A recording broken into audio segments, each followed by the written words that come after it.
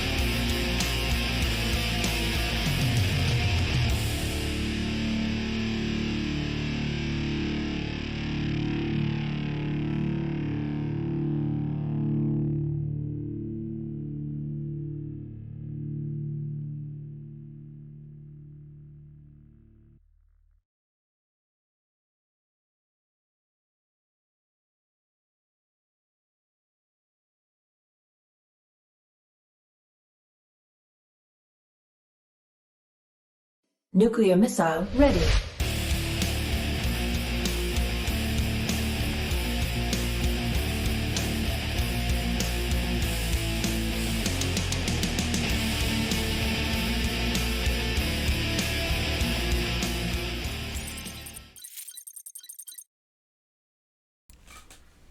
What's up, everybody? How you all doing?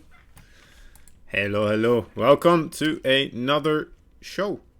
It's the Alpha X MVP Cup. I no longer wanted to wait, so you know what? Let's just start it up. At least the stream, at least. The brackets aren't live yet, so if you do want to see the brackets, of course there is the command to !bracket, but unfortunately they aren't completed yet, so we still have to wait a little bit here for the check-in to complete, and then we will have a completed bracket here. Yeah. I kind of didn't want to wait anymore. It's been a long time since I casted anything, really, so I'm going to try my best to just keep everything flowing as much as possible. I have a little bit of downtime here, but it's already 8:03 for me, so that would mean I think there's like a 90-second delay on the stream right now. I know it's not completely necessary for according to a lot of people, but I prefer to do it like this, just to make sure not to give any suspicious to anyone. Suspiciousness, thought, thinking to occur. We'll circumvent it anyway. Right. How we all doing? How are we all doing?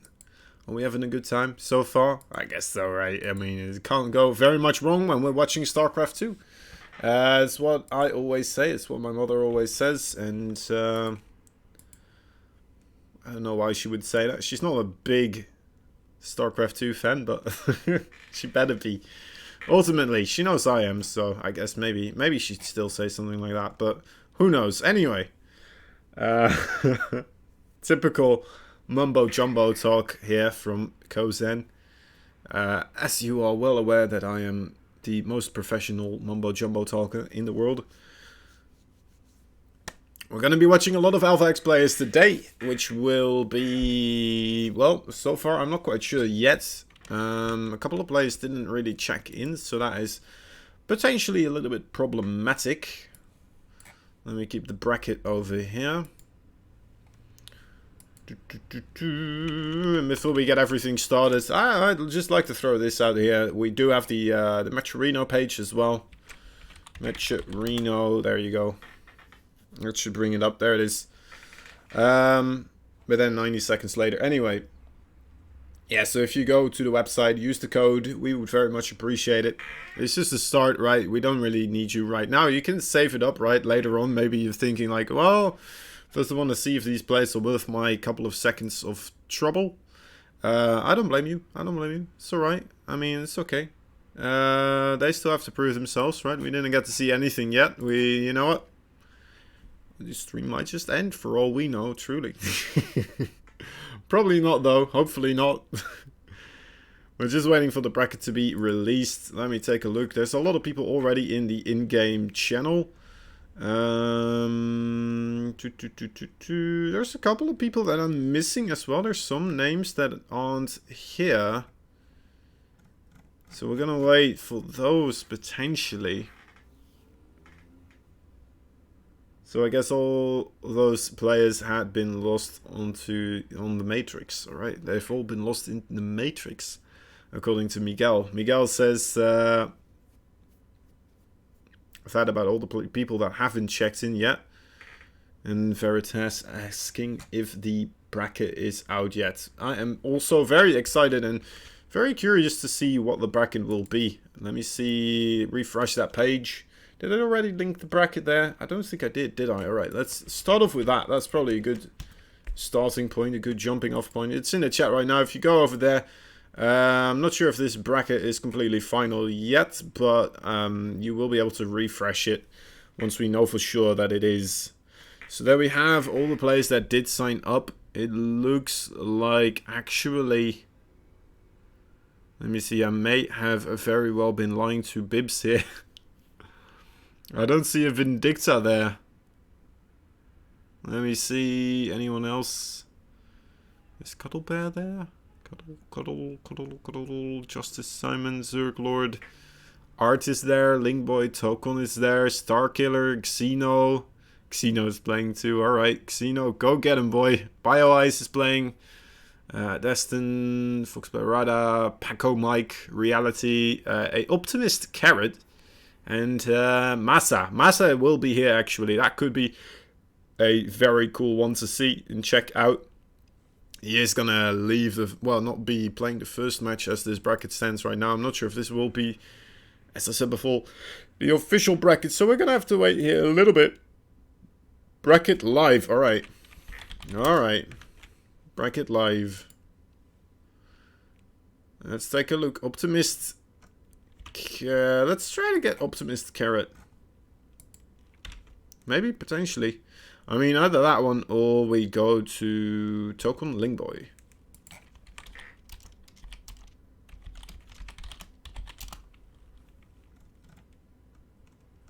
Where is my man Token? Token, where are you, buddy?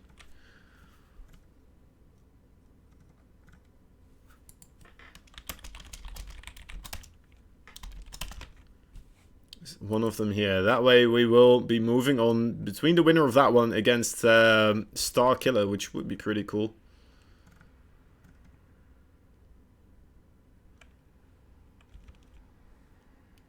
Optimist Carrot. Optimist Carrot.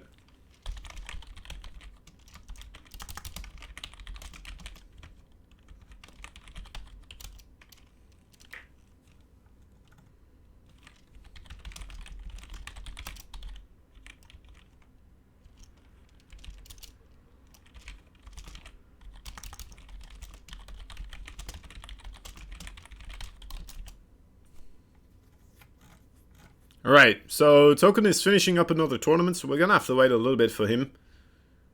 Let's see about the other two then. Optimist Carrot and Reality. Oh, there we go.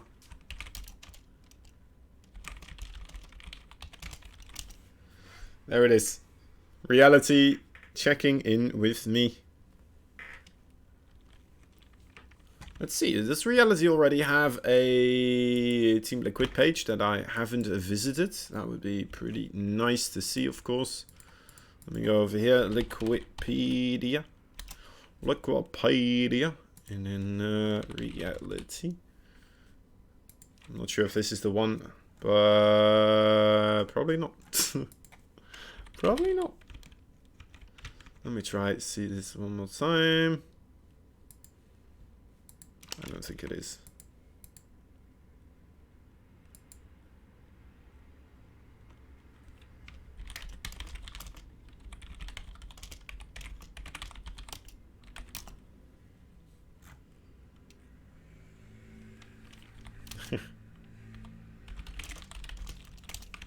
Alright, should be good. Should be good. Let's see what these guys can bring to the table. We have a master rank number 3. Of 4.6 MMR. And he's a Protoss player, it seems. And he's playing against Optimistic, who's a 4.8 Protoss player. They are doing the vetoing process right now, so a PvP to start things off with. The winner of this one will be moving onwards to fight against Massa himself. If Massa is here, actually I do believe he is. Should be good. Let's just give them a moment for the vetoing process. And we will hop right into this one. Anyway, it's been a long time, like I said, that I've kind of been live. I've kind of been in neglecting the online space for a week or two. Some stuff was happening, but yeah. Trying to get back into it again right now. Here we are. Sitting behind the desk. Looking at the screen, looking at the webcam, looking at some beautiful StarCraft 2. What's up, Enki? It's a little bit of a delay, buddy, so it may have taken me a little bit to respond to you, but for me, I responded instantly, so there you go. There you go. Hope that does alright for you. Anyway. Nightshade, Zen, Triton, Simu, Roku, and Eternal God. I think vetoed. Eternal Empire will be the first pick, I think. Ephemeron will be the second. World of Sleepers will be the third. Alright. Here we go.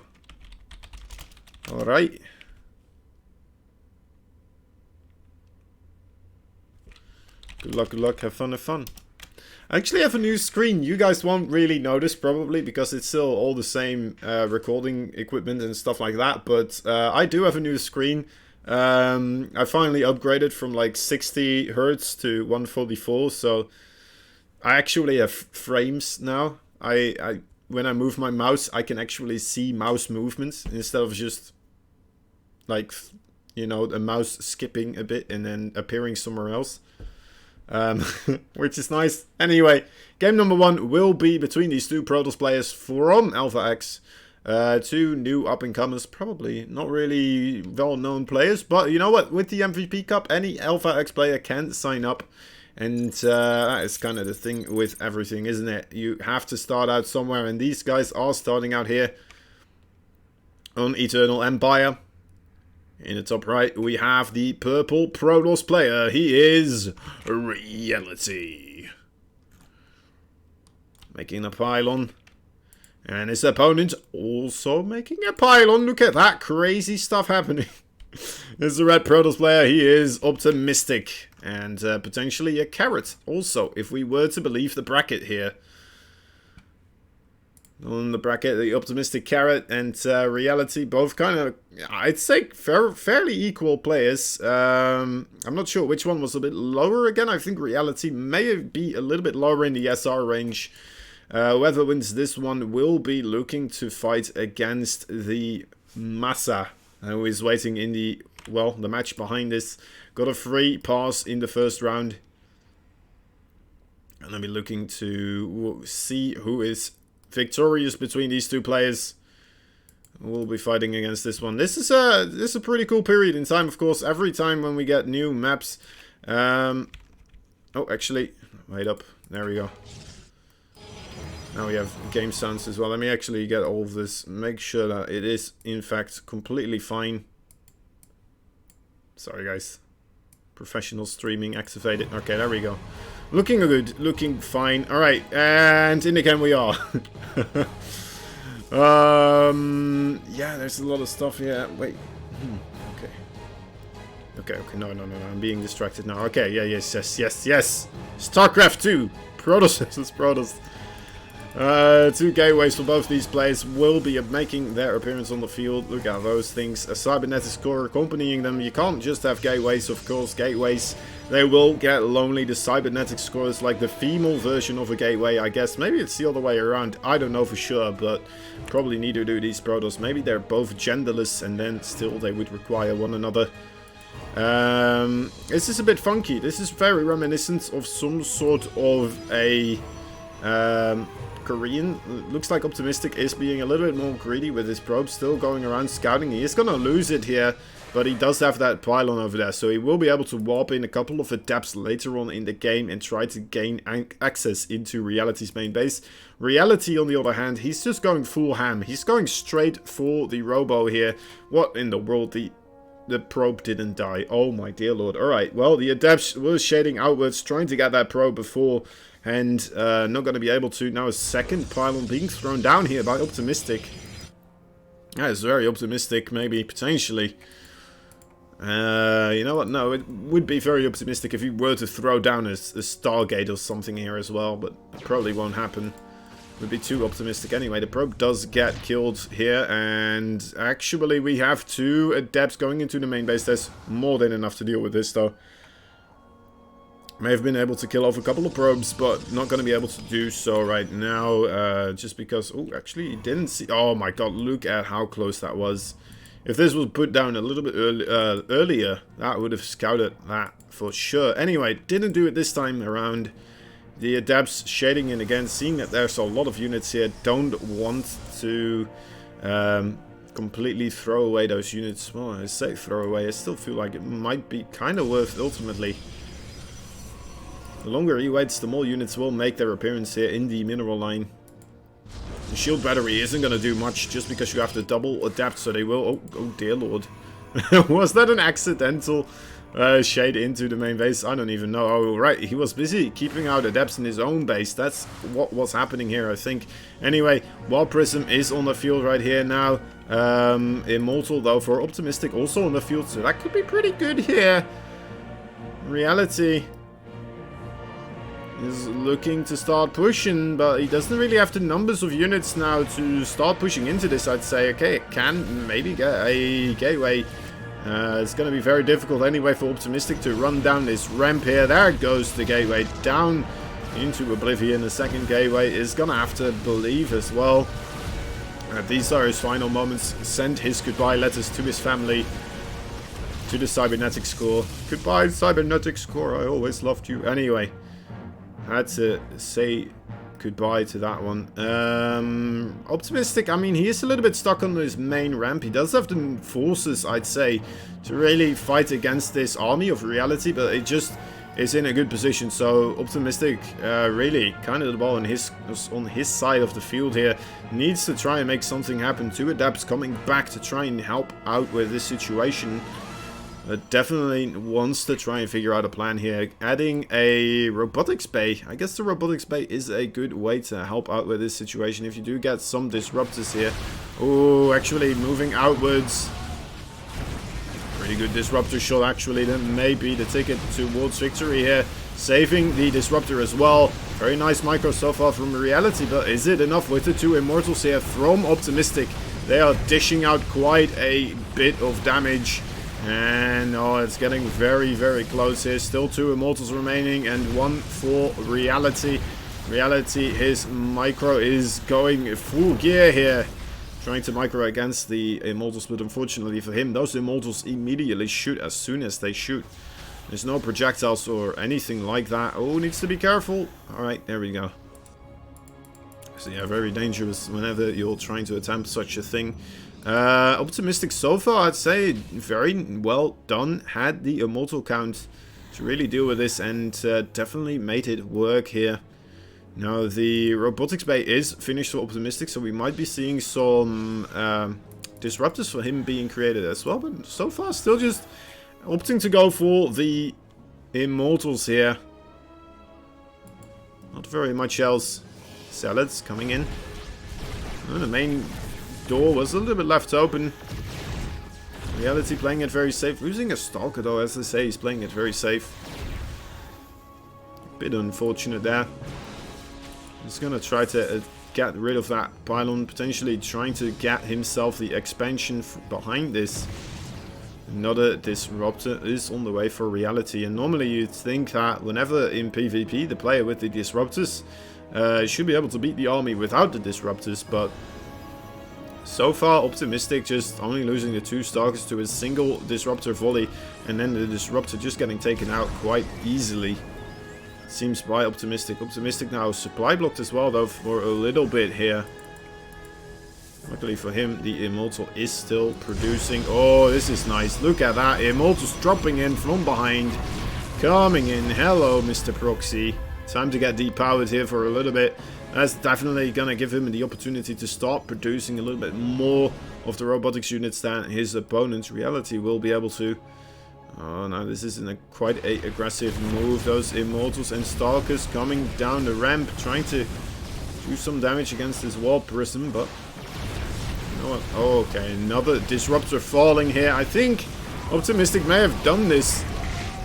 Not much left remaining here for Reality. Reality in a world of trouble. And yeah, GG is called. Optimistic taking that one all across the town. And then home in the bag. Easy peasy, it seems like. Optimistic. Very nicely played. Got a little bit contained there, a little bit. But, sorry,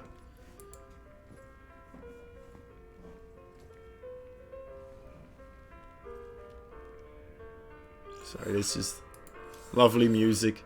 It's so much better than the Statman. It's like Blizzard apologizing for the Statman background noise, where it's like all this heavy noise, and now it's just like with the Mensk release, it's like just relaxing classical music. It's so good, isn't it? Props to you, Blizzard. For this one, I'd say props to you. Well done. Anyway, game number two. Game number two between these two players. I don't know what I'm doing with my voice, but time to go back to my American accent, I'd say. Optimistic and Reality. Game number two, Ephemeron. a femur on run will be the thing that we are watching here. Okay. Two Protoss going at each other's throats. One more time. Potentially two more times. Is the purple Protoss. He is Reality. Reality, his beautiful colored probes. Purple, truly the color for any victorious player. Unfortunately, it didn't carry him enough last time around. But anyway, that's only because his opponent here, Optimistic in the top left. I already spoiled it. It's Optimistic. Is also very, very good at pretending to be the color purple. Oh my dear lord. Reality getting a little bit tight here. It felt like he had a build order that should have carried him through quite a little bit here, but it just wasn't enough to disrupt it. It got taken out before it really gained its value. It took out two Stalkers, and that was kind of where it walked on. Yeah, it kind of ended there. Dead in the water. Second probe coming through here, trying his best to stay sneaky. A long pathway around for the probe that did go around and scout. Oh my dear lord, that's a lot of pylons. That is 3 pylons. Alright, Optimistic should be completely aware of what's happening here. These 3 pylons, that is quite a hefty investment, but... Alright, there's the cannon. Is he going to re-wall? Yes, he is. That's a pretty good wall off right here. And another cannon coming down. Is this cannon? I'm not sure if this is in range of the gateway here. Another pylon for Reality being put down right next to that gateway. There's still some time for Optimistic to try and achieve his life goals here with the anti-cannon rush plays. Let's see what he is planning to do here. I'm not sure if he can do that much anymore. I think this might just be it. This might just be already a GG. It's very rough. Actually, Optimistic, look at that. That's quite an inspirational play. He's just going for it, and a Nexus in the middle of the map. Is he just going to evacuate all these probes before the actual cannons finish up here? He may very well. There's a lot of probes on this, guys. Just staying clear of those cannons. You're shooting a simulator now, I suppose. Yeah, retargeting to the Nexus. That's probably the better thing to target down here.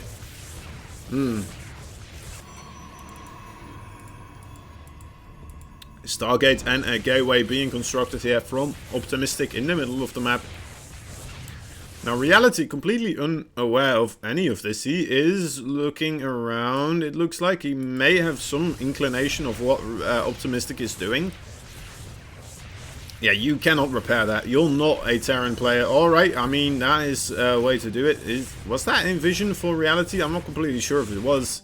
It may very well have been, but yeah, Optimistic just like, alright, well, here we go. Now I'm over here. That's fine with me. And worker count is similar overall. This is quite a big investment. Those are 4 cannons, 3 pylons and a gateway. I suppose he did kill the gateway. He is going to kill the cybernetics core. Actually, it's going to take a long time. I'm not sure if he is going to kill the cybernetics core. Oh, okay, did it get scouted? It didn't get... Wait, he saw the chrono? What was that about? We saw the chrono, but we didn't see the building. Alright, there we go. There we go. Now he knows. Now he knows. Is he going to go for it again? Is this another pylon in the works? Oh, Reality? Reality? Come on. Oh, he's just planning something at home this time around. Going for the double gateway and gateway tech. Or warp gate tech, I'm sorry. Any Protoss player. Another cybernetics core being constructed here. This cybernetics core in the main base still being under siege. Alright, and there it is. There is the Oracle. There is a cannon and a shield battery here. The shield battery is a bit far away from the probe line though, so it might take a little bit here. This pylon over here, oh my dear lord. If you kill this pylon, everything will get depowered. It's going to be crazy. And both these plays now transitioning into a Phoenix play. This is quite interesting. Okay, I'm not sure how this is going to unfold, but so far, you know what, they have my attention. I think, oh, Reality, in a way, right, he must be a little bit ahead. It feels like Feels like he has a slight upper hand here. As long as the Oracle doesn't get too much value. Which I don't think it will, because Reality is already making the Phoenixes, and Optimistic hasn't even started those. So, you know what? Who knows? Who knows what's gonna happen? This is PvP. This is pretty wild as well. If Optimistic still wins this one, this is just gonna be my response from now on against Cannon Rushes. I'm just gonna be like, alright, this base is gone. I'm just gonna make a base next to your base. And try my best that way. Oh, nice status wards here. Delaying this push from Reality. Giving Optimistic a little bit of an indicator that stuff is coming his way in time to prep. Getting 3 more Stalkers out here in the new base that they get constructed.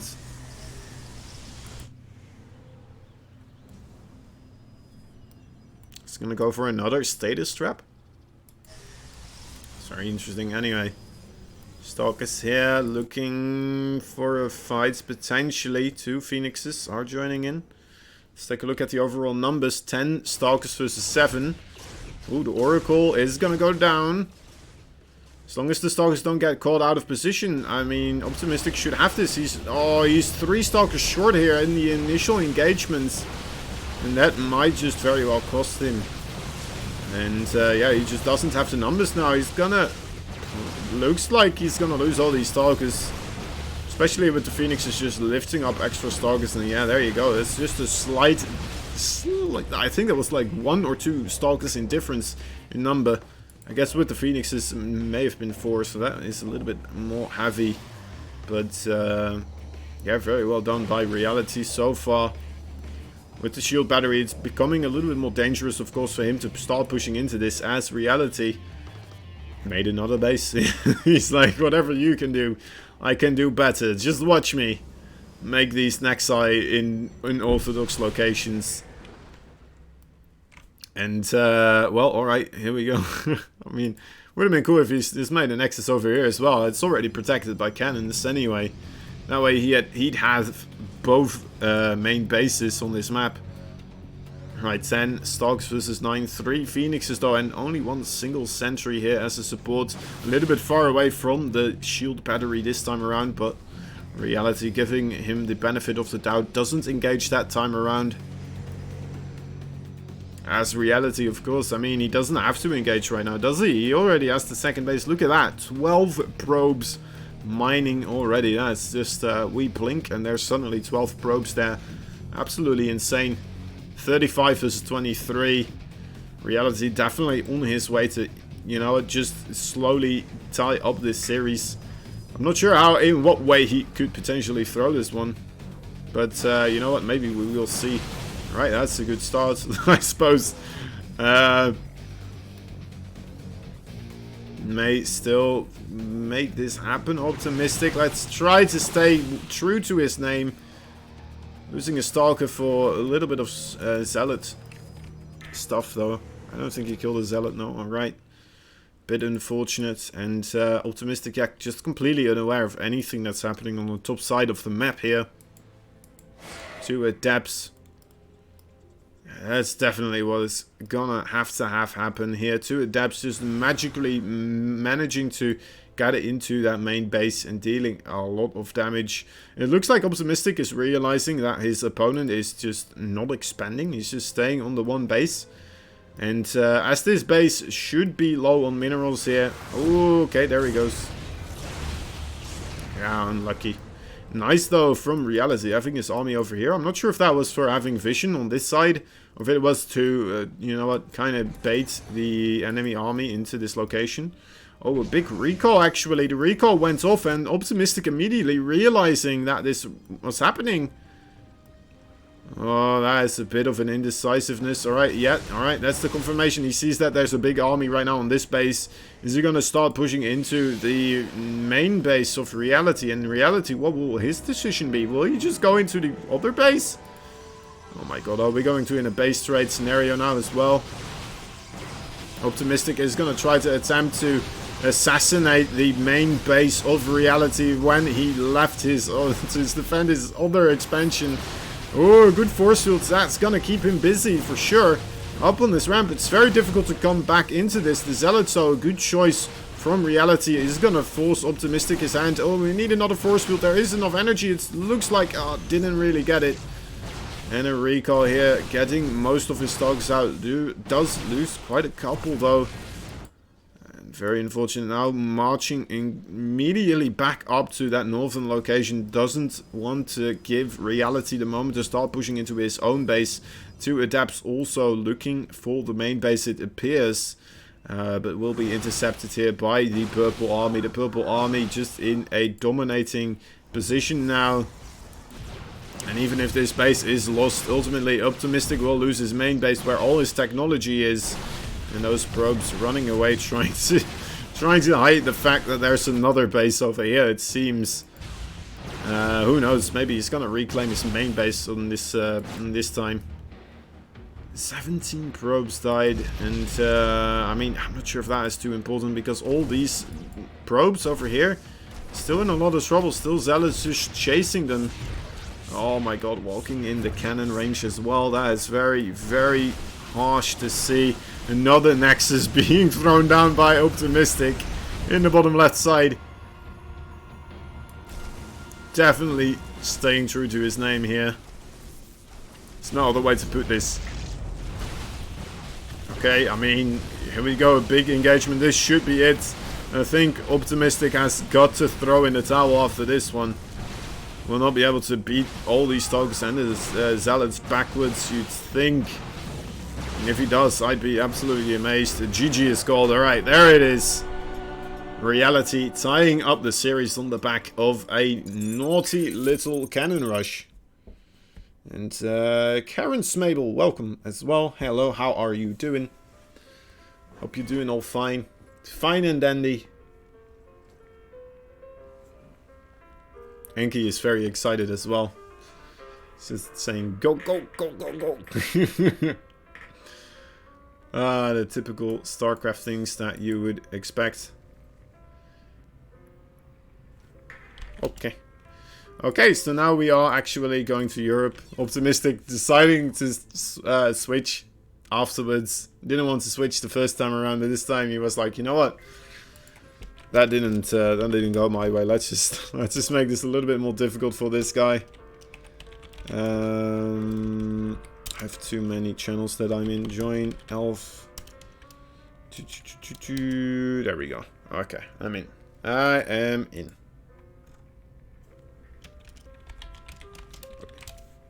There we go. So relaxing. It's so relaxing now. The sound of Mensk. It's a good one. It's a good one. I have to commend them for that one. Anyway. Game number 2, 3. Sorry. Counting isn't my strong suit. Anyway. Game number 3 will be coming shortly here between these two players. Let's see how it will unfold here ultimately. Optimistic versus Mr. Reality. This is going to be another one of those cheeky little cannon rushes. Trying to gain the upper hand. Or will it be a anything else? Anything else happening here?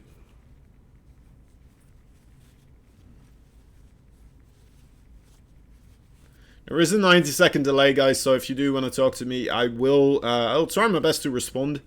I put the chat a little bit off to the side on purpose today, but it's just something to do with like the lighting, because if I do this, oh wait, if I put it over here, you'll immediately notice how incredibly dark. Well, actually, it's not too bad. It's not too bad. Maybe we can do this. All right, we'll just do this.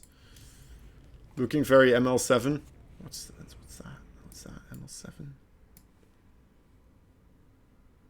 Is that like a code? Army code? Is that army code, Bibs? You better watch out. You're gonna let me in and figure out all your army secrets.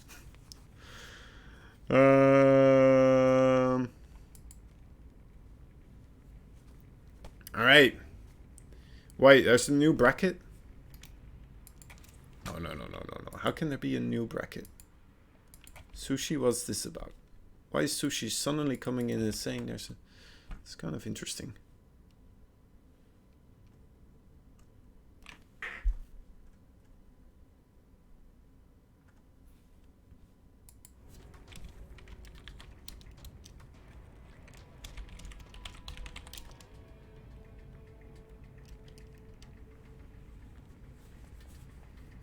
Wow. Alright, yeah, there is a new bracket. So apparently when it was live and we refreshed, wasn't live yet.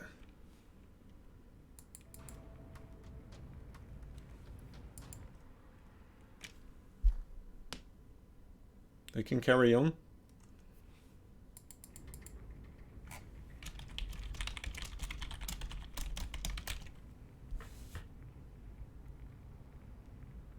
Oh, look at that. Vindicta's in now as well, Bibs. He actually joined.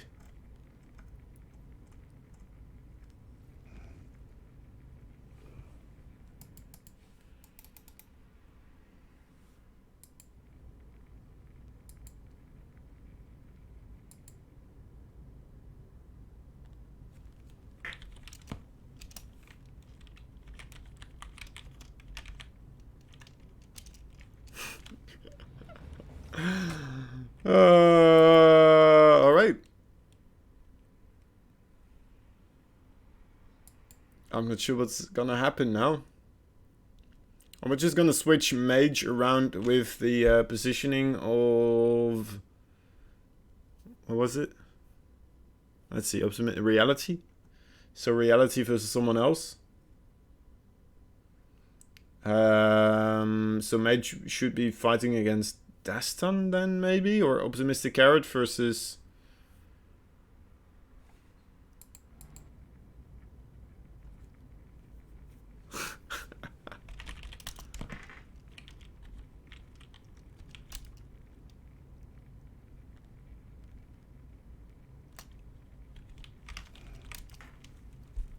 It's interesting. That's very interesting. Anyway. Okay. Apparently we can continue on this best of 3 series. I think some other people signed up afterwards that we definitely did want to have in the tournament. Estrella being one of them that is suddenly on the list now. Vindicta. I mean, no harsh feelings, guys, but... Alright. It's good that you're here now, I suppose. It is good that you're here now. Anyway. Oh, right. I realize now. I understand what you're saying. Alright, anyway. Oh, it's basically a best of 1 now, because both these players are on 1 point in the best of 3. Let's hop on into this one. In the top right side of the map, we have the purple player. He is now on an account named John Goodman. Because he is, of course, Reality. As we all know, John Goodman is part of Reality. So Reality can name himself John Goodman. Anyway, the blue Protoss player in the bottom left is Mr. Optimistic. John Goodman sounds like an account name Optimistic would have as well, to be fair. And he does play, yeah, I remember now, I remember now. It's not code for anything. I'm gonna lower the music here actually a little bit. It's driving me a bit nutty. The scary Protoss music.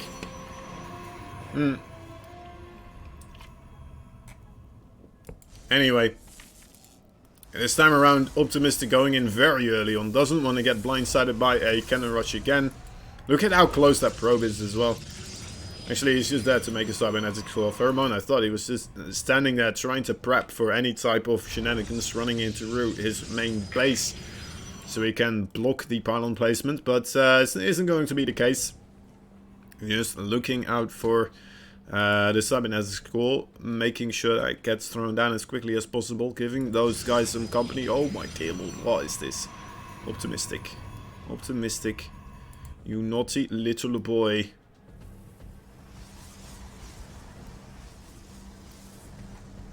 When does he play? I don't know, Bibs. I don't know. You might want to check the bracket. Let me see if I can get the bracket to you real quick. There you go. There you go. That's the bracket. Now here's the bracket. If you want to figure out what will happen at that time, that will be him. I'm looking forward to seeing him play, honestly. It's always nice to see Vindicta play. I'll try my best to get him on the stream. Same goes, of course, for Matsat. Same goes for Art and, well, a lot of these other players actually. Starkiller. That's the thing, right? There's so many players that I want to see. Because there is the Alpha X MVP Cup, you know. It stands for the MVP for a reason. They're all the most valuable players. But that's why they're all in the competition for being the most valuable player as well. You know, only one can be the most valuable player this time around in November. And we need to figure out which one of these players it is right now. But you know what? Ultimately, we will see whoever is victorious in the finals, the semi-finals as well. Of course, we're just gonna catch all of those games. Maybe not Bibs because he does have to go to sleep at one point. Unfortunately for him, only a single Adapt here coming out alive, losing his buddy, his twin Adapt here. Coming out of the Siamese Gateway mother that they have. Wait, is that a thing? I don't even know. I don't know. That's a random thought I just had. I don't think I should go into it either. Anyway. Might be a little bit too weird. A Forge is on the way. I'm gonna hold my mouth about this. A Forge is on the way. Interesting stuff. Probably not anymore gonna do a Cannon Rush, although he does have the pile. Oh man. The 4-minute Cannon Rush. No, it's probably not that. It's just gonna go for upgrades. Maybe put down some cannons in his own base. That could be good. Ready for Dark Templar. After all, there is a Twilight Council here. So something like that could happen. Oh my dear lord. Optimistic on the roll. Look at that. Tearing through the probe line. Wants to get as many as possible. TPing out as well. And yep, he's not done yet. There he goes. One more time around the bend. Is going to shade back again. Actually going all the way back now this time around with those Adepts. Is it going to attempt to chase any further than that? May have been able to chase them. Oh my dear lord. More Adepts in the base though of Optimistic. That's 3 Adepts. I mean, 3 Adepts don't really beat 2 Adepts in the probe killing part. Maybe 4 Adepts would have been a little bit better. Unfortunately for Mr. Reality though, he doesn't have 4. These Adepts, oh, they're trying so hard. Please come chase me. Oh, there's no probe here either. Look at them go. There they go. More probes on the Adapt glaving. Getting glaved all the way around all the mineral patches. Okay. Okay. Charge on the way. +1/+1 for both these players. Going tit for tat. Optimistic though, definitely having the upper hand here. Having 36 workers versus 24. Reality might be in a little bit of trouble. Might be a little bit dead. But then again, I mean, he does have the Robotics Bay. As long as he... oh wait, Robotics Facility. If he gets the Robotics Bay, gets himself some of those lovely disruptors. Who knows what will happen? Maybe he can make a comeback happen.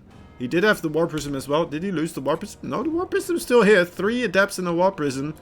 Very, very lethal combination of units here. The Observer also scanning out this pylon, so no more Adepts will be warped in to harass this location or harass from that location.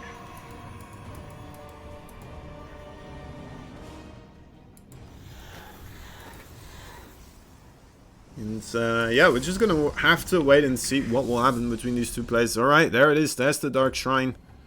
Now, did Optimistic actually make any cannons? So far, we have to say no. What in the world? It's Adept Glaives. Alright, the Glaive upgrade actually coming through here for Optimistic. I haven't seen this ever yet. It's a new upgrade, of course. It's been adjusted. I don't know if Optimistic realizes this. I don't know if he's fully aware of what's happening or what he's doing. And he's doing it against Dark Templar. This is going to be very interesting to see. First time around for me, how this is gonna pan out. And maybe it's because he knows that he's in such a good position that he's willing to take this risk. He does have a lot of adapts here though, so every time the shade finishes they will give themselves this little temporary boost that gives them the increased attack speed. What's the damage? I'm not even sure. I'm not even sure, guys. It does something though. It makes them very strong for a moment, but the thing is, people are saying that it's the worst upgrade ever, and it's just a straight up nerf. The Dark Templar are right on top of this army already. There is no observer anywhere in sight, and he has to retreat here. Okay, there it is. Thank the Lord. Coming in just in time. Alright, here it is. The Adepts shading through. I mean, he can just shade on top of the army, right? I mean, that seems like a very good thing to do with this upgrade. It's not done yet, though. That is why he's not doing it. And, alright, it is done now. Let's see the shade. Is he going to shade in? Come on, buddy. Come on, use that shade. I don't think he will. I think that's already it. I think we're going to see the GG before... Oh, right. Well, that's a letdown, isn't it? That's a... Alright, alright. We'll just have to live with that, I suppose.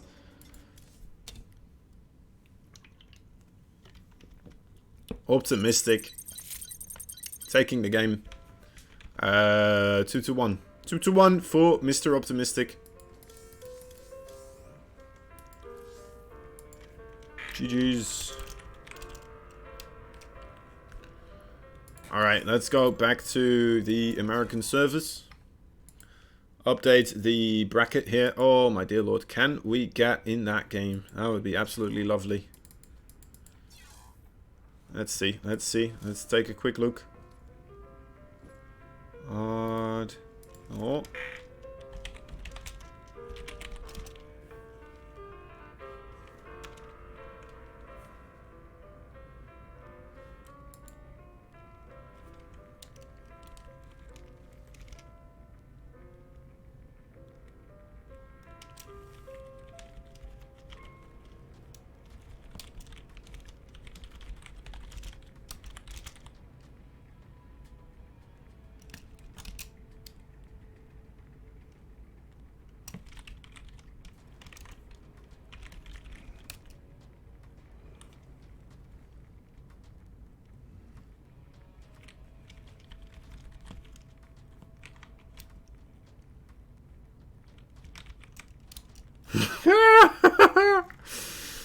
Oh my god. Alright, so that match that we just saw didn't matter at all, unfortunately.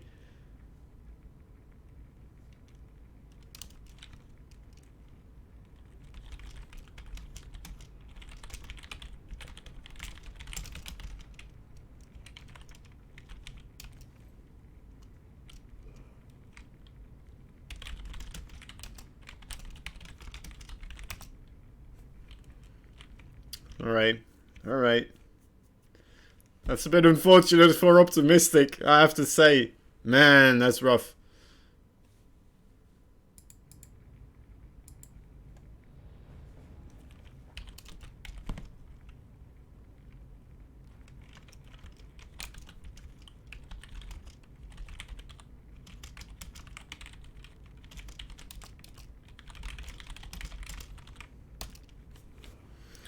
Alright, well, I got some good news for any turn players out there.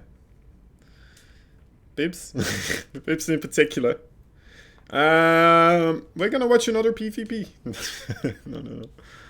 We're gonna watch Vindicta.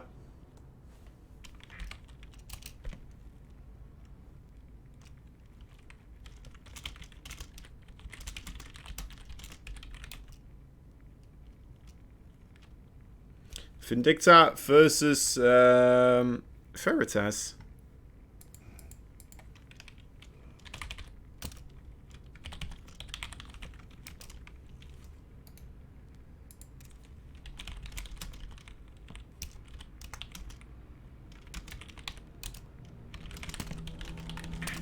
Alright, I'm gonna go to the toilet real quick, guys. I'll be right back. And one moment, please.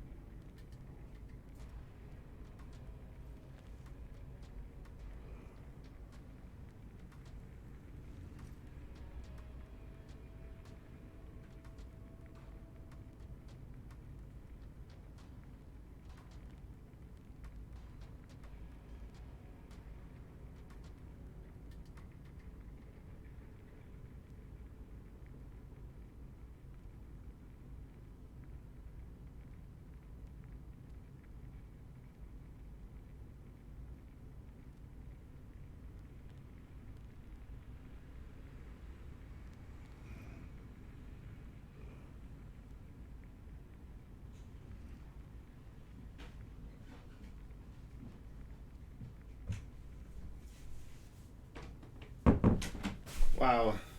Alright. Alright. That was a weird one.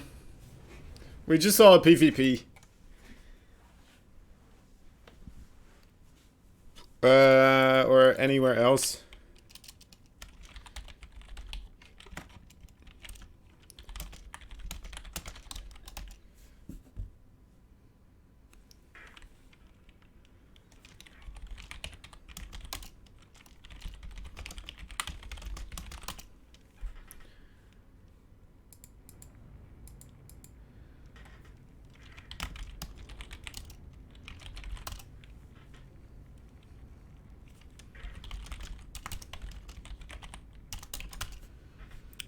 Right, okay.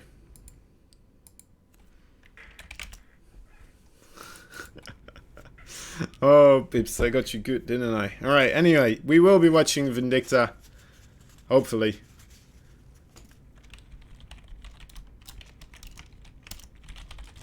Alright, we will.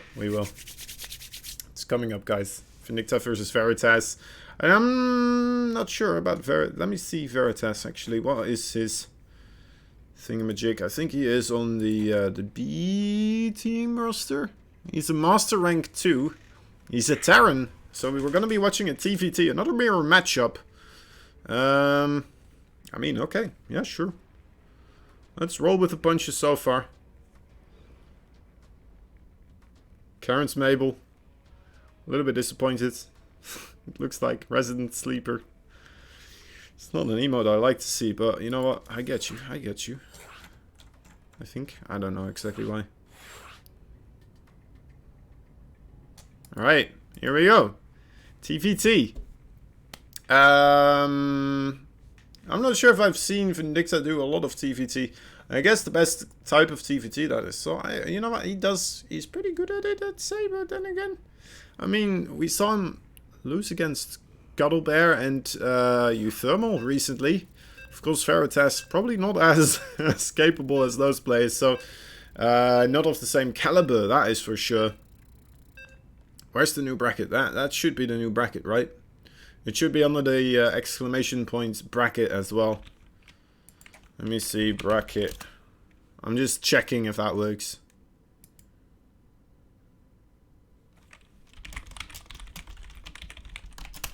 I don't even know. Anyway. Game number 1 of tonight, of the actual tournament. No more warm-up games now, guys. No more... Oops, it didn't matter anyways. This is it. These are the things that are gonna depend on who will be victorious. Anyway, in the bottom right side of the map, we have the red Terran player. One of the fan favorites, definitely for sure. It is Vindicta. And his opponent in the top left side of the map, a blue Terran player, maybe not as well MMR'd, maybe not as high up in the ranking of the ladder, but still a very capable player. Let's give it up for Mr. Veritas. Yeah, it's going to be interesting to see these two players play here. Vindicta, as I said, a clear favorite here, which means Veritas might be thinking about how he will be having to cheese Vindicta out here, maybe trying to do a couple of cheeky things.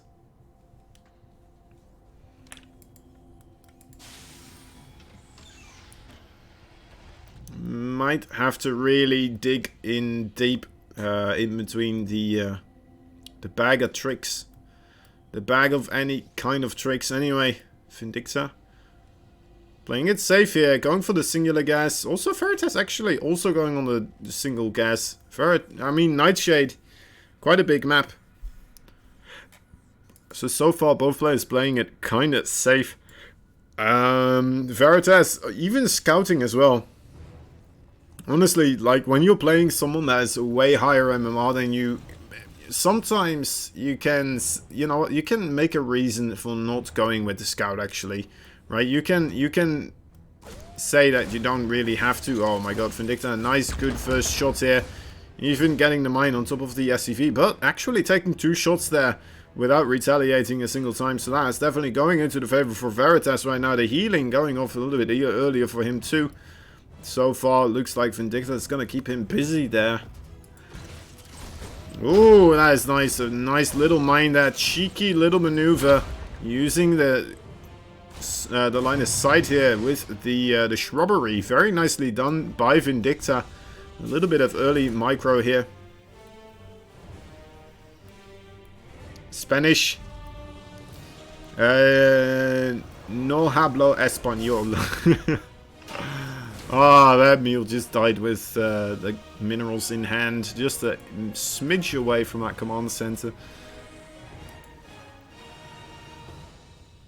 Alright, well, there's the Hellion. There's 2 Marines up that cliffside as well. 2 Hellions now rolling across the map. Full Vindicta might be able to get something done against only a single Hellion. Full Veritas. More Marines, though, are going to have to be the difference maker here for him. A bunker as well. This could end very quickly, potentially, if Vindicta manages to get on top of this before the bunker actually finishes. And doesn't look like he will, though. It looks like he's just playing it safe. 2 more Hellions are going to try to come out here. A medevac is on the way as well. So you know what, as long as he keeps those Hellions alive, he may have a little bit of potential. Look at that. Even queued up right on top of those Hellions, so definitely already going for that plan. Gonna try to attempt a little bit of a drop of Hellions into that main base in the attempt to kill off some workers that way. Cyclone immediately afterwards. Good and useful too for any type of anti-air defenses or even Hellion defenses as well. Alright, in comes the medevac filled up with Hellions already, though. Veritas putting down the supply depot here. I'd be very impressed if Veritas actually manages to take this one down. He's not taking a lot of risks. It looks like he's just trying to play it pretty normal as he normally would, but yeah, unfortunately for him, I mean, this is a little bit of a build order. I want to say win, but a little bit of a build order oof for him. I don't know how else to put it. But yeah, definitely not going the way he wants it to. The medevac getting targeted as well. That's a bit unfortunate for Vindicta, but 11 workers getting killed off in total, and that is definitely worth. Look at that. 28 versus 41 right now. Vindicta in a dominating lead here. Third base is on the way at the same time as well for Veritas. I mean, he's got to have to cut some corners here. He has to find some way to blindside Vindicta here. And it's looking like it's going to be very, very rough to do so.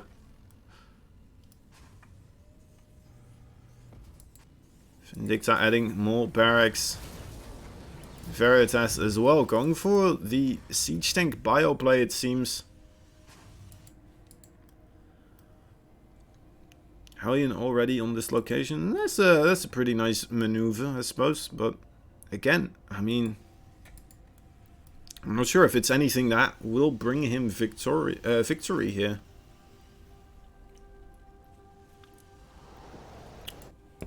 Cyclone actually can kill off the command center. Or at least shoot at it if it's in the sky trying to fly over here. And Veritas still trying to just get his natural saturated. Oh, natural saturated, and Vindicta, look at that, already oversaturated on that third base. And now flying it over towards the middle, wants that be as close to his opponent as possible, it seems. So Veritas not even getting the opportunity really to block it here for a little bit using that Hellion. I mean, it would have been pretty nice if the Hellion managed to get a couple of shots off on those SCVs. I'm not sure how much damage he would have actually been able to do, or any damage at all, but oh well. Anyway, Singular Marine as well, just looking to see when Veritas is planning to move out. The Cyclone moves away here, so maybe Vindicta is thinking that he will be getting 2 base all in here. Isn't going to be the case, as we know, but of course he doesn't. Wait, he must have seen the third base, right? Okay, yeah, he did. So, I mean, unless if he expects it to have been cancelled, I don't. Anyway, anywho, more barracks going down. The sensor tower, seeing absolutely everything come in here. Nice lock on to that. I suppose it's going to be able to take it down. But Vindicta's already aware, like the sensor tower has done its job. Immediately recreated as well. 2 Ravens versus no Ravens here as well. Those are going to absolutely dominate the siege tank war here. As Vindicta now realizing that the army is out on the map, he's gonna start picking up some Marines and immediately dropping them again. As he did get scanned as he was trying to leave his base. 4th base on the way for Vindicta. 4th base for Veritas. I don't think it's here yet, is it? It's not on the way either. So Vindicta gaining another lead here. Vindicta, I mean, he is playing it very, very safe. May have been able to finish off the game a couple of times if he really wanted to, but I mean, playing it safe here is probably, you know what, it's the safest thing to do, honestly. That's all we can say. And look at that, absolutely cleaning up here. There we go, playing defensively. Veritas trying to take the initiative. It's not enough though, and yeah, Vindicta taking the 1-0 lead.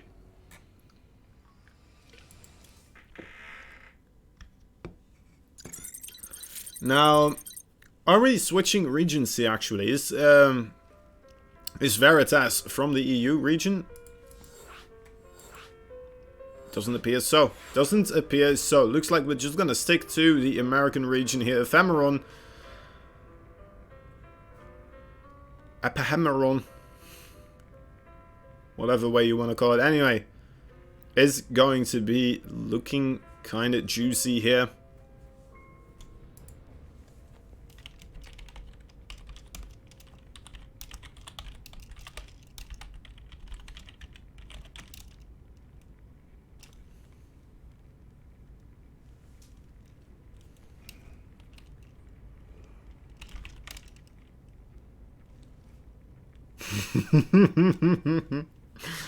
A friend from Veritas' school just joined. He's like, "Oh, you're playing a tournament. I want to watch."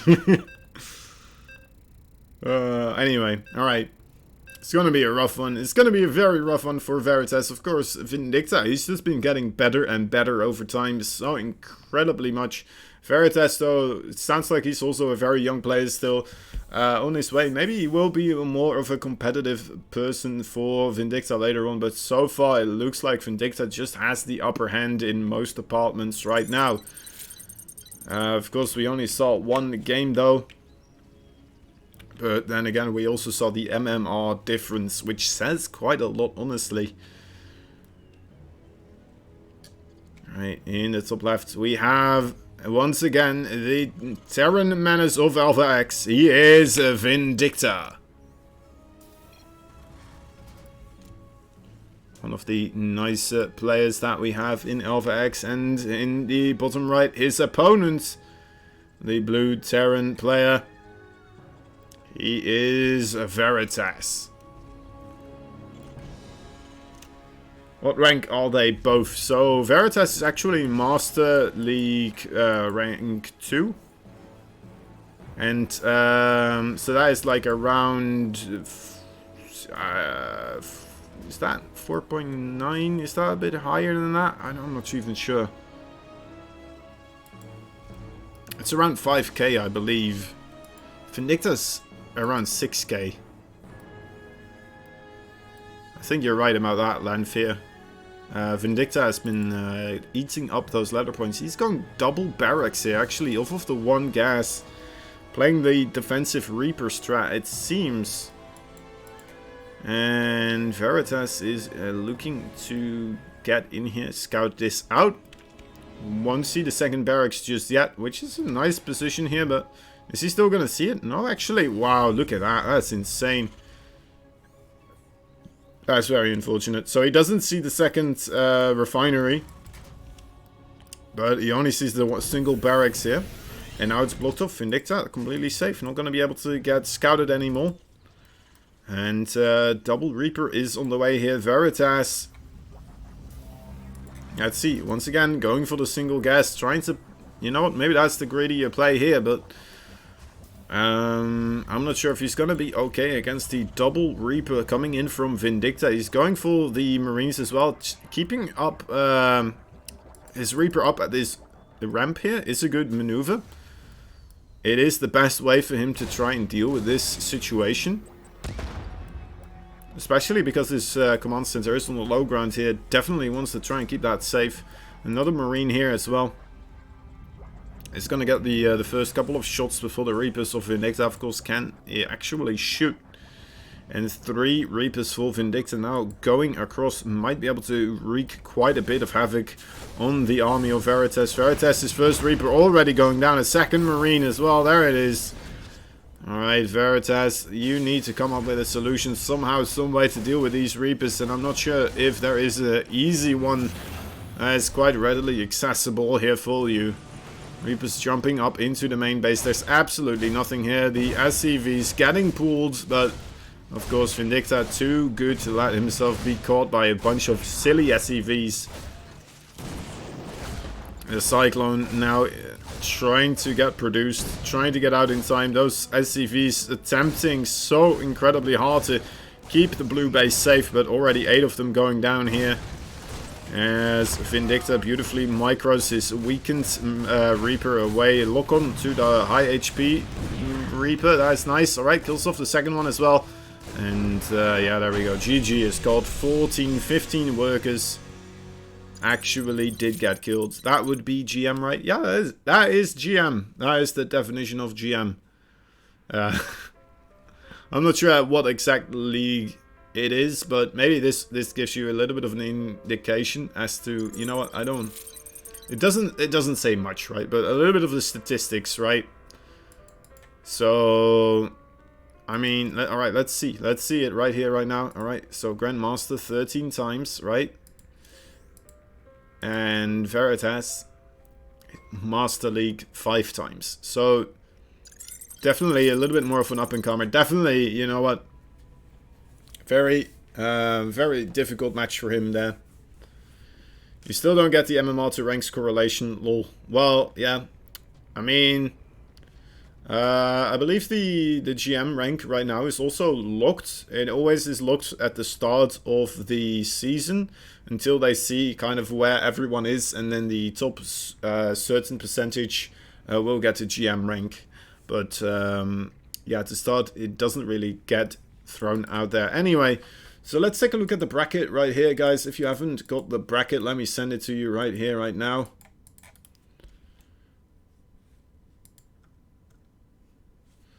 Vindicta moving up in the world. Let's try to get in with our boy Justice Simon, potentially. Or maybe we can go in with Bio Ice and Foxpyra. Actually, Justice Simon and Key Boy. Let's take a look at where those boys are.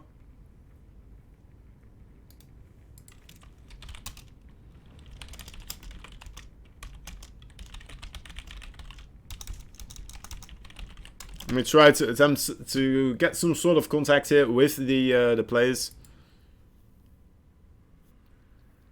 GG indeed.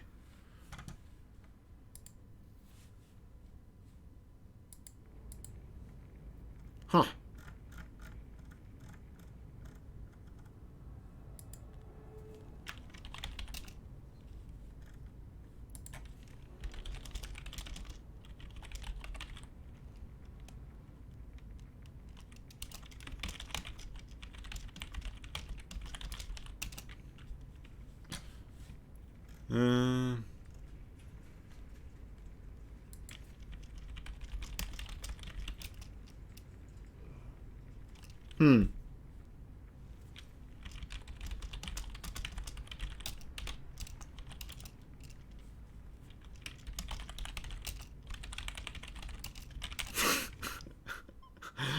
Alright, I'm not sure what's happening with him. Anyway, Justice Simon, what are you doing, buddy? What's happening there? Let me try to find this boy. So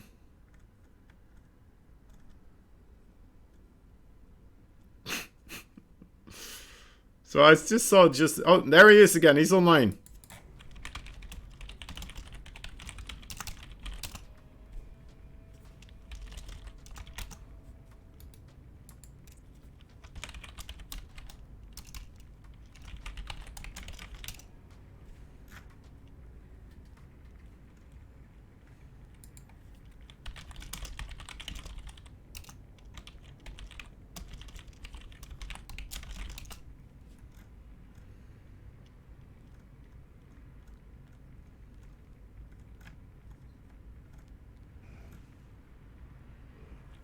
I'm so confused. I think he went offline again. I don't even know.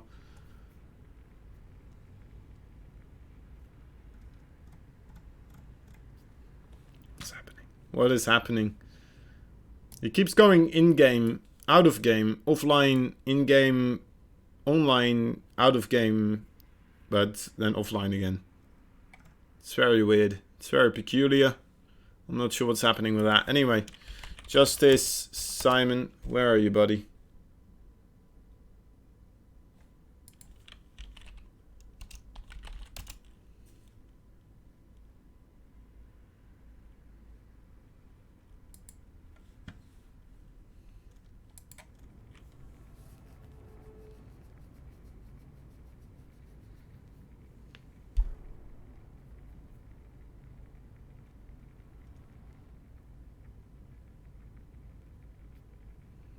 Bibs flexing his connections. Well, actually, we should flex that we know Bibs. That's the true thing. Where is our Justice Simon?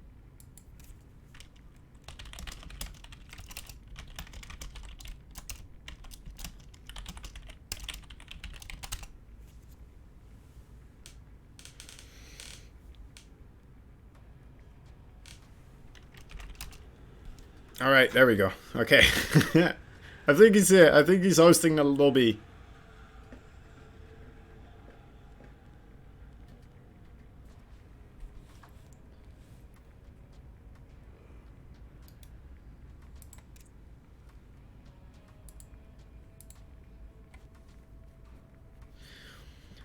I think that's a big thing as well, Bibs. Like, because you only just started playing StarCraft 2.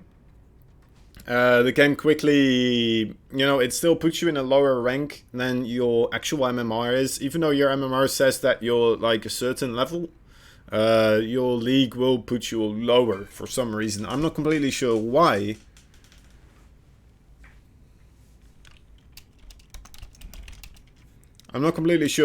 But I think it's just to avoid people from dropping League in a way, even though it's weird because you drop League as soon as you from one game. But then maybe it is to give you a sense of climbing as well afterwards, right? That you're gaining leagues again. I don't even know. I don't even know exactly, but yeah, that's what's happening. Do you have a mod to watch with, or just regularly? Game Heart? Is that the one? What's it called again?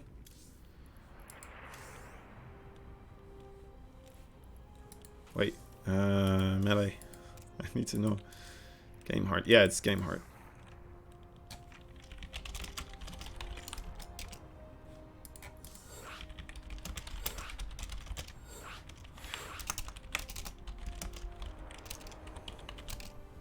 Right, they got it. They got it. No problem at all whatsoever. We will be watching. I'm gonna ruin these pronunciations again. I guess Justice Simon, it's an easy one, right? It's one of the easier ones, especially because Simon is my real name as well. It's another Dutch caster named Simon. Yes, I know. There's a lot of them, but you know what? I can't help it. I can't help it for some reason. It's just StarCraft Simon. Maybe it is something to do with my name, actually. My name being Simon, sounding like StarCraft, so then you would already be more inclined to start liking the game for some reason. That could be. Kerbin, how you doing, buddy? How are you, man? Enjoying the stream, I hope. We're gonna be watching another game here between the yellow Zerg, whose name I already apologize for. I am going to mispronounce, most likely, so maybe we're just gonna pronounce it in a couple of ways during the entirety of the cast. Kai boy, Key boy, Kwai boy. Right, one of those might be some little bit close to okay-ish pronunciation. Anyway, his opponent, though, in the bottom right side of the map is the blue Protoss player. He is Justice Simon. Fighting not only for justice, but also for the Protoss.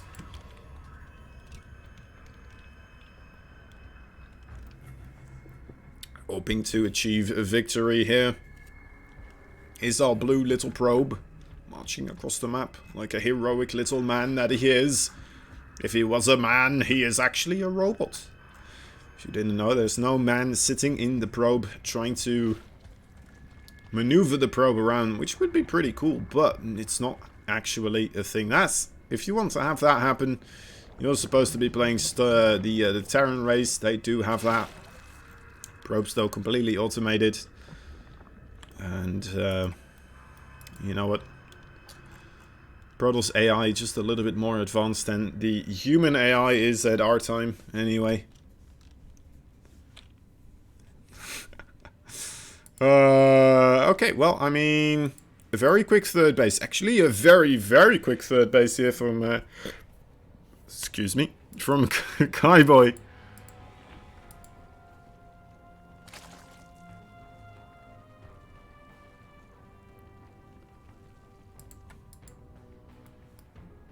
And a pylon here. On the right top side of the map. Looks like, to me anyway, a Stargate pylon. Will it be, though? Oh, there it is, yep. Stargate is going to be constructed here. Not very likely that that will be scouted, but ultimately, as the Zerg, you know what, you must be so aware that the Stargate opening is incredibly popular against you. So most likely we will see Kai Boy trying to do some sort of a preparation. Either that is within creating a couple more queens here, or creating a couple of spore crawlers. Of course, with that very quick third base, his queens are a little bit delayed. His lings are a little bit delayed. Speed is a little bit delayed, but ultimately you should have quite a couple of drones to make spore crawlers with. One drone here, maybe in a little bit of trouble. As soon as it hatches, going for the larvae. That's pretty cool. It's already a little bit of damage dealt. I mean, it didn't cost the Zerg anything, but it's still a little bit of damage. Right, now there's Shade going into the main base. Is he going to cancel? No, he isn't. So going in straight for the jugular. And, oh, that was a bit unfortunate. Making the wrong drone into his spore crawler here. And cancelling the spore crawler as well. If only he hadn't cancelled that one as this Oracle is coming in right now. It's a little bit unfortunate for him, potentially, but there's only a single queen here. Needs to run these drones away. They're still sitting here. 4 more drones going down. More drones actually being killed off somewhere else. I think Oh my god, that is so much damage. 8 kills actually on a single Oracle. I thought there was another Adept somewhere trying to do damage as well. And there's an Overlord as well in the main base still for Justice Simon. Kaiboy falling apart here a little bit, it seems. I guess the Overlord is still completely fine. Although Warpgate is about to finish up. A Stalker might be warped in here and immediately take this Overlord apart. More drones actually dying here. 5 more drones into the Slaughterhouse.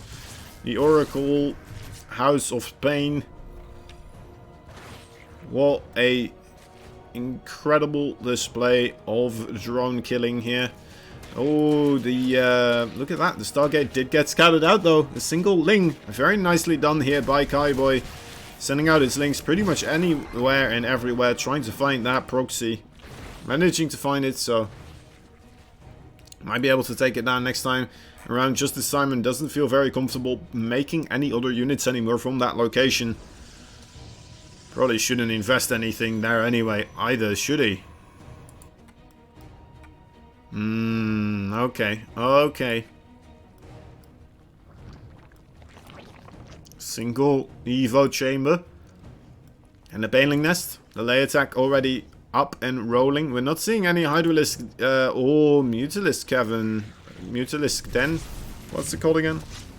The Spire. It's a Spire. It's nothing else I just said. Brain farts occur within any moment in time, adding to the tension and overall excitement of the game. Alright, anyway. Oh, even killing a queen here. These oracles are just gaining too much value. Oh, nice targeting with that Spore Crawler. Finally killing one of them. But these 2 oracles are still going to be able to escape with more than enough, and there's a big heavy follow-up actually coming across the map right now. Look at that sentry count and a Immortal here as well. A lot of Stalkers joining in, a couple of Adepts. That is a very, very dangerous situation, and Kaiboy completely unaware. He's just happily droning. He's still thinking, you know what, if there's a lot of drones being killed, I'm just gonna try to make more of them. And, well, it might very well backfire here. Only 6 Banelings on the way. 10 more Zerglings are gonna try to be constructed, but there's only 7 Lings, 6 Banelings versus 13 Stalkers and 7 Sentries. Good luck with that one, especially when there's an Immortal there as well. That is going to be it. That's a GG. And, well, I mean, I don't want to be rude, but that was a little bit one-sided here. That was... Huh.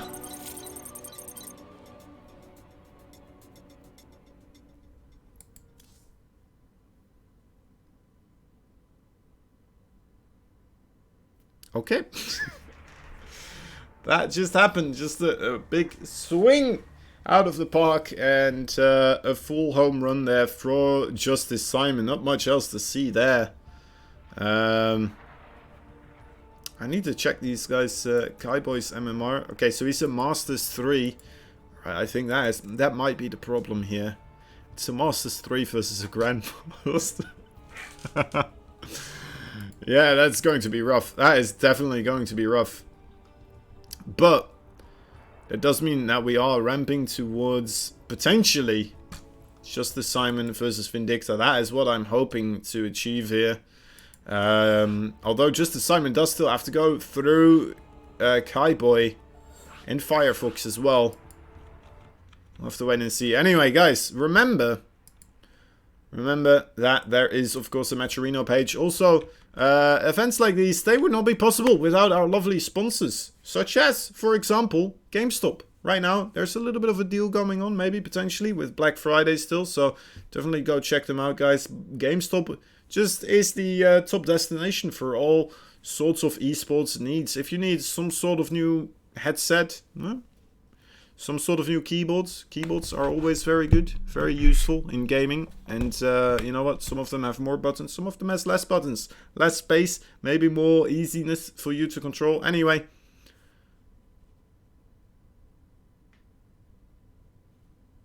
All right. Sorry, I got distracted by chat. Anyway, go check them out, guys. They have great stuff. Anything you need to enhance your competitive gaming experience.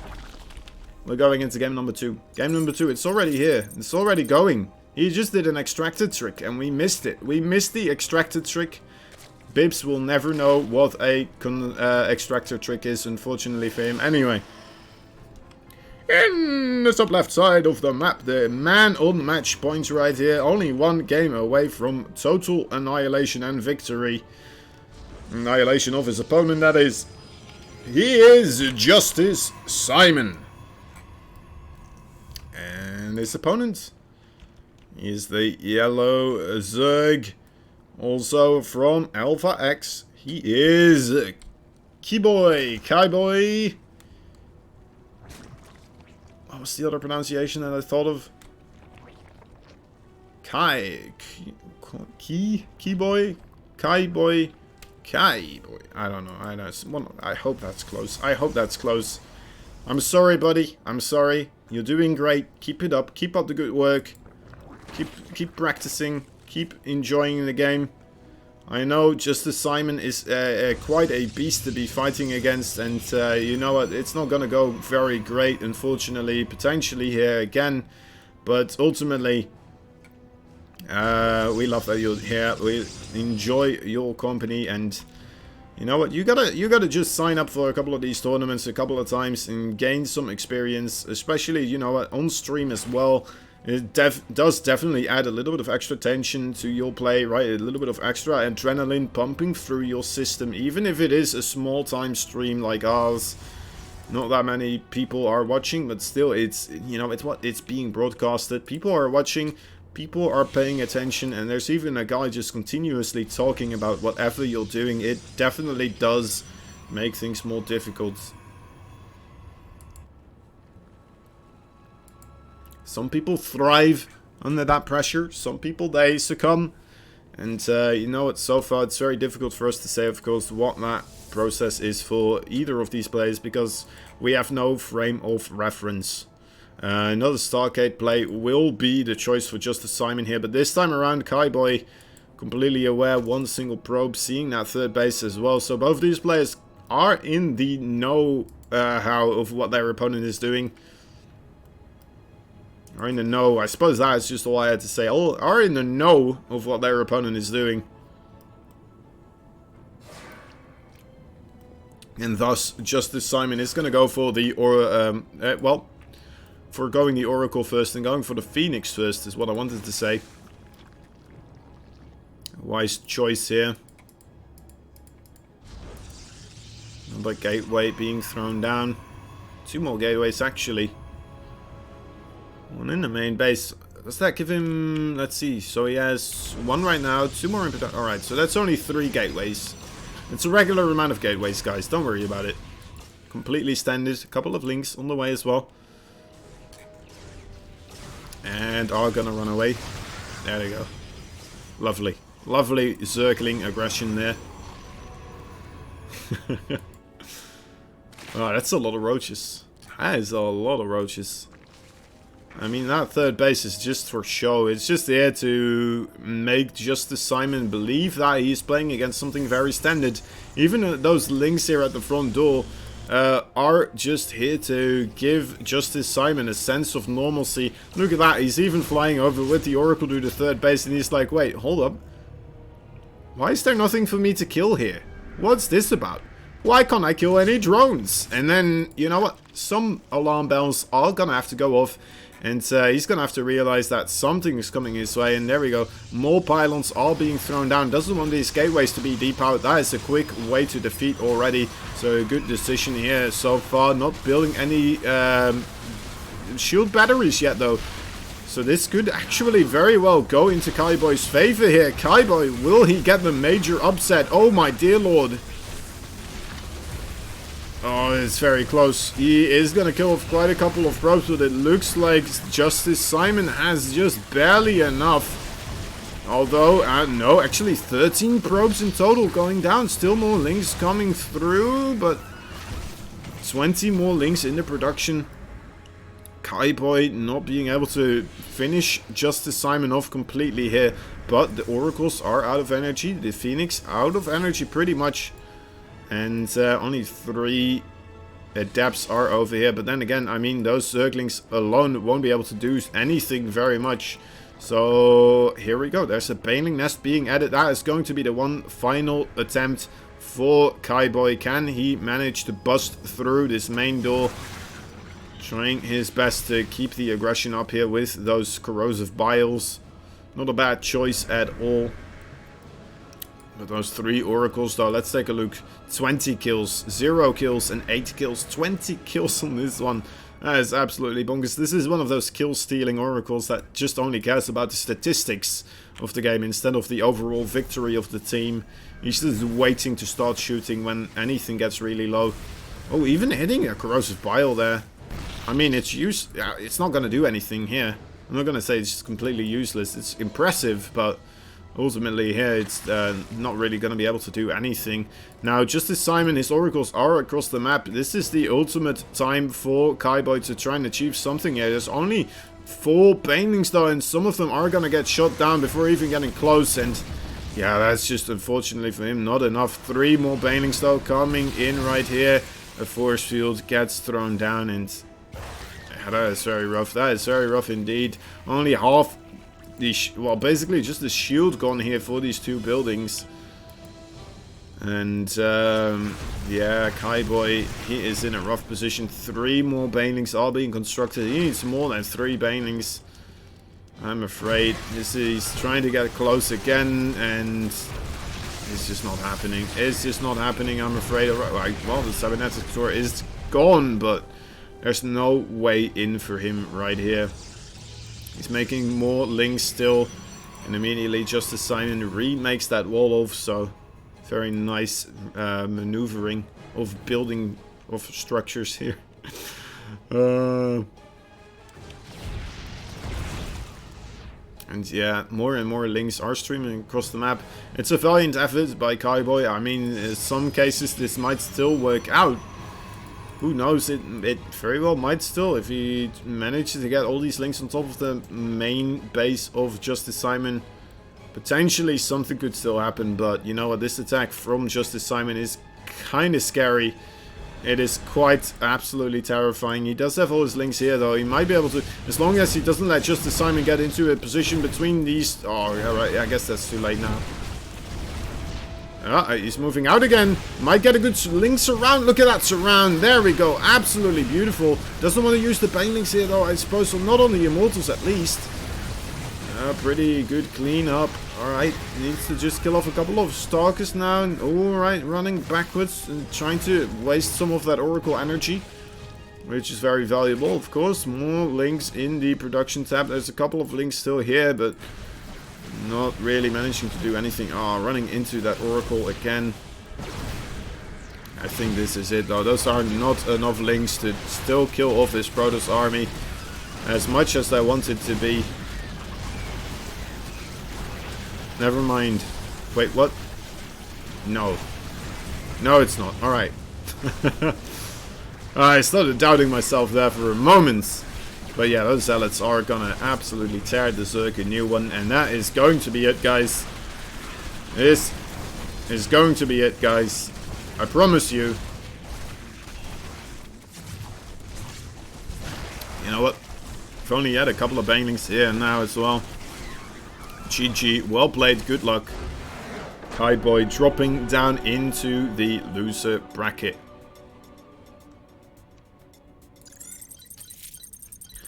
Alright, valiant effort there by him. Definitely worth a shot. That nice little bit of aggressive play there. The 2, well, it was a 3 base attack, but honestly it was a 2 base attack, wasn't it? That 3rd base, just there for show. Kind of a mind game 3rd base, trying to, you know what, make Justice Simon believe that it was just a regular macro play. And it almost worked out as well. It almost did, honestly. There were no shield batteries. There wasn't really any other pylon being constructed there. And yeah, it got kind of close. It got very close, ultimately, there. Unfortunately, Kaiboy never really managing to achieve a lethal amount of bailing numbers to bust down the first wall and just run in with all those links. So GG to him. That means we are gonna follow. We are gonna follow Justice Simon into the next one.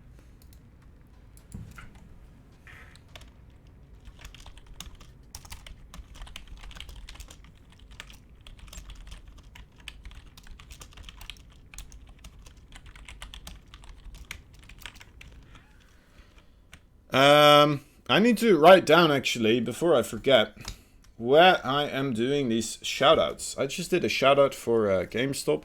They are absolutely fantastic, of course, helping out esports overall.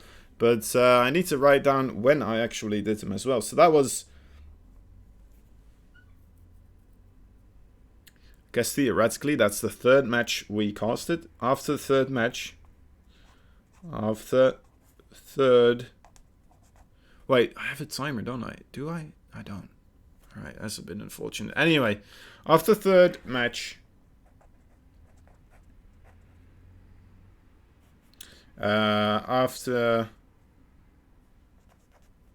wait, no, it's in game 3. In the third match after the first game. In the third match after game 1. Alright, there we go. Administration isn't one of my strong suits. I don't even have a pen that really works. I could do this on the PC, but you know what? I'm too lazy to do so. We're gonna follow Justice Simon against Firefox here. And hopefully that will be a little bit less one-sided, unfortunately, for Kaiboy. You know what? You still, with these MVP Cups, you still have to, right? You still want to kind of watch those other players play, right? The lower leagues. Because ultimately, at some point, there is going to be an upset, right? There's going to be an amazing upset happening at some point. A 1 in 1,000 type of games. And I want to be there when it happens. I want to catch that game. And I want to see the person losing that upset, you know? This is what I want to have happen anyway.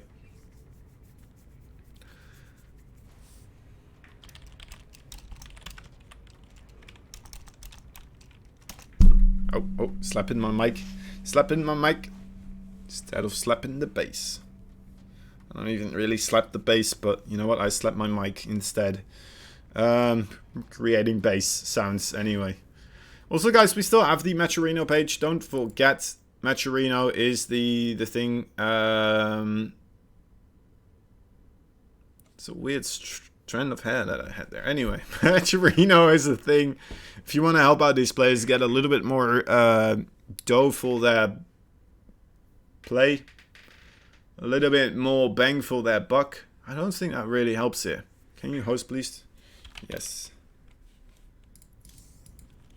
Yes.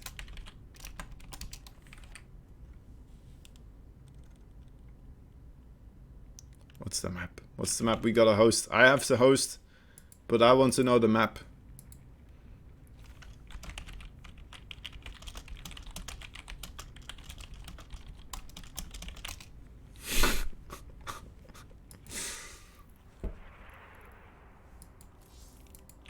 See if he wants me to veto for him too.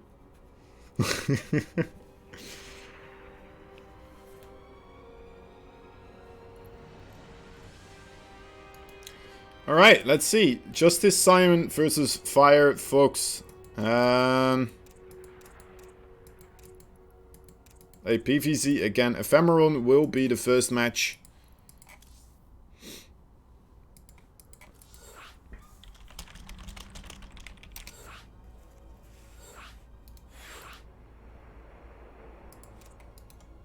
Alright, here we go. Firefox is here. Let's get... No, wait, actually, Justice Simon is here. Let's get Firefox in here too. There we go.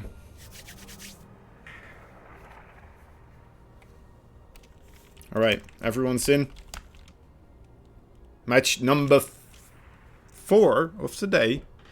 Looks like it will be a little bit more equal than the previous one that we did watch, luckily for us. But yeah, like I said, I would love to see an upset at one point. Ultimately, it didn't happen yet, but you know what? Those who do not try will never achieve, so... Justice Simon is ready. Firefox.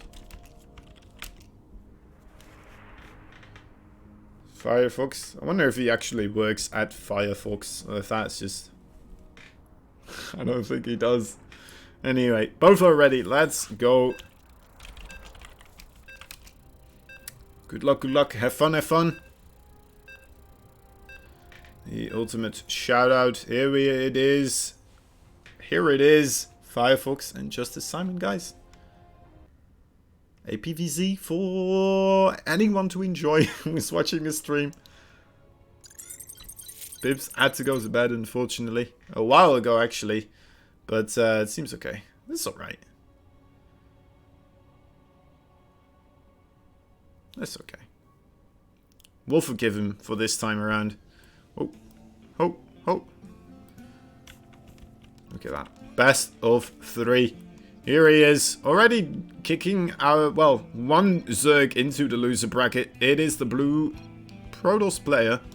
He is Justice Simon.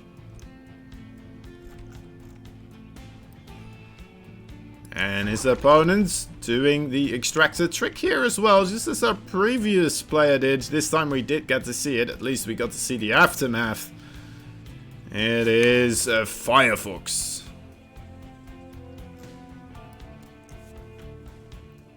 The Zerg player in the top left, the red one. Alright. One single gas being taken. Let's see if Justice Simon goes for the cybernetic score before the Nexus, or if he's just going to throw down the Nexus right after that gateway. Does look like he is getting into position to get that cybernetic score here. Actually going for a second gateway. Huh.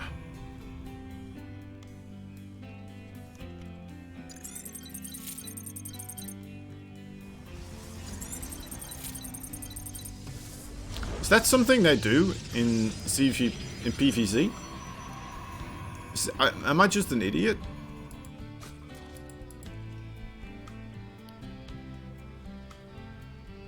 Is this something they actually... Is this... I thought this was just a PvP thing.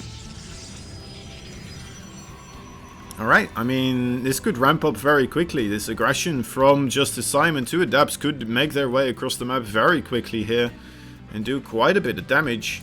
I'm not sure if Firefox will be able to maintain a good, healthy worker count. I mean, the Queens are in production. 6 links as well. Actually, 8 links are coming out. So that is a good amount of links, actually, to start holding this. 12 links? 12 links? Firefox, are you for real? Keeping a lot of those links are hidden as well here for the probes. Sending out that drone here at the regular time as well. Pretending like, you know what, I'm gonna make an expansion. Don't mind me. What in the world? This drone, Mr. Drone, you're drunk. Alright, there you go. Drunk drone managing to kill off a probe here. But yeah, this is very interesting. That's a lot of links versus, well, 2 Adepts.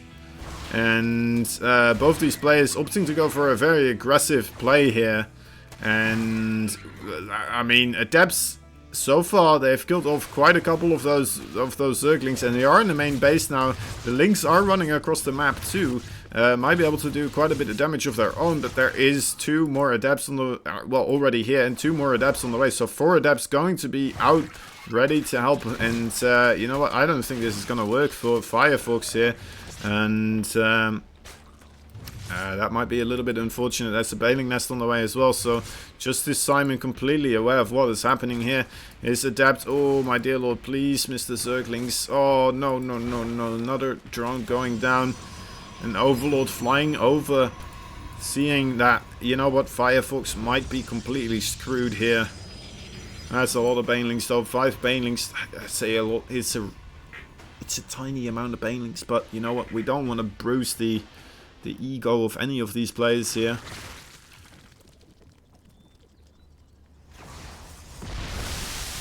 Yeah, in he goes. Oh my god, he actually gets in. Alright, I mean... There's shield batteries here, though. He probably shouldn't try to fight here, but GG's. Oh, man. That was unfortunate. The double gateway worked out so well. It did so good in that situation. Alright. Alright. GG for the first game. Let's see what the second game is. Nightshade. Alright. I mean, we're just running through this tournament at this pace. Nightshade will be the next one.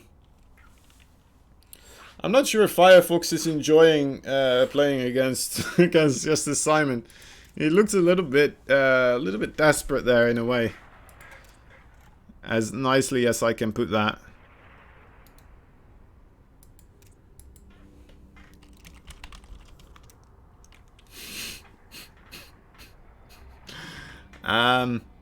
Yeah, alright. I mean, it's a cheeky play. It's a cheeky play. If it works out, it would have been absolutely amazing. I mean, if Justice Simon actually went for the single gate into Nexus, that could have been absolutely devastating, guys. That would have been absolutely horrible.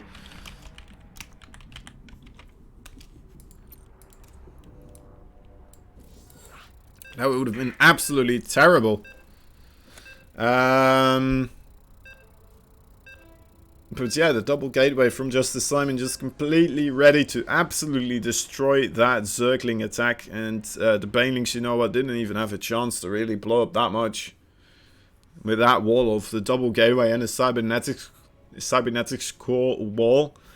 Please, please, get out of here. Get out of here, you silly Zerg. No chance. No chance in hell. Anyway. In the top left side of the map, we have the blue Protoss now on match point. He is Justice Simon.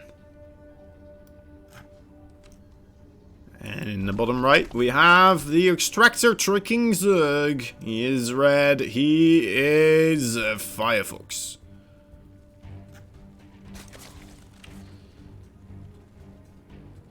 Okay. Oh. Little drone. Drone ski. Gonna go for the Expo. Are we seeing the same double gateway play here? I swear, if we're seeing the same double gateway, Firefox should be aware that this is coming his way this time around. Or at least try to make sure to scout around this and kind of prep against that possibility. But so far, you know what? Justice Simon does have the minerals. He's not putting down that second gateway. Not even sending a probe yet. So it's not the same thing anymore. He's going to play it a little bit more greedy this time. Less aggressive.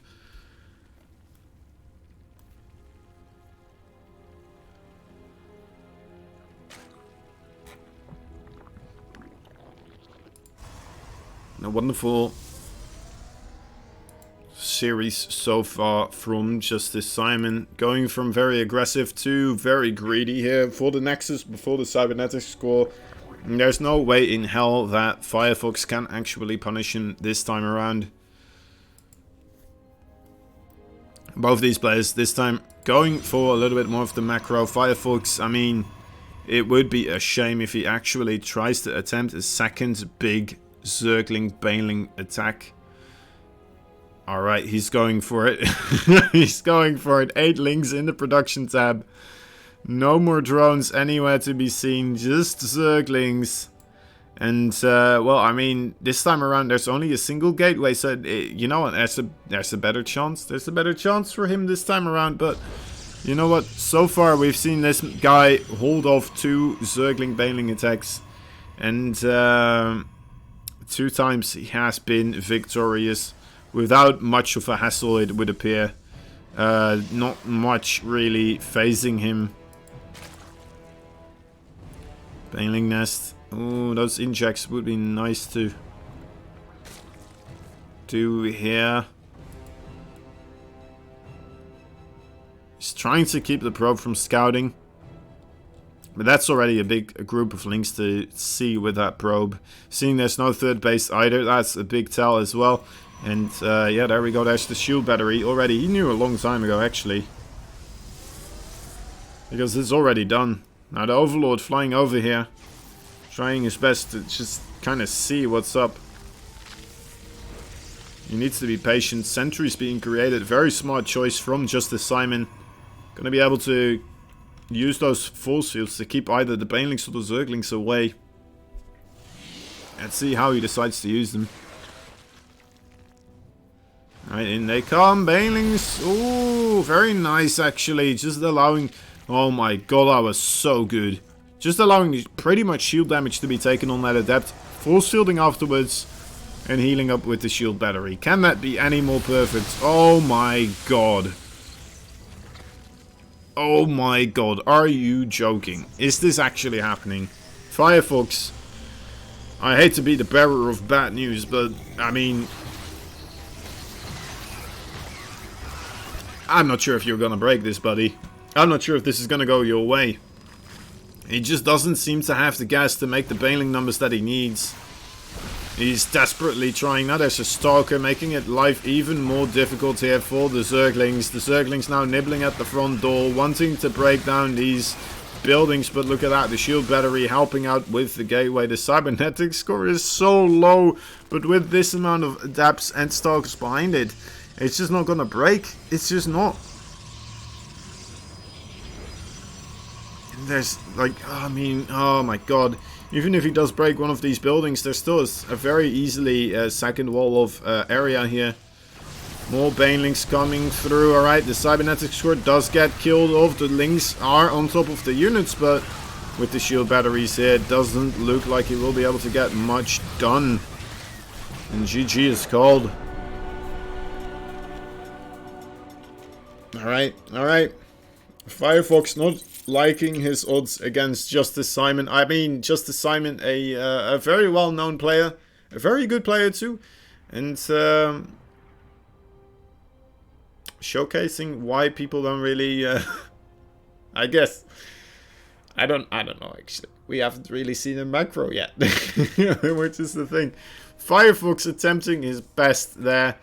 Not managing to finish it off though. But that means that we will have Vindicta versus Justice Simon this time around. And I believe, honestly, that Justice Simon is going to have a hands full, his hands full on this one.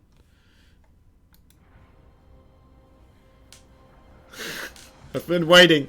I've secretly been hoping this would happen. Justice Simon versus Vindicta. Here we go. It's been in the works for a little bit. Massa is looking for eggs.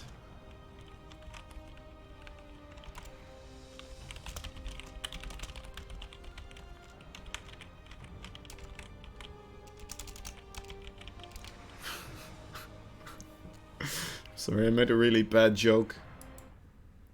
I told him they do come from chickens after he asked for eggs. I'm sure his opponent is called Eggs. Yeah. Oh, is it? Well, you know what?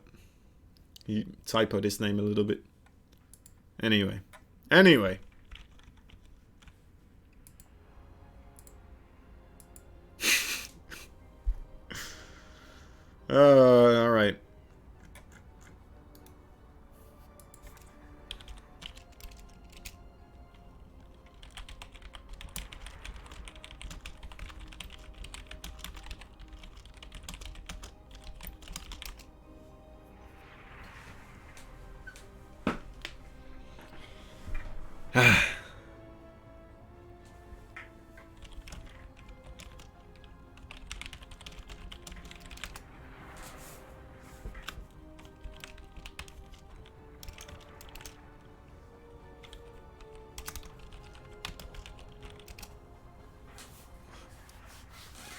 Right.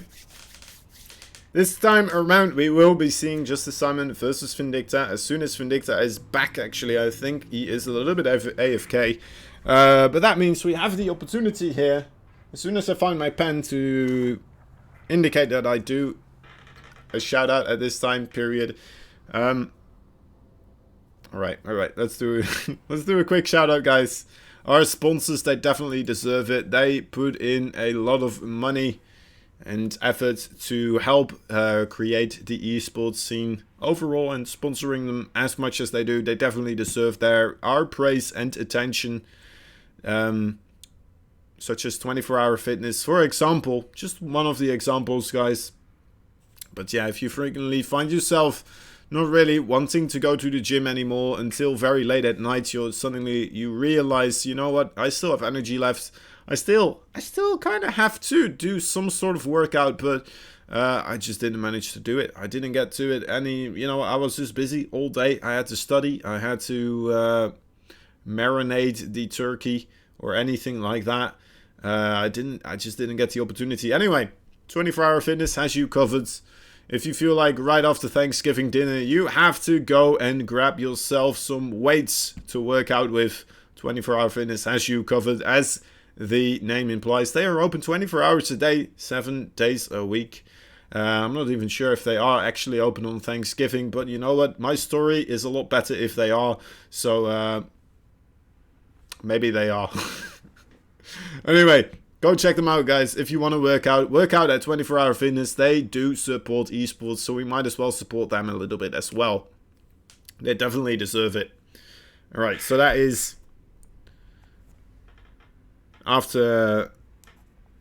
I'll just write that actually. After Firefox versus Justice Simon.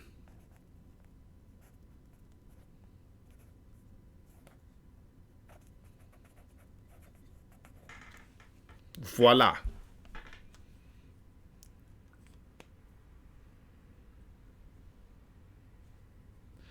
So people are going in.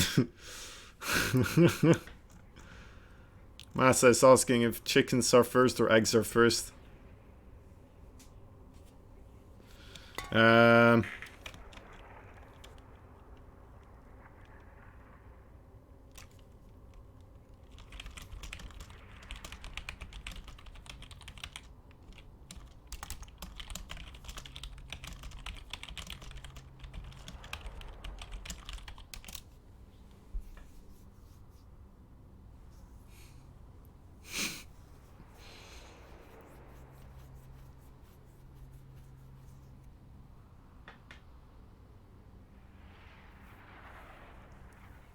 Right, we're having the chicken egg debates right now. What came first? Tokon is convinced that the egg came first because the chicken was a mutation later on, and he hatched from the egg from which he mutated.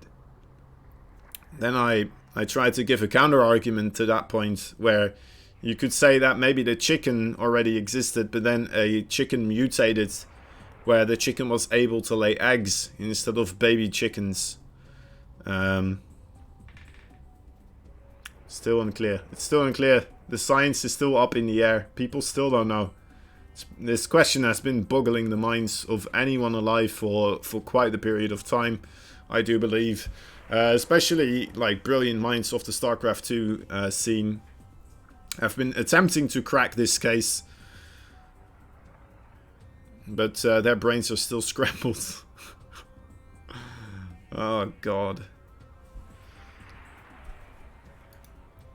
I know the yoke of you wouldn't really appreciate these jokes, but it keeps me busy. It keeps me busy. Anyway, Vindicta versus Justice Simon. I am waiting.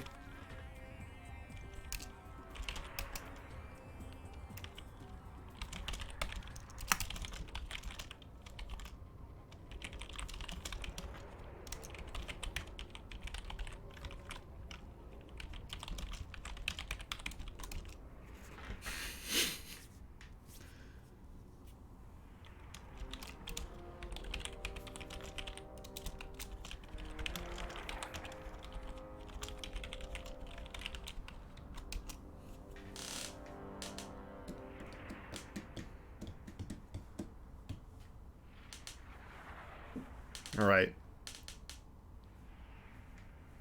Alright. Waiting for them to do the vetoing. Deciding what maps they want. I'm not sure what's taking them so long. I think maybe one of them was taking a little bit of a break. Or maybe just as Simon decided, you know what, I probably won the tournament after those games. Oh, that would be nice. I don't think that happened though. But yeah, Justice Simon versus Vindicta will be taking place at any time now. We're just waiting, relaxing. I'm not sure if they need me to host the lobby or not. I'm sure we will get the update whenever they want to give it. But yeah, more StarCraft is on the way, guys. Maybe I need to do the intermission screen at this point, but you know what? Intermission screens are for babies. If I get the chance to talk about StarCraft 2, I definitely will. Every single time. I'm not even talking about StarCraft 2. I'm just talking about chickens and eggs. Making bad puns. Anyway.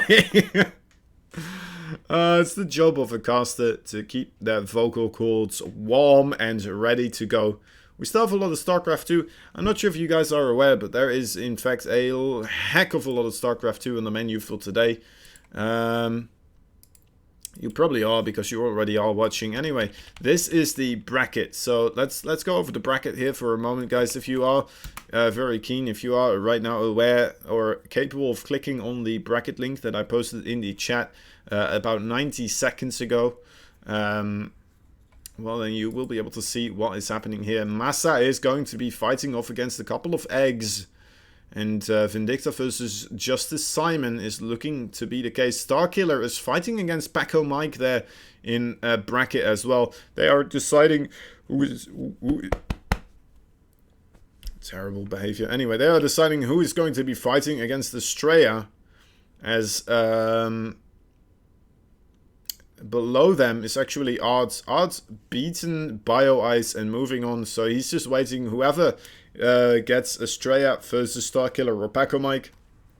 We'll have to face off against Art immediately afterwards. Art already on his way into that semi-finals from the winners bracket. In the lower bracket though, if we scroll down a little bit, we will see who has been kicked out and who is still in the tournament. It looks like Reality actually still in the tournament here, fighting his way through.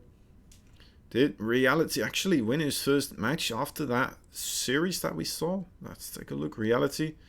Oh, no, he didn't actually. That's unfortunate. Anyway, doesn't matter. Doesn't matter. He beaten Firefox afterwards. 1-0. That may have been a walkover. Maybe Firefox left the tournament afterwards. We don't know exactly, but anyway, means Reality versus Linkboy is happening right now. The Optimist Carrot as well, still fighting against the Zerg Lord. Tokon still in here as well, fighting against Fox by Rada. Where is it? Mage is here as well. He's fighting against Swagstein. Swagstein. Who did Mage lose to? What in the world? Oh, Mage lost against Art. Yeah, I mean... He's gonna get you. He's gonna get you. That Art, man, he is an absolute beast.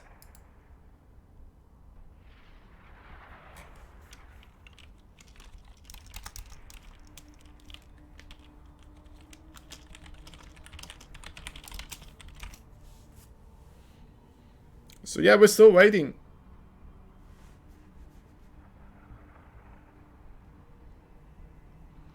Still waiting for these players. I can see a lobby has been created. So we're just gonna give them a moment. There we go. An invite has been sent. Finally, guys, we are gonna be watching a new game series here. Eternal Empire. Actually, a new map. Here we go.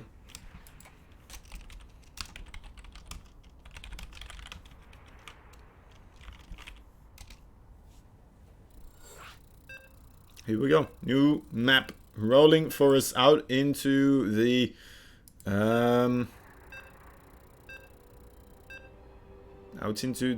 StarCraft 2 fields of battle. Is that something you could mention like that? Is that something people say? Is it? It must be, right? It must be. Anyway. Vindicta vs Justice Simon. Here we go. We've been waiting for a while and finally the fans are getting what they deserve. This is You know what? I can feel it. This is going to be one for the ages. Remember, guys, as we are starting up this game, there is the Matcherino. I haven't mentioned it for a while, but yeah, the Matcherino, if you want to help out these players, get a little bit of extra money without you actually having to pay any type of money whatsoever, you are able to do so just by using the code. Use the code and send them a little bit of free money on behalf of Matcherino. It's magic. Money magic. Make sure to make use of that money magic. It might help you out at later points in your life as well. Who knows?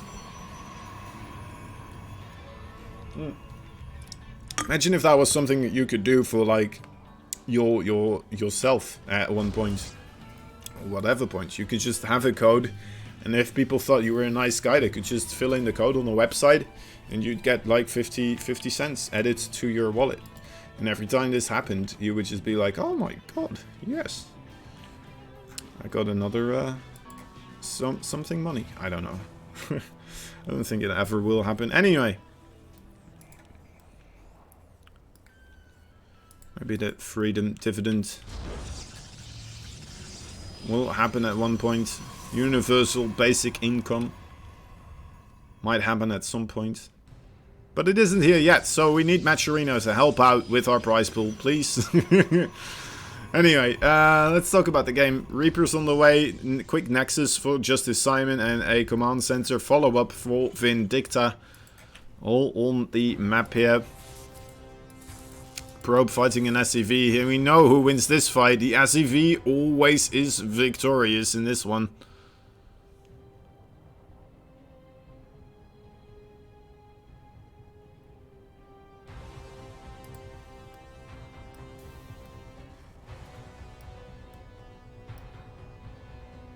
Ba-ba-dum, ba-ba-dum, bum bum. Alright. I'm gonna have to wait and see. There's the Reaper here on the map. Coming through. Isn't there like a bug with those rocks as well, by the way? Don't the rocks change if you put like a building next to it? Isn't that a bug right now? Is it? Is it a bug right now? I think it might be. I was watching Harstem's stream today, and I swear, like when I came in, he was talking about this, so I kind of missed the start of it. But I believe if you put something down here next to the rocks change. And I'm not sure in what way they change. But then I do believe people were abusing it. But I'm not sure if it's even abusable. I'm not even sure what's gonna happen. Because I'm not sure in what way they change. Maybe they get less or more HP? That could be. But yeah, we're gonna have to keep an eye out on those rocks. It's definitely going to be interesting to see if anything like that will happen. Dark Shrine. Look at that. Vindicta is not really aware of that, is he? No, he is not. It's gonna be difficult for him to prepare for that one. He's going for a Widowmine drop. And he's just happily muling away as well, of course. It is what you have to do as a Terran player. He doesn't have an engineering bay either, does he? Nope. So yeah, those Dark Templar definitely can blindside him with quite a devastating blow. It's gonna come down to what looks like his energy here. Alright, there is the engineering bay. Might still be able to get a missile turret just barely up in the nick of time. Justice Simon definitely going deep into the bag of tricks here, trying to get Vindicta. Oh my god, Vindicta, you absolute beast. He's coming in. He's like, hello, what's this? You tried to trick me? You tried to deceive me here, do you? Well, sir. I am fully aware of what's happening now and building 2 missile turrets immediately. There they go, down. 1 and 2 missile turrets, 1 in the main, 1 in the natural. That's all he needs right here. And that should be an absolute brilliant start for Vindicta. A wonderful scout just in the nick of time as well. Being able to see what is happening. Those Dark Templar, though, still quite lethal units. Killing of 2 workers already, 3 workers going down. Of course, I'm not even sure if this is still in range for Vindicta. Vindicta's missile turret maybe a little bit too far away, actually. Still has to scan this one. catching one of the one of the Dark Templar. Ooh, the Starports being a little bit of a wandering giant here, deciding to see what's up, thinking he was a raven for a moment there, I suppose. He's like, I'm a raven, guys. I've always wanted to be a raven. Let me. I'm sure I'll be able to see the Dark Templar. Unfortunately, he doesn't though, and second missile turret has to be created here for Vindicta. As Vindicta's making more Stalkers, another sentry, and wait, did I say Vindicta? Justice Simon is making more gateways, another Nexus as well. That's a cheeky Widowmine. Let's see, is Justice Simon aware of this Widowmine? I'm not sure if he is. We're on Justice Simon's camera right now. And there he goes. Alright, now he knows. Very interesting. Vindicta, on the other hand, is he running away with his Widowmine? It doesn't look like he is. Alright. I want to try to incorporate that a little bit more in the overall casting. It seems like fun, right? It seems like an underutilized thing where people go into the camera point of view of the players. There's a drop coming in. Let's see where Justice Simon is looking. Does he see it? It doesn't look like he does so far. But there's already units available there on the side. Alright, in comes the medevac. We see it on the minimap here. Alright, there it is. On the sentries, actually. Oh my dear lord. Disgusting. You disgust me, Vindicta. Absolutely horrible, but a really nice play as well. Going in with 2 medevacs now. 2 medevacs fully loaded up.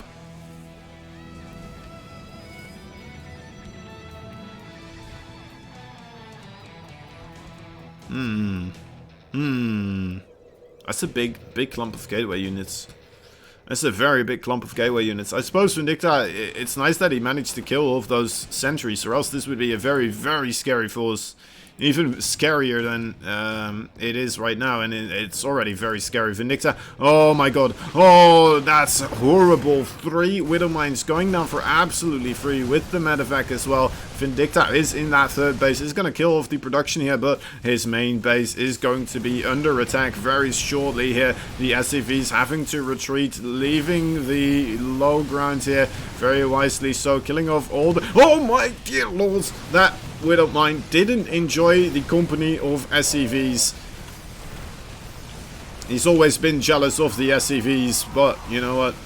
There's so many SCVs going down here. Oh my dear lord, this might be it. Justice Simon going in at the right time as Vindicta is just on the wrong side of this engagement here. Trying to retreat with his units here, going for the big old base trade. I mean, his forces are right here going for the Dark Shrine. The Dark Shrine, killing of the Dark Shrine is a very smart call, actually. Where are these Dark Templar? They are all across the map. Those are able, actually, to deal with this, since both of the orbitals are up in the sky. They are not able to scan, of course. A big recall being made as well here by Justice Simon, who is now still on 26 workers versus just a measly 6 of Vindicta. And yeah, Vindicta, I mean, even if that Widowmine didn't hit all those SCVs, I'm not sure if that would have been enough for him to really hold his own against this. One single orbital going down here, the second and first or third, I don't know, one of these two is the first one, I believe. But anyway, they are going to get wailed at by those units.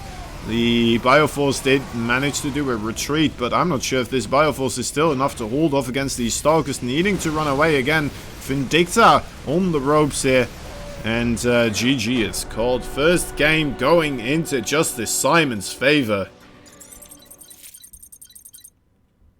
That was nasty, man. Those 3 Widowmines desperately needed there for Vindicta. It was nice that he managed to kill off those 2 sentries at the start. Or maybe he just killed 1. I don't even know for sure. I think he killed 2, right? It must have been 2. It must have been 2. A very quick remake of the lobby here. Nightshade will be the next map chosen by our 2 players. Will Vindicta be able to catch up back again? It is a rough situation here. Justice Simon, another very strong Protoss player from the Alpha team. Is he going to be able to rule over Vindicta here?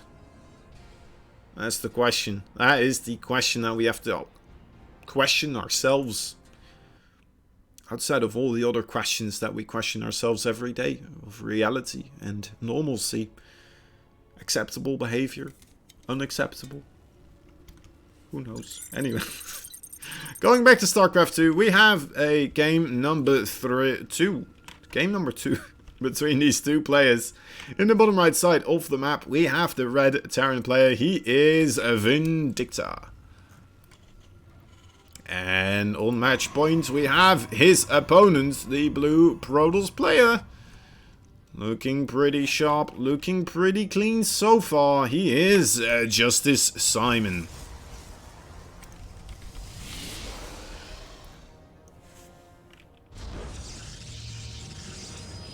Looks a little dead, this game, Sushi.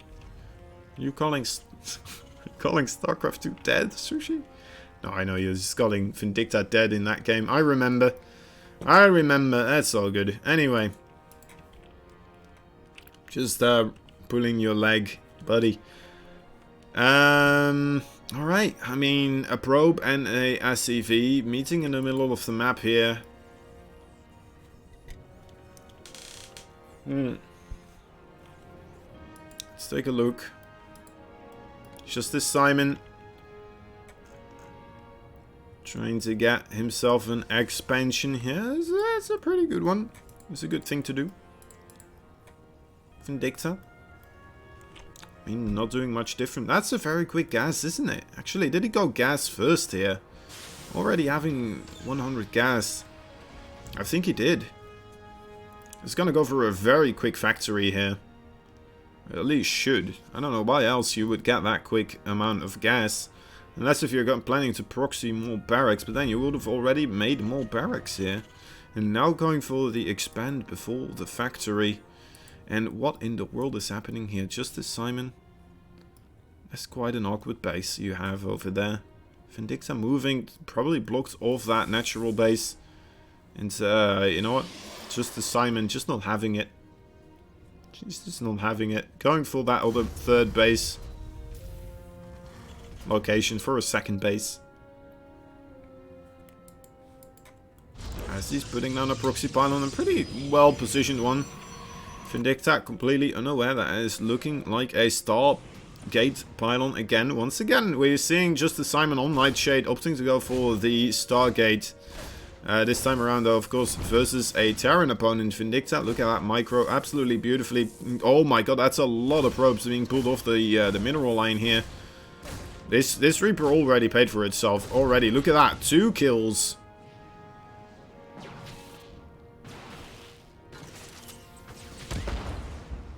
Yeah, sorry. Wait, what? You were calling StarCraft 2 a dead game? Is that? Oh my god. Single Adepto retaliating, returning the favor in the face of Vindicta. This Nexus is incapable of creating any probes, which is probably, you know what, it's pretty nice here. I don't think the Reaper can go up this cliffside. I'm not even sure if Justice Simon knows about this.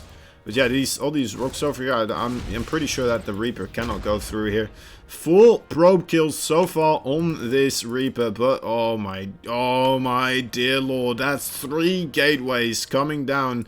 Vindicta still busy microing his Reaper over here. He's gonna go for he's gonna go for a drop. It looks like a Hellion drop. The Hellions are not gonna help out that much against this gateway force. At least, well, let's hope it's going to be Adepts, maybe Zealots. You know what? It's still going to be okay. Vindicta putting down a bunker. Oh my god, this could end very, very shortly here. The Stalkers do... Alright, so they do scout this out. They aren't that far away yet. And Vindicta is just going to go for it. He's going to continue onwards. Is this the right call? Oh my dear lord. It feels like he needs everything at home right now. I don't think he knows the severity of the situation. Although the Reaper is still in the main base as well. Not getting any kills and being not micro. They have 5 workers going down for Vindicta. 2 Marines getting constructed. The Cyclone trying to get out here. Needs this Cyclone ASAP. Right now. He needs the Cyclone yesterday. A Viking Viking is not going to help out in this situation. The Hellions are in the main base of Justice Simon though, trying to get some work done. The Cyclone finally making his appearance, not killing off anything though. The SCVs are going wild, they're going ham. The, oh my dear lord. Alright, does Vindicta actually have this? It looks like he's going to be okay. This SCVs might just barely be enough. The bunker gets cancelled. Big surrounds on those Stalkers. And losing only 13 workers so far. 15 workers, alright. I mean, it's getting worse and worse. But you know what? Vindicta does have a second Cyclone. And he's still ahead in workers overall. This is a very, very much all-in attack from Justice Simon. And you know what? I think that slowly but surely Vindicta is gaining the upper hand here. Oh, where is this Adept going to? The Shay, oh my god, doesn't manage to pick it off though. This Gateway Force slowly but surely going up to a very, very scary amount of units. The Siege Tank needs to get created here. If the Siege Tank manages to get out in time, there it is. Alright, the Siege Tank needs to now get himself into some sort of a good sieged up position. Doesn't manage to do so. Getting targeted down immediately. Down it goes. You know, my dear lord, is this still enough for Vindicta? Manages to do a little bit of pick up micro. This orbital command is just in the way. This is like a fat guy running through the movie theater as you're trying to enjoy the movie. For crying out loud. Alright, anyway.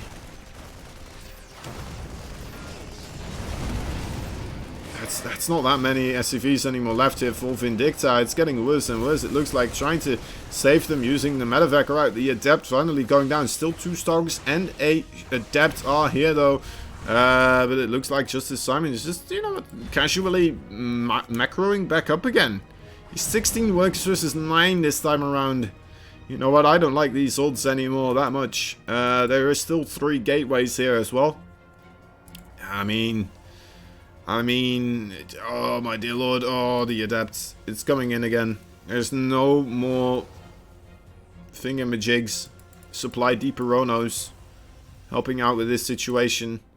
The Gateway Forces are going back as Justice Simon probably realizes, you know what, I'm missing quite a lot of Marines and a medevac that you did create. I know you have them. Where in the world are they? Alright, probably going over across the map towards my base. Vindicta doesn't even have Stimpack. He doesn't even have Stimpack. It's almost 8 minutes in. He's dropping. He's killing off more probes. This is exactly what he needs. Right, there we go. Tying up the worker count pretty much again once more. Killing off 6 workers. Absolutely brilliantly done. A second drop going across the map now. This might still be in Vindicta's favor. Is because it's going to be very difficult for Justice Simon to protect both these bases with this group of units. It's a very long walk for him to go over between these 2 bases. And, well, there we go. Vindicta now going into with the second drop on top of this. And look at this. These Marines are waiting. They're waiting for the probes to go around and move into, well, this location right here. There they are. But unfortunately for him, the Gateway Forces are there as well. Going forwards now, this Nexus is slowly gonna get taken down, it appears.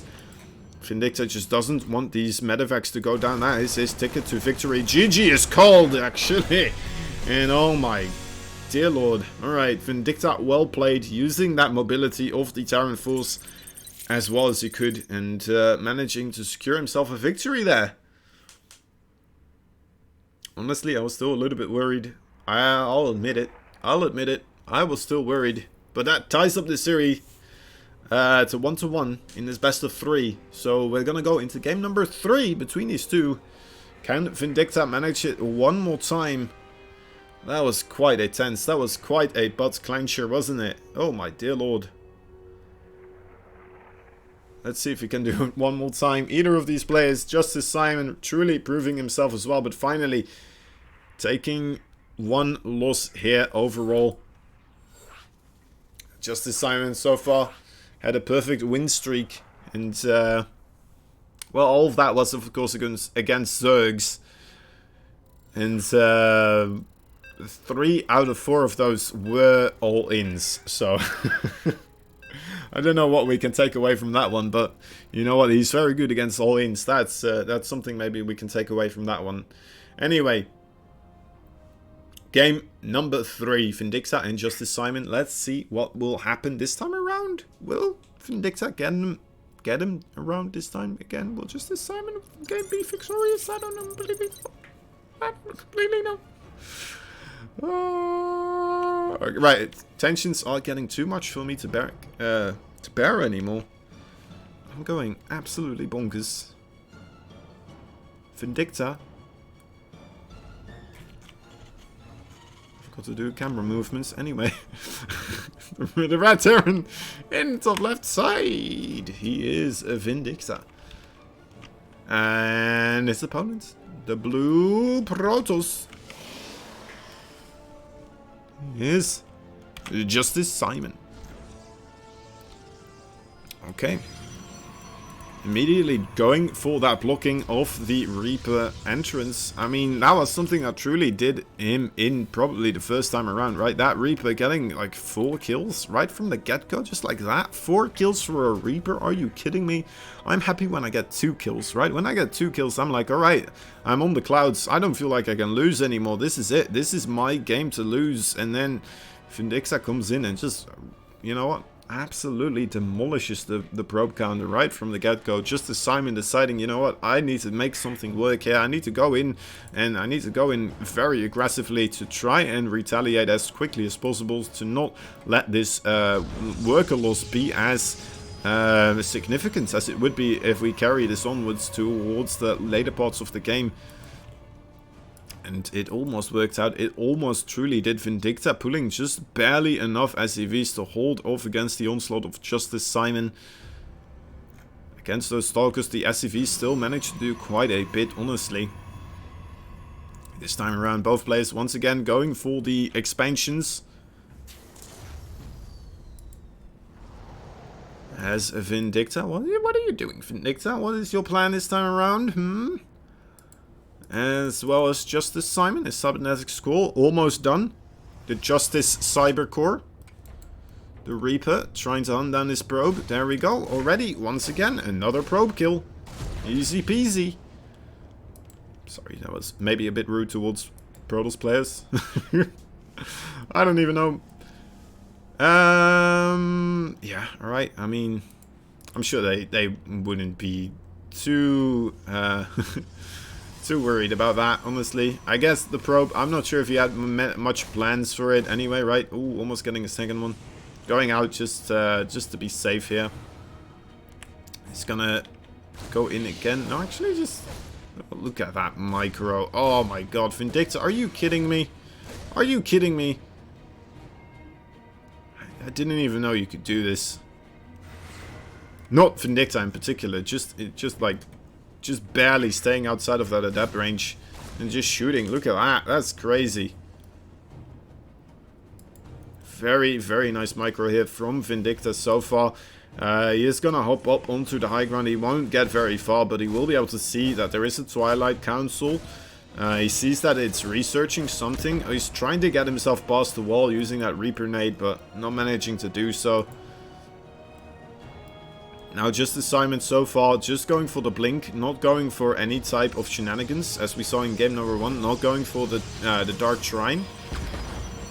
You know what, the Dark Shrine didn't really do well for him previously, but, I mean, the big Gateway Force follow-up afterwards, that was quite something else.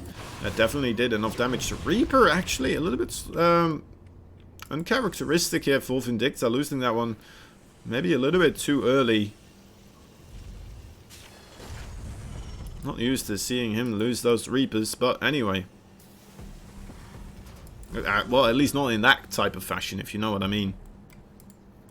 Scanning as well, trying to figure out what the technology follow-up is with that Twilight Council. Is there a robotics bay as well? Is there a Dark Shrine somewhere in your base too?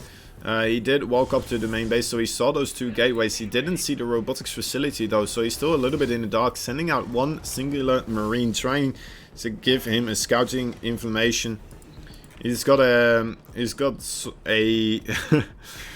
a pencil and he's got a canvas, and he's gonna have to send some pictures back home of what he sees. He sees a 3rd base, and he's drawing a postal card. He's thrown out the carrier pigeon, telling his mates back at home that there is, in fact, it's happening. I don't know how he's shooting a gun and sending this information back home. Maybe he's just using a phone.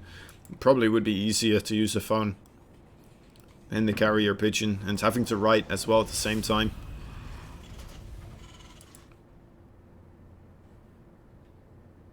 But then again, that's less funny. That's less fun. Anyway, Observer is going to be the first deciding unit from that robotics facility. Of course, in combination with that Blink, immediately following up with Charge as well.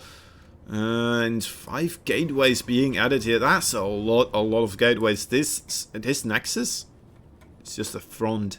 It's a laundry machinery. How do you call it? Yeah, a laundry room. A laundry room? I don't know the English words anymore. Anyway, it's how you launder money, but then again, you don't. Actually, is it though? Is it though? He's still making probes. He's still making probes to finish this up, and he's making a forge as well. I thought he was just gonna go for a big attack, a big ol' attack. He might still do some sort of an attack. But it's less all-inny.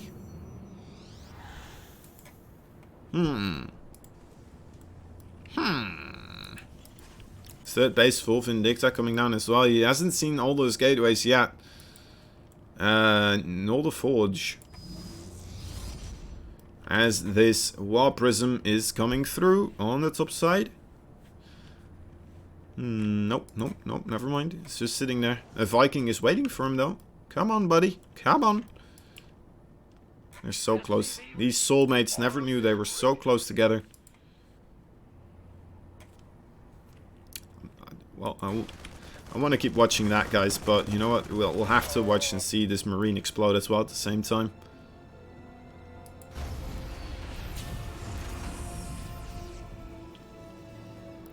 Marine, Marauder, Widowmine, and Siege Tank all coming through here.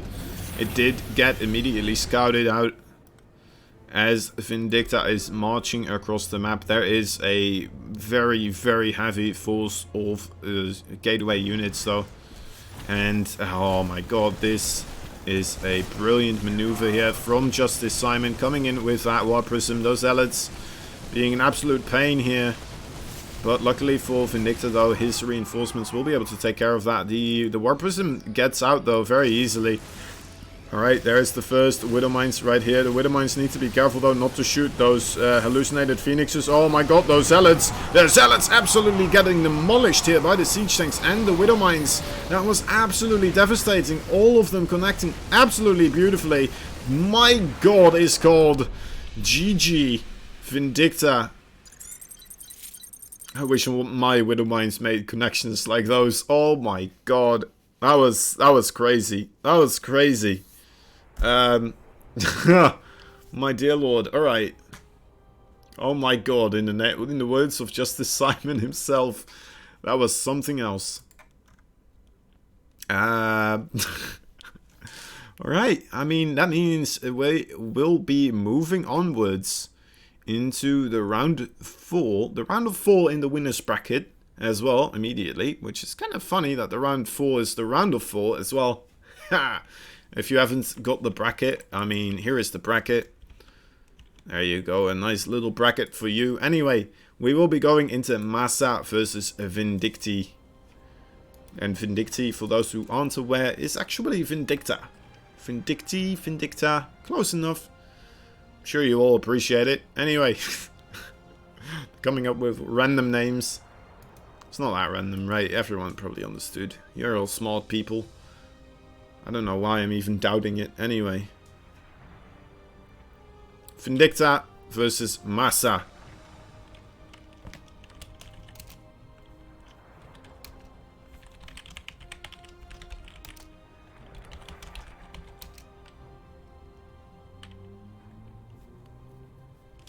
Alright.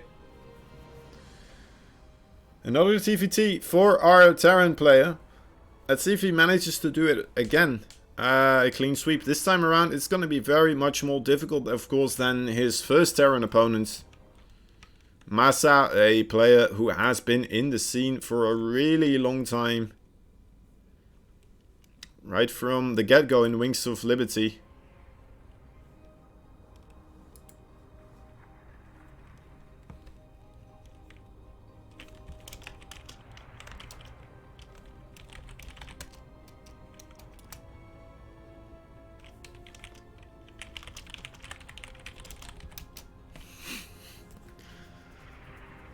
Right.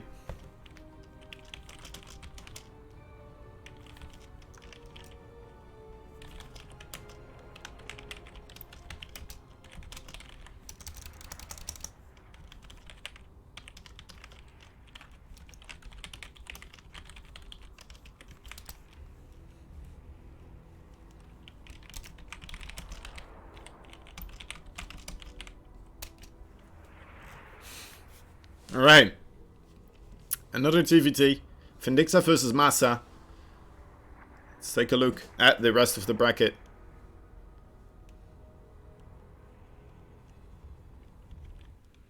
Let's take a look at the bracket. What else is happening here? This is the old bracket that I'm looking at right now. I think, yeah, I'm pretty sure that's the old bracket. Alright, let's get the new bracket. Massa versus Vindicta. Estrella still fighting against Paco Mike, who afterwards will have to fight against Art. So that means, I believe... Let me double check, actually. Let me double check this. Yeah, that means we're guaranteed a PvT series after this one. Unless if we go for the PvP before then. But then we will be guaranteed a PvT series. It depends on how long Estrella versus Paco Mike is going to take. I mean, it's already remarkable that they're going this long. I would imagine that they will be playing this a little bit quicker than Massa versus Vindicta. I'm expecting this one to go long game. As they are both very, very accomplished, veteranized Terran players. Who I expect a hell of a lot from. But we're going to have to wait and see. Art versus Paco Mike and Estrella could also be a good one. But you know what, we're already here following Vindicta. And we haven't seen Massa play yet at all in the MVP Cup. So you know what, this would be a good first introduction to see what he is made of. Seeing him play against one of the most staple Alpha X Terran players that we have in our arsenal. And see how he performs, of course, versus this veteranized Terran player from Alpha X. Alright. This is the first time he is playing in the MVP Cup. Of course, maybe Massa feeling a little bit pressured as well to perform. I'm not sure how that is going to impact him either, right? Might give him a little bit of the jitters. Might give him a little bit of an extra boost to start performing as well as he can. But we're going to have to wait and see how that is going to turn out. Anyway.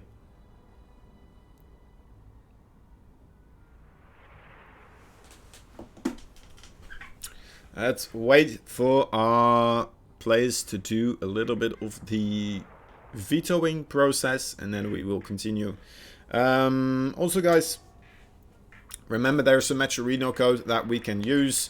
The Matcherino code, if you type !Matcherino, I'll do it right now, but it will only be audible in the stream, of course, after 90 seconds. Anyway, Matcherino, there is a code you can use. There's a link to the website you can go to. If you grab the code, go to the website, fill it in after you press contribute. In the coupon part of town, you will be able to give us a little bit of extra money for the tournament prize pool. And these players, of course, all of them will be very appreciative towards you. And remember as well, we will have a, what's it called again? A participation trophy as well at some point. We'll do that near the end, probably before the finals. I think that would be a good time to do that. Maybe after the finals, actually. Would it be good to do it before the finals? What if one of the finalists gains the participation trophy? That would be weird. Anyway. Yeah, we'll just have to wait and see whether we do that before or after the finals, actually. Maybe I'll get a message. Maybe I've already been messaged. I don't really have it in screen right now. No, I didn't get messaged yet.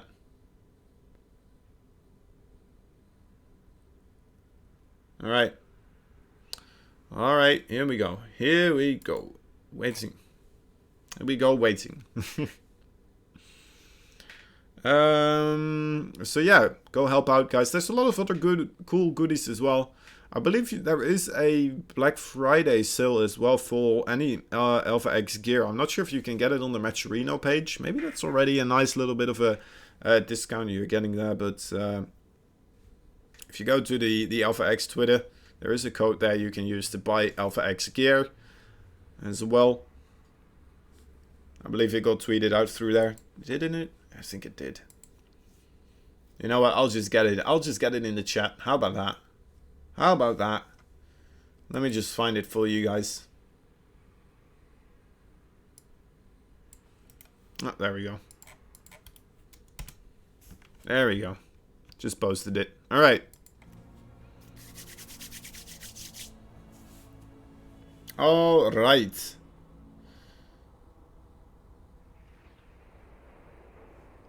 I didn't give the code.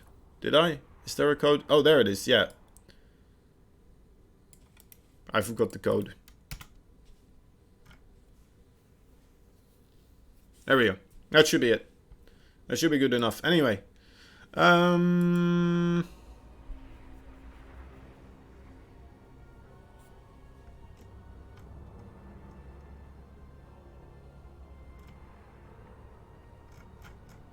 still waiting. We're still waiting for these players. I'm not sure if Massa was completely ready. Apparently he did manage to destroy the eggs that he was looking for. He's AFK. Alright. What a buzzkill.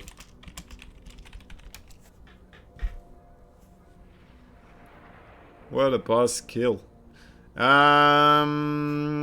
Alright, let's try to contact him, actually. Some way or another.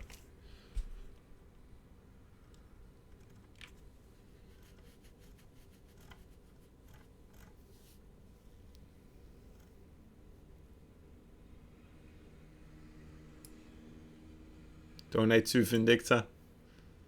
Yeah, it's possible. It's possible, Kerwin. Oh, Vindicta said donate to Vindicta. For God's sake, Vindicta, go. Oh, you can donate to me as well. I mean, if you said donate to Kozen, I would have appreciated that more so, but you know what? Ah, screw it. You know what? A donation to you is in a way a donation to me. Hopefully. Anyway, I'm trying to find him on Twitch or Discord. I mean, oh, he's here now. Alright, Vindicta already found him. That's good. That's a good boy. Both of them, of course. They're both good boys. That's a good boys. Anyway.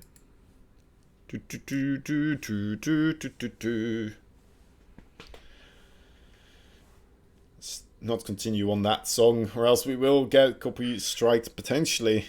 The automated thingamajigs. Alright. Sorry. I'm getting impatient for these players. But, I mean, they're vetoing, so, you know what? I suppose I'm not allowed to be impatient anymore.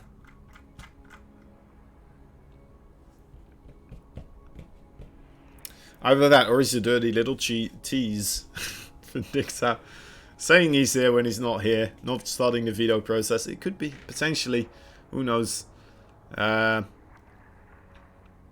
we'll find out. We'll find out eventually. Kerwin, do we have a place where we can donate to you as well? Let's just do a shout out to you as well, shall we? I don't know if there is one, but might as well keep at it right now, right? I'm really Kozen. I have a Twitter that I like to promote sometimes. It's this one. It's right here. It starts with this symbol, as any Twitter handle does, and then it does this. Those letters, and then you'll add my Twitter. Oh god, I'm going downhill here. Anyway.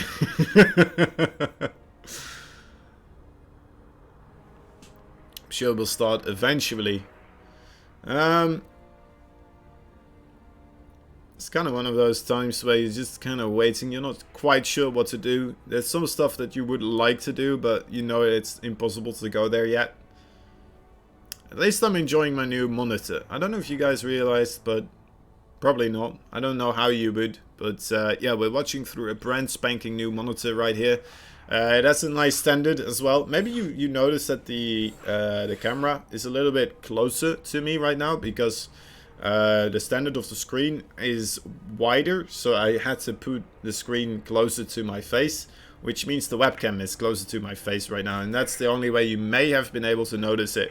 Other than that, I don't know, but if you already noticed that through that way, you're a goddamn Sherlock, man. That's very impressive.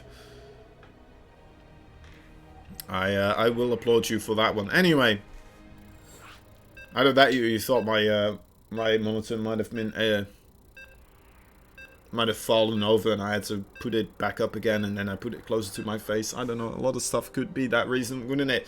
Anyway, looks like finally we are ready. I forgot to type good luck, have fun to these players, but you know what, I mean, looks like they just didn't want to wait for me to pay attention to anything here and just wanted to get into the game. I don't blame them that much. And we are starting out here in the top left side of the map. We have the red Terran player. He is the one we are all donating to, Vindicta. And the new contribution to the Terran roster of Alpha X. He is the blue Terran. And he's spawning in the bottom right side. He is Massa.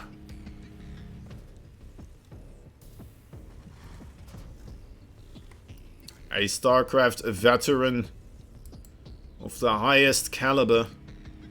He's been playing ever since the beta, I do believe, and he's been playing at a high level ever since then. And, you know what?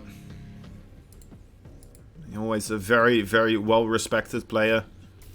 Ever since. He's had his up and downs, of course, here and there. Maybe a little bit of a down period, but ultimately staying strong, still staying relevant up until this day, and that is very impressive. And Vindicta knows this. Look at that. This is not something we see Vindicta do very often in a PvP or a TVT, sorry. He's going for the proxy barracks out on the side here. Second barracks, going for the single gas though. So maybe giving Massa a little bit of the wrong idea if he does go into the main base here of Vindicta. He's looking for it. He's looking to block it. I mean, the timing for the command center here would be right now. And this is kind of what the vibes that Vindicta is trying to give off. That he is going to go for the command center. It would be very nice if Massa actually rescouts this. Just to confirm that there is in fact a command center going down. Because right now, you know what, he must assume, right? The assumption is that there is going to be a second command center for Vindicta there. The timing was correct for Vindicta to send him down there. He knew exactly because we could verify this at the opposite side of the map. Vindicta, or Massa at that time, making his own command center. And now we are seeing a, oh my god, he knows. He knows, he just saw... he's just like, wait, what? There's a barracks in my map. Somewhere across the field. Anyway, a little bit of a panic maybe potentially for Massa here. Gonna attempt to create a double marine and the Hellion here as well. A single SCV is gonna go down before anything really is achieved with it. Ooh. A nice block with the supply depot. The Reaper needs to stay alive here. Massa doing absolutely everything he can. One Reaper going down for him. Oh, the second Reaper for Vindicta as well, getting very dangerously low. Another Reaper coming into the main base, but you know what? Oh, my dear lord, the controls so far. And then that's kind of it already, isn't it? Those three Reapers not really being able to do anything.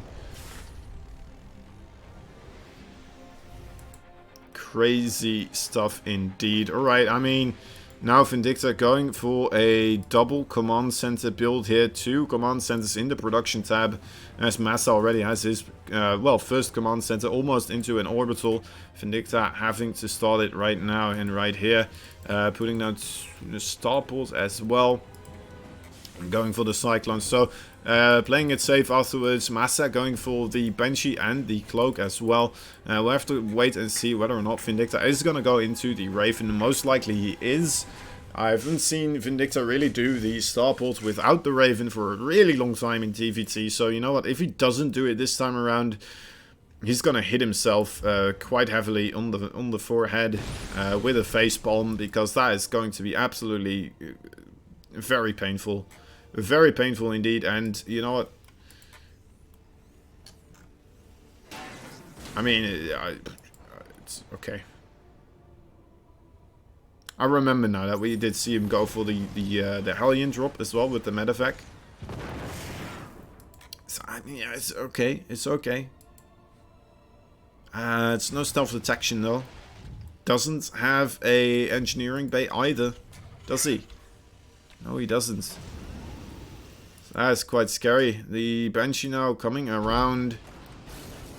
So very smart play here from Massa so far, and Vindicta still not having any add-on on this Starport, as the Banshee now already starting out. The Cyclone is on the way. He's gonna get his lock-on already pre-scanning, so that's very nicely done here by Vindicta. Needs a second scan though.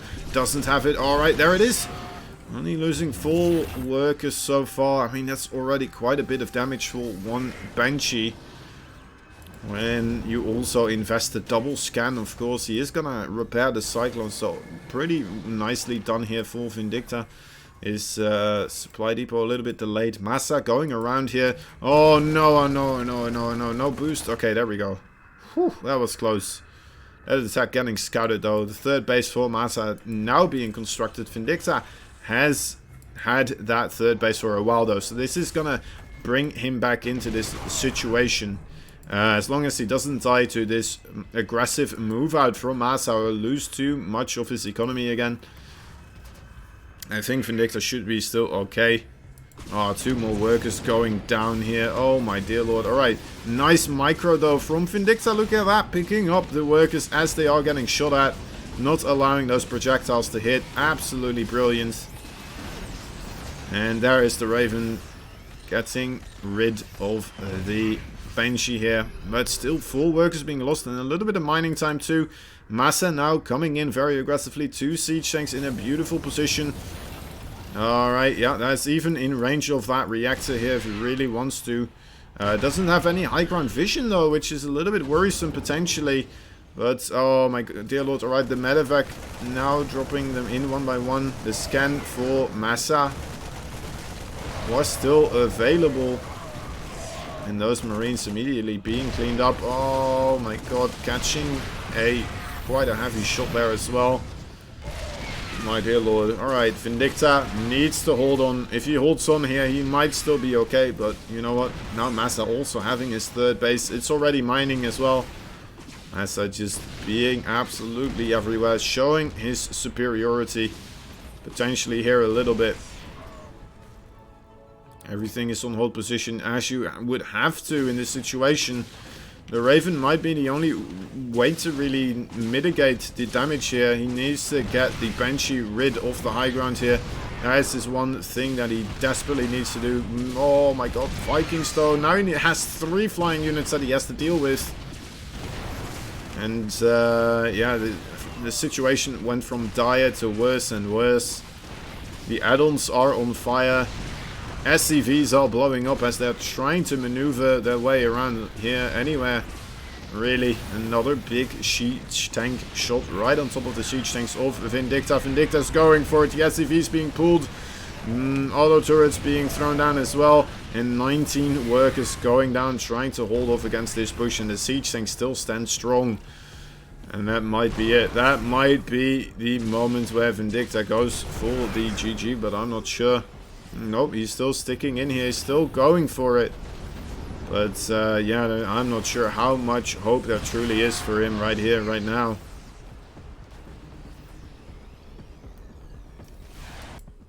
Look at that base. Look at that third base. Vindicta's third. Look at that third base. Oh, my God.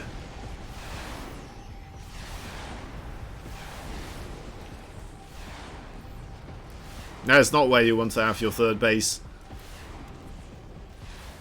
There's no sky minerals for you to mine here, Vindicta, unfortunately.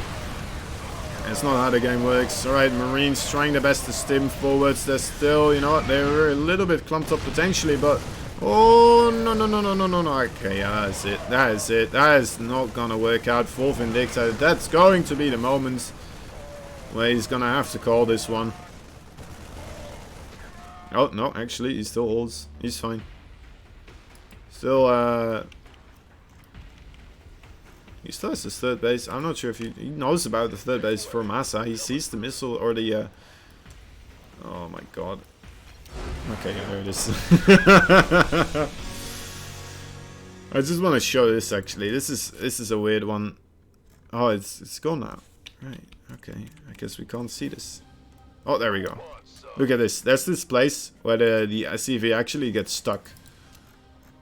Making this. Blizzard! Blizzard, please fix. I saw the tweet.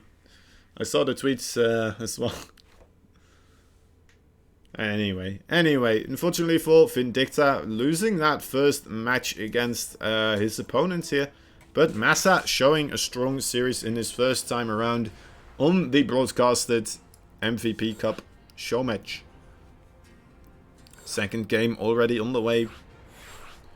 Being hosted here by Mr. Vindicta himself. Ready, go, go, no time to waste. Good luck, have fun, have fun.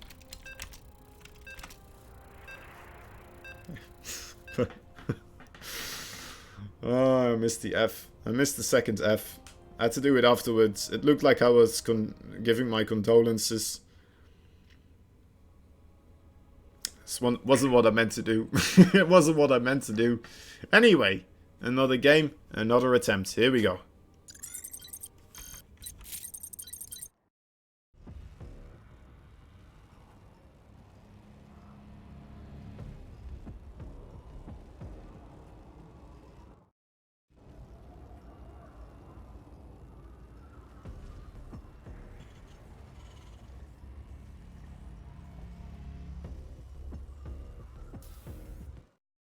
Alright, I'm sorry, I'm back. Quickly had to mute my microphone there. Anyway. Can he make a comeback? Still needs to win 2 games here in a row. It's the red Terran player in the top left side of the map. He is Vindicta.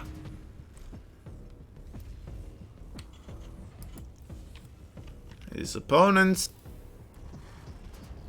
in the bottom right side, it's the blue Terran player. He is Massa.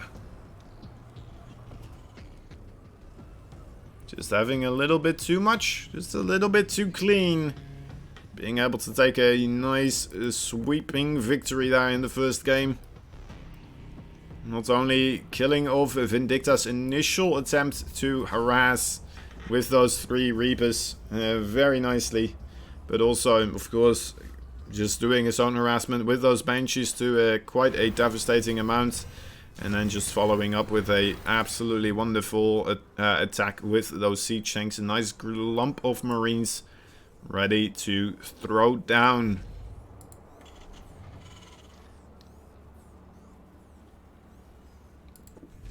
And okay, now Massa again going for the singular gas here. Going for the block as well with the supply depot, not allowing... Vindicta to scout here. Vindicta actually, you know what, his base was open, but Massa not going for the base here. He's just happy to see the factory. He's happy to see the barracks here. The timing on the factory already tells him more than he needs to know. He knows it's a double gas. He knows that there's no quick base coming here for Vindicta, so that means he has a little bit of a build order win here, as long as he keeps this base safe.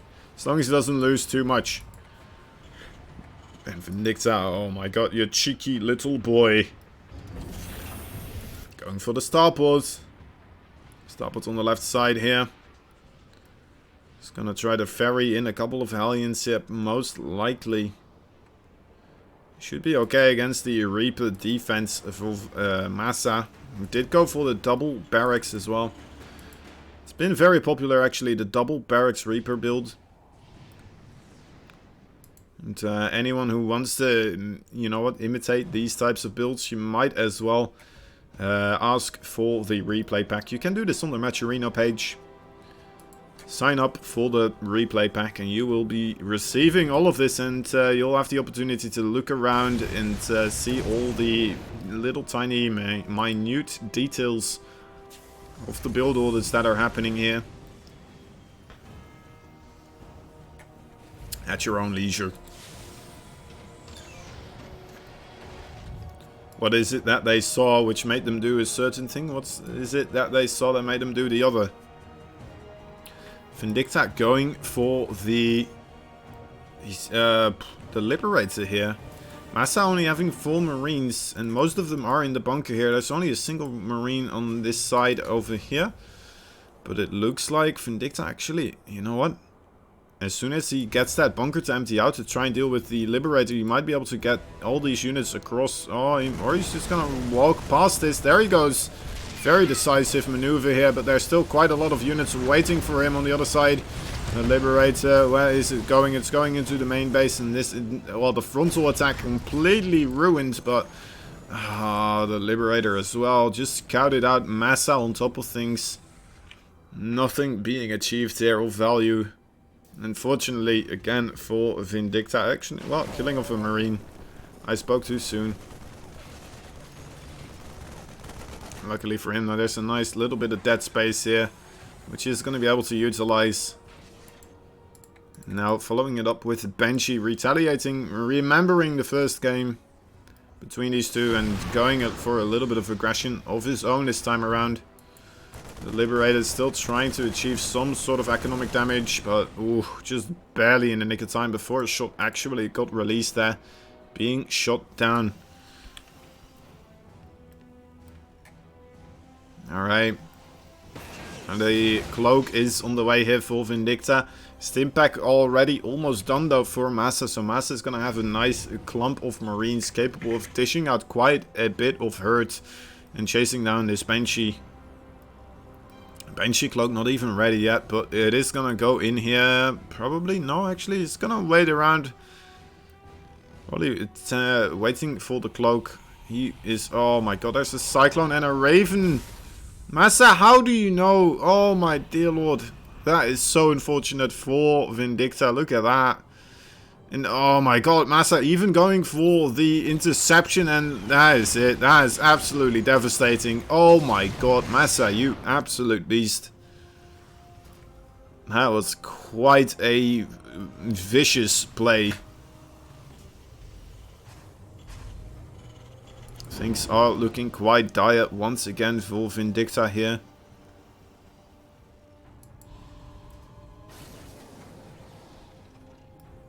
But Massa again. A beautiful showing so far. Almost getting another magical interception here, but this time around Vindicta is going to be able to move around, maneuver past these 2 units here, but oh my god, that's a big clump of Marines and a missile turret as well going to be constructed here. No, okay, oh my dear lord. Ew, that was getting very, very close. He's even going for Banshee speed here. Look at that, he's going for Banshee speed, he's making more Banshees, he's going full on mech. Vindicta is, he's making another factory, he's getting a 3rd base. He's just gonna go full on mech. He needs some sort of advantage here. This Banshee is still on this side. There's another Banshee on the left side. He's just gonna attempt anything to you know what, make this still work. His speed Banshee may be able to still, you know what, with good multi-pronged harassment, get some sort of work done, especially with the speed. I don't know, who knows? Who knows? It might still work, right? It might still work. I'm just scared. I'm absolutely terrified here for Vindicta, honestly. I am not gonna lie. The work account still even, but the army supply a little bit ahead for Massa, and the army supply, you have to remember, the army with the Banshees here for Vindicta, I'm not sure how completely valuable they will be. It's gonna come down to the micro. Oh, that is absolutely beautiful though. in a way. But then again, the Vikings come in as well. And another lock-on. Oh my god, that is... Never mind, never mind. That was absolutely painful. As painful gets. I really enjoyed, though, the Marine coming in to set off the Cyclone. And then, after the Cyclone got set off, he's trying to kill it with the Banshee. That was very smart. But then the two Vikings just coming in. Just being in the right position there with those units. And things are not looking upwards here for Vindicta. The Speed Banshees are helping out. You know what? It's easier for him to stay alive in this situation, but... I mean, it's still a very rough place for Vindicta. Oh my god, Vindicta! No, the Banshees! Oh, that's so rough. He was positioning his units back into this corner to ensure that he's capable of holding off this push. He didn't know if he's going to go left or right, and he needs to be ready on both these fronts. Oh, well, I mean, not even getting the chance to use those siege tanks, it looks like. Already going down. A Banshee coming in from behind, though. Oh my dear lord, Vindicta's doing it. Needs to move the Banshee away. Oh, that was close. Siege tank versus siege tank. And the siege tank is victorious. Alright, I mean, he's still alive-ish. Yes. Yes, he's still alive. Alright, I mean... Mech was a good choice here for Vindicta. I mean, the Banshees didn't really get to do much. Massa's still in a very dominant lead here, I'd say. But Vindicta, not dead yet. Not dead yet. It sounds kind of dire, actually, saying not dead yet. It sounds like I'm expecting him to die soon, but... What I mean is, you know what, he's still alive. He's still kicking. Still might be able to get something done here. For example, the Hellions. Oh, just needs one more good shot. Oh, that's so unlucky. Only 3 workers going down there. Definitely thought that was going to be a lot of a harsher attack. And Vindicta having to put down so many of those the sensor towers. He cannot be blindsided here at any time. Because that could be the last thing he does. More Hellions coming through on the left side. Hellions as well on the right. They're finding the Marines though, having to pull backwards. Gonna be able to cancel the production of this command center here. For just a short moment, which is nice. Scanning ahead, seeing this army. Oh, no. That was so unfortunate. The scan didn't... Like, the army was here. That army was here. The scan ended here. The army was here. Man, that's unlucky.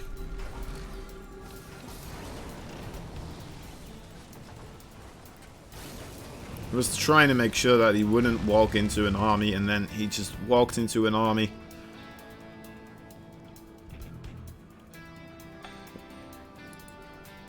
Alright, I mean, this scan does see the Marauders and the Marines here on this right side. Oh, so he knows it's a dangerous situation for him to move the command center over there. More Hellions being caught out of position. Look at that, +3/+3 as well on the way for Massa, as there's just a +1 armor for the well, I suppose it's a little bit less important when you're going for the siege tanks, but still though, oh my god, Massa is absolutely tearing Vindicta apart so far.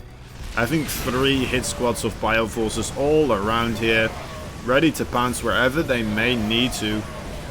But you know what, Vindicta siege tanks getting a good hold though on top of these Bioforces, although these ones on the left side definitely getting quite a nice bit of damage. 10 workers going down, but the Vikings coming in now to help mitigate against this. Does get killed off. 11 workers though do get killed, as Massa is just looking to do damage as much as possible. Almost killing off 2 of the siege tanks of Vindicta here, which is what he has to keep trading against. Not too shabby yet. Vindicta, I mean, his army supply actually getting ahead now. Although his siege tanks, they were still low. They didn't get repaired yet. Luckily for him, he just has barely enough siege tanks here behind. Another nice pick-off though from Massa, but I mean, so far Massa is going to be able to trade out. He has been mining here for quite a bit longer on that 4th base. As Vindicta realizes that he has to protect this 4th base as well as he has been protecting that 3rd base. Another Viking from Massa going down. So these poor trades, I mean, for Massa that is kind of bringing Vindicta back into this. And we're going to have to see some sort of answer from Massa. He is going to get his +3/+3 very shortly, though. That is going to help out a ton. But, yeah, I would love to see Massa expand a little bit more. I don't mind him trying to deny the 4th base of Vindicta. But I'm not sure if he went about it in the right way. He tried to push into this middle location when all he really had to do is stay on this side of the engagement and try to deny Vindicta from coming this way, right? Every time a siege tank on sieges, give him hell, make it as difficult as possible. But, yeah, maybe a little bit overextending there. Oh, my dear lord. Alright. Hellion, please don't go forwards. Okay, here you go. Standing still. Vindicta, I would love to have some Liberators here. And he would as well, making some right now. He does have the air dominance, which is very important in TVT. 9 Vikings versus just a single one. Oh my god, these Hellions in a beautiful position as well. Vindicta managing to make a comeback happen, but there's a big doom drop actually for Massa right now, doing quite a bit of damage as well. Vindicta doesn't have the forces yet to really clean this up. The Vikings need to come in and deal with this. Might need to land right on top of the siege tank, a little bit too far away. You're gonna get shot by the siege tank still. Oh my dear lord, that's so many Vikings going down, but you know what, he does still hold on. And if we look at the supply now though, it's getting more and more into the favor of Massa here. Liberator though is going to be able to force these siege tanks away. Oh, beautiful stim forward for Massa, going past the Liberator zone, and is going to be able to clean this up again once more. Alright, there we go. Okay, I mean, this is a roller coaster, guys. Oh my dear lord. Massa is being very, very, very aggressive. And it looks like Vindicta may be succumbing to this pressure. Slowly but surely. But, I mean, in the end, he still has a reasonable, healthy worker count. I'm just a little bit scared that he's losing too much of his siege tanks. Let's take a look at actually at how many he lost. 8 siege tanks versus 7 siege tanks, so it's not too bad. 5 Vikings, 54 Hellions have gone down this game. 54 Hellions so far already. I'm not sure if that's too crazy, but it just sounds like a ridiculous amount of Hellions.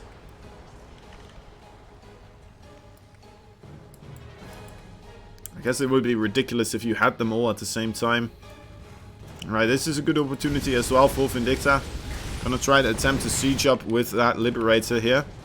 Let's see if Massa responds in time. It doesn't look like he does. He's not yet responding. Busy with the big attack here onto the Planetary Fortress. Will the Planetary Fortress finally fall? Big quick repair from Vindicta. It's not going to be enough though. The Planetary is gonna fall, and I mean, a lot of SCVs go with it. Vindicta, though, trying to retaliate, attempting to do more harassment damage of his own. Has his second Liberator here. More Hellions going in to try and deal the damage that he is receiving as well.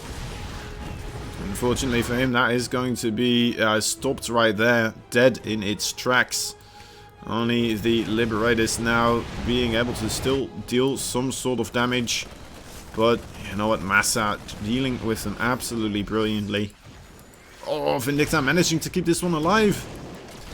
I looked away thinking it was gonna die, and I think Massa did as well. He's already sent his workers back there. And, okay, this could be... Okay, alright, here we go. This is going to be the deciding punch right here. Whoever manages to get the upper hand here, looks like Massa gets on top of Vindicta before he's sieged up. Is it enough though? It looks like yes it is. That is quite a heavy loss now for Vindicta. The army supply though still remarkably close. More workers going down for Massa as these Hellions did manage to still get on top of them. But yeah, as well as shutting down this command center here. There's the empty shell of its former self.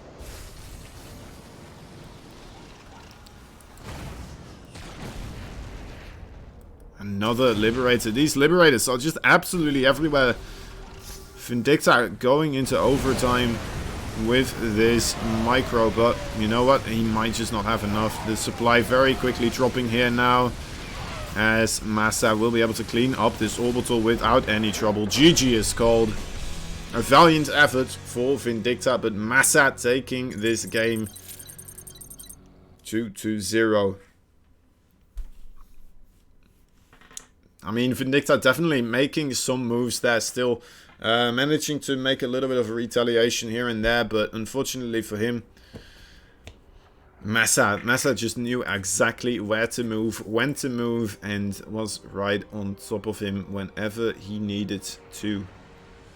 Very well played there by Mr. Massa. Well done indeed. Let's take a look at the bracket. Let's take a quick glance at the bracket together, as I will be posting it 90 seconds ago in the chat right here.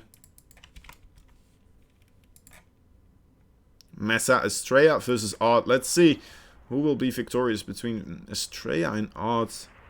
I don't know if they're on the ladder right now, or on the American server, I mean. It looks like if they are on the European, and that means they're on game 2.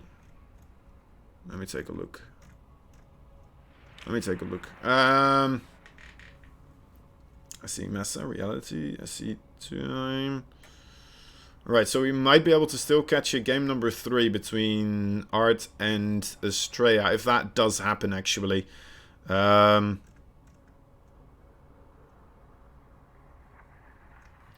then we will be watching the winner of that match, and then, the winner of that match fighting against Massa.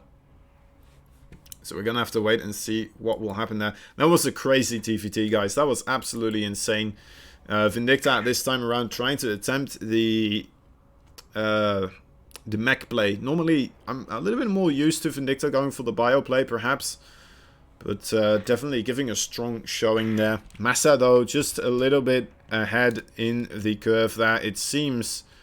But definitely Vindicta, he's coming. He's coming for that high-ranked spot more and more so. And you know what? Ultimately, I hope he manages to do it in the end.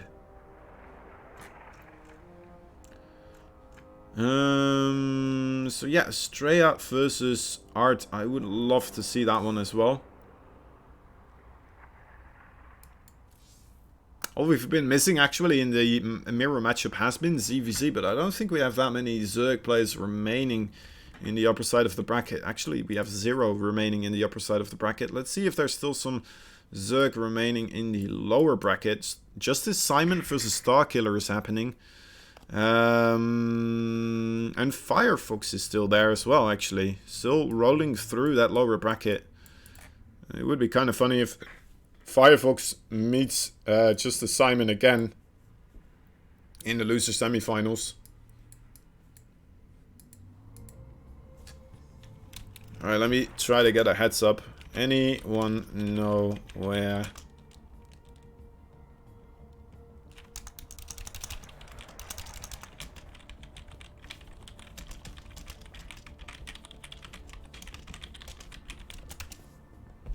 See if anyone can give me any information about Estrella versus Art. That would be absolutely lovely. 1-0 for Art.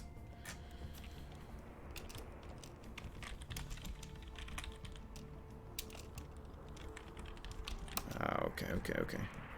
So that is being streamed on the B stream right now. Alright. Let me try to get that up for you guys, maybe, potentially. Not sure if I should. 1 second, guys.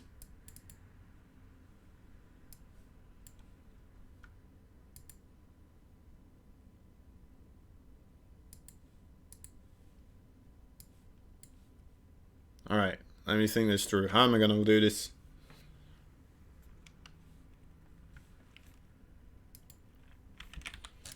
The B stream. Alpha B. SC2. There it is.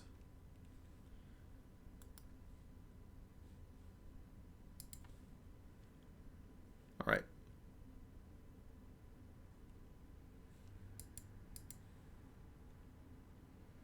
All right.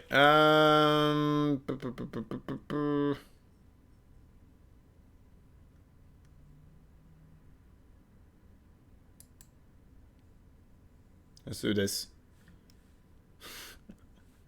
Oh, it's a bit scuffed. All right, let me try to improvise here. All right, move this here, move this like this. I have a wide screen here. I didn't really prep for this appropriately. I didn't expect me to be casting off another stream. There. All right, almost there, almost there. Almost there. Almost there. I suppose this will do, right? Yeah, the Blink Stalkers could have backstab, but Alright. The one thing going for Art is that he does have the quicker third, and Shreya is still chasing this. Bear with me, guys. Of, I'm fixing it. Directly attacking or taking a third. Not that he can just do either blindly. He has to kind of. I'm fixing it. He's decided that. He's just So the winner of this match Arch to come home, I guess. I believe will be fighting against Mr. Massa himself. The natural force fields are available, but there are Archons, and they're gonna break those force fields, allowing the charge lots to get on top of this predominantly Stalker force. 3 Immortals are here, but they are falling rather fast.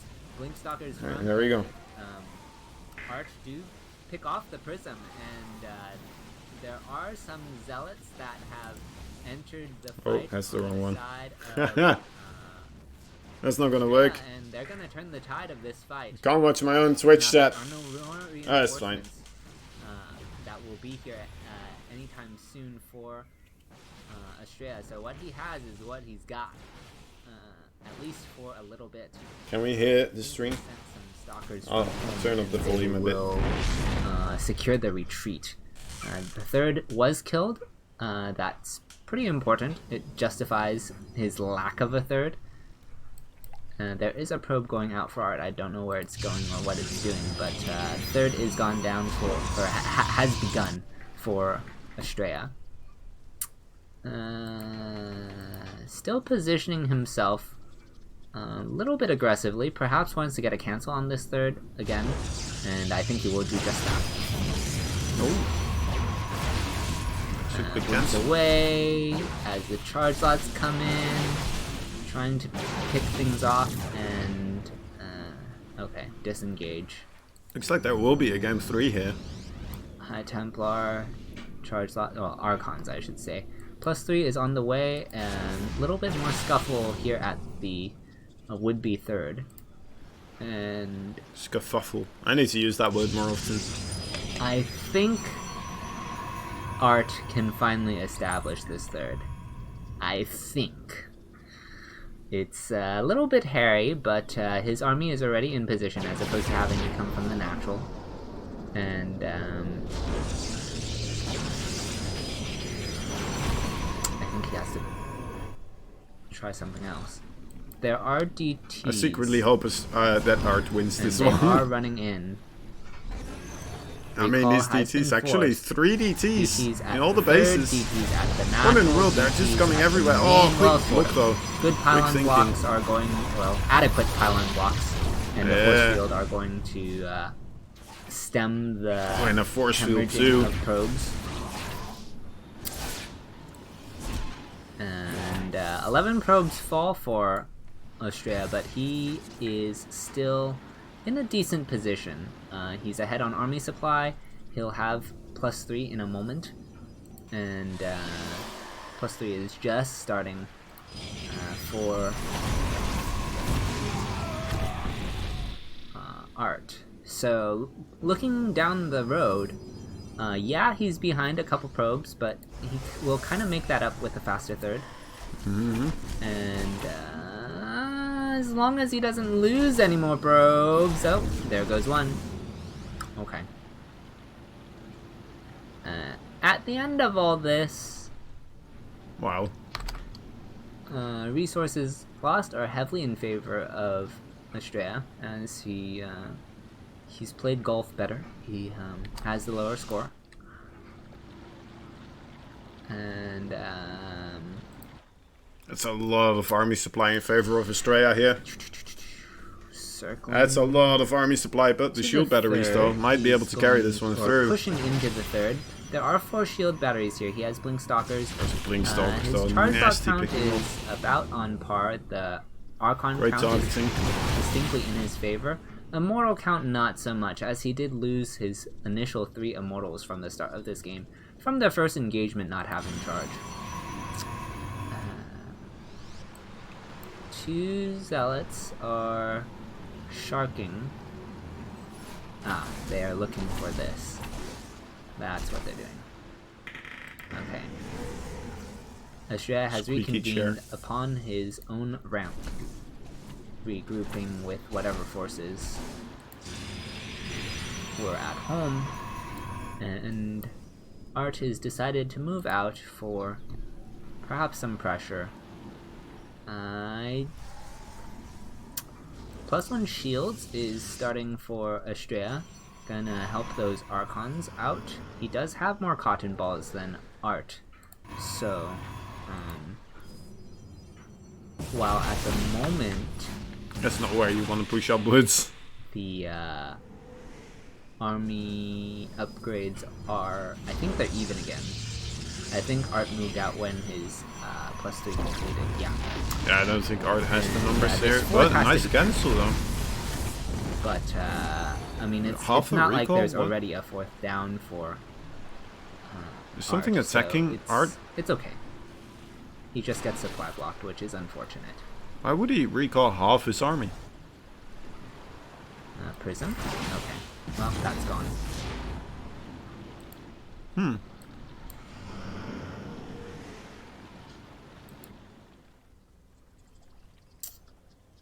Alright, 4th is started again for... or has been started again for... Maybe he was Estrella. scared of like a Losing counterattack a because they Phoenix just didn't have is not anything checking the fighting 4th, against him actually. there. But it will see the 3rd kind of possibility of the army positioning. He saw a couple units, but not like a ton. And I think Estrella is well, it looked like he was contemplating going straight into the natural, but is this Estrella's? That is Estrella's. Huh. Okay, I think he killed a scout there. He has some disruptors now, as he is down in the immortal count. It's a lot of Help, Archons. rectify Archons don't carry that. very well through He in has the a lot of latest Archons, parts and of the they're game, going to but make they do short work really of good against the the, Zealot. Heavy Zealot numbers of Zealots, Art. assuming that the Zealots ever engage directly into this. So a little bit of an unusual comp. Like, it's similar to Blinkruptor. Like, it's fundamentally Blinkruptor, but there's a lot of Archons. There's some charge slots. Shot goes out, doesn't connect with anything. Another shot does get, does clip the Immortals, but they are being juggled. I think but, it's just all Estrella the with- charge slots have dissipated for Art, and I don't think he has enough. I think there might be Wait, what? a Estrella? little... Well, I guess with 4 Immortals, Estrella doesn't Mortals really aren't want to... that good, right? Okay, there it is. Okay. Retreating disruptors are still very scary. Oh, Okay. that was a nice shot. Okay. I think we're going back. Let's keep that open for now. And let me open up my Twitch chat again. First of all. Alright, so let's see if we can actually get into the game.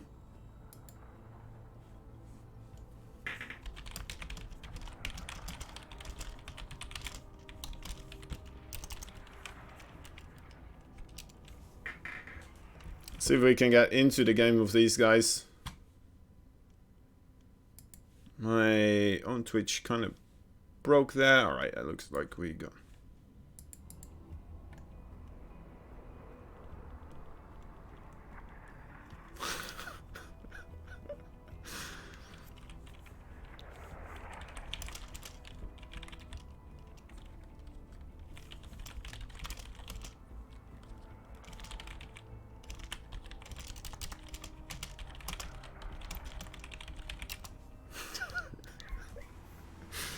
Wow. Alright, so we are gonna hop into the third game of these plays. And we'll have our own control of the camera, and I'll be providing commentary. Anyway, yeah, we'll see. We'll see and have to wait to see. Join game.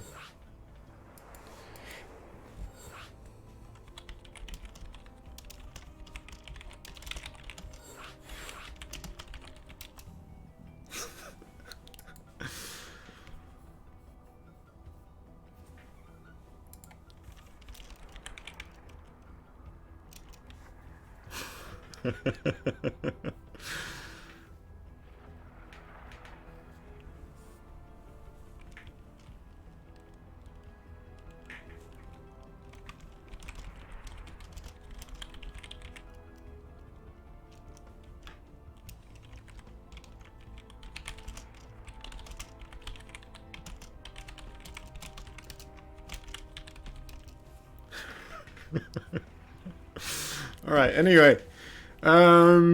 Yeah, Art versus Estrella. Whoever wins here will be able to fight against Massa. The loser here, I believe... Let me see actually who they will have to fight. I don't think they'll have to go against Vindicta immediately.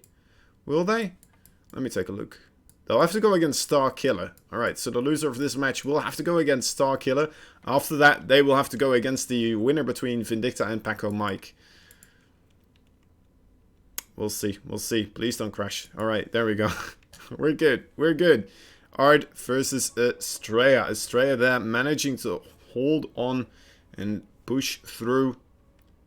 Let's see if we can do it one more time. One more time. The score is 1-1.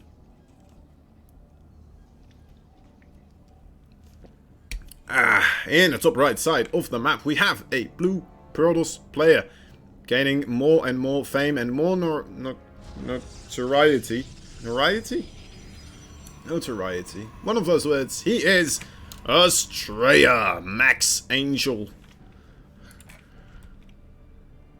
It's just a fun name to say. I'm sorry. I don't know if he even enjoys people calling him that way every time. Maybe he does, because after all, it is his name. He hasn't changed it yet, except for online. He named himself Estrella. Anyway, in the bottom left side, we have our Polish phenom.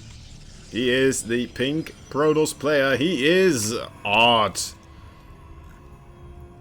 An absolute beast of the region. And always a pleasure to see him play. Last time around, when we saw Art versus Estrella, I believe it was them actually in the finals previous month. And Art managing to be victorious there in the end, if memory serves me right. I'm no Rotterdam, but I'm pretty sure about that one. I'm pretty confident about that one, or else I'm just remembering what I want to remember, because I'm an Art fanboy. I'll be honest. Art absolutely amazing here. All right, everything is enabled. It just sounds very lonely at the time. Maybe that is because it is World of Sleepers after all. Oh, wait. Oh, there we go. Yep. Okay, I fixed it. My sound was just a little bit lower because I was watching the stream on a higher volume. Anyway. Cybernetic score on the way here, and it's gonna be providing another gateway for Art. Art going up to 3 gates here. Estrella looking like he wants to go for that expansion. I mean, World of Sleepers, it's an enormous map, isn't it? It's absolutely massive. Who will be able to push through here? And who will be able to gain the upper hand and move onwards in the winner bracket? And who will have to face off against Starkiller? I don't think Starkiller is very excited about fighting either of these opponents. That 3rd gateway might be able to push Art into the favor here. Producing 3 units at the same time. Could very well snowball very quickly if Estrella does go for that Nexus. I mean, it looks like it. It looks like he's building up that the minerals. There it is. There's the Nexus being warped in.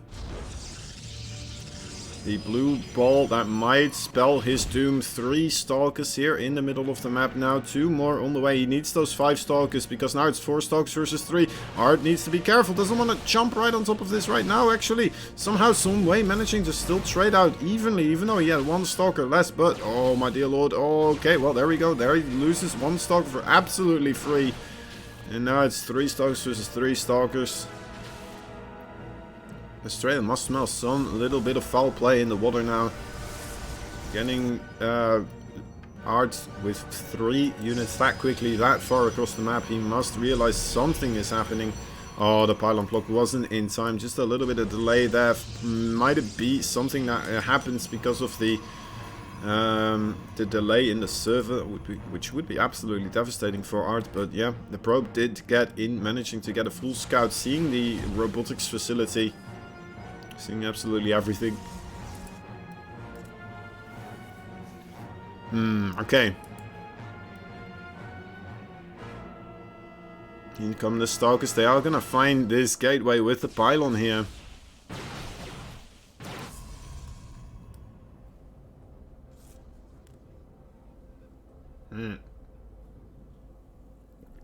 This is going to suck for me. Oh, Starkiller. You got it, man. You got it, man. I want to see you in the finals. Come on. You can do it. Although, I would lose 2 against these players. Don't worry about it. I would lose even harder than you would. So incredibly harder. Like, if I could clone myself and do a 2v1 versus one of these guys, I'd probably still lose. I'd probably still lose.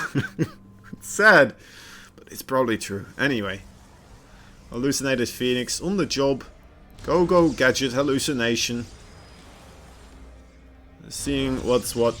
And, you know, just kind of scouting around. Not seeing too much of importance. Another hallucination. Looking around. Neither of them really gonna... Oh, actually. Sorry about that. Epilepsy attack. Does see the Twilight Council here. The timing of it, at least. Let's take a look at the overall unit numbers. War Prism for Art might be able to make something happen here, maneuvering himself into the main base with these units. He doesn't have Blink yet, but it looks like Estrella is gonna be ready for this one. Oh my god, is he gonna manage to pull off this maneuver? No, okay. Almost managing to get the force fields up on the ramp there. Estrella just in the nick of time, moving back up there and not allowing that to happen here. Now needs to be careful because that can still happen at any time. 3 Stalkers here patrolling as well. A wise choice for Mr. Estrella. Just waiting to see the follow-ups from both these players. You know what? Both of them just adding gateways here. Templar Archives for Estrella, Dark Shrine for Art. It looks very reminiscent of the game that we just saw a little bit. At least we saw the tail end of it. Full workers going down. It's not the end of the game, but it's definitely not a nice thing to have happen here for Art. As Estrella is, you know, finding a Stalker here. A lonely Stalker. Waiting for a probe. He's like, you're not probes, you're Stalkers as well. I wanted to cancel your base. Didn't sign up for this. Anyway, so yeah, that didn't really work out. Anyway. Charge for both players about to finish up. Hallucination also about to finish up. The Dark Templar, there they go, finally. Making their move. It doesn't look like Estrella is very aware that anything is coming into his main base right now. These Dark Templar could do quite a bit. A quick warp in though, a quick reaction. But those are Zealots. They are incapable of seeing anything that is, you know what, invisible. Because it's invisible. Right. Dark Templar in the main base. That's the probe damage that he wants. And yeah, a quick recall being forced out by Estrella there. Was maneuvering across the map just previously. Now having to move back over here, all the way back to his main base. Getting delayed quite a bit. As Art does have his third base up, so does Estrella.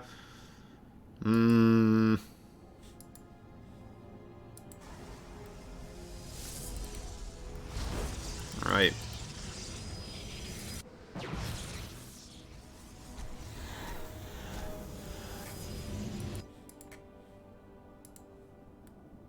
I mean, looks like we're just gonna go into a macro game here. Worker count. Still remarkably in favor for Estrella, even after those Dark Templars. Art just looks like he is slightly faltering behind here. But maybe we're gonna get a little bit of an engagement on this side of the map.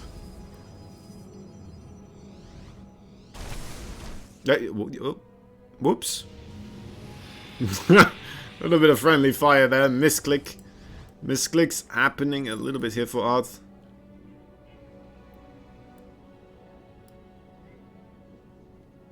I mean, so far, I don't want to be too rude towards him, but it definitely feels like he's being a little bit less clean than that we're used to. For Art, that is. Right, in he comes. That is a big concave for Estrella, but that's a lot of Archons shooting away at those Zealots. The Immortals are quite big as well. Let's keep an eye on the army supplies. So far it's dropping kind of equally. Nice control so far from Art. Is still though. Oh no, actually the supply now going into favor here for Estrella. Couple of hallucinated Archons trying to soak up as much damage as possible, but Estrella definitely has this one. Look at that, the army supply faltering here. Art losing absolutely everything, and GG is called. A quick abrupt end there, kind of, to this best of 3 series. But Art, you know what? I don't know exactly what was happening, but definitely feeling a little bit off for him there in the end. That means we're gonna be going into a match between Estrella and Massa. Going into the winner bracket finals here. And that means Art is going to be fighting off against a Star Killer. Star Killer, good luck with that one, buddy. I hope you do very well. Luckily for you, it's a best of 1. Right? And it's on the American server. I think you can do it. I think you can do it. I believe in you. And then afterwards, you're going to have to fight against Vindicta or Paco Mike. Again, very rough one. I think you can do it. I believe you have something in your bag of tricks to make that happen. And maybe we'll be seeing you in the loser finals. Hopefully. Anyway, we will be watching Massa versus Estrella.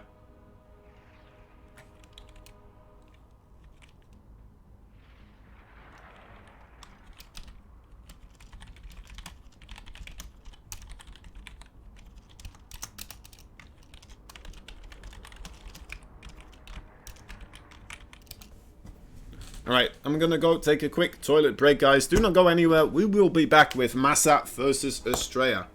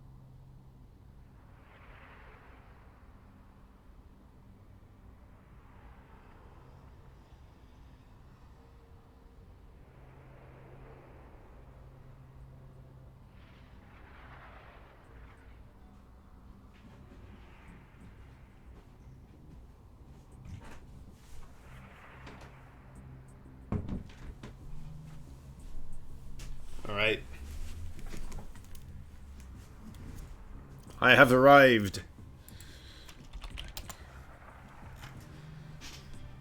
Alright, time to ninja join Estrella again. As soon as he hosts this map. The lobby. I am loving my new screen, guys. The colors are looking good. I think, you know, it doesn't have the all the angles beautifully, but it looks pretty good. Still, nonetheless.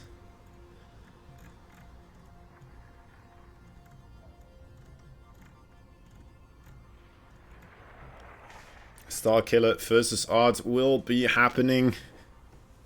I don't know if that one is going to be broadcasted. I'm not quite sure where our B stream is at right now. Actually, I'm gonna have to take a look. Xeno is... He's looking at the score screen right now. So not much happening there at this moment in time.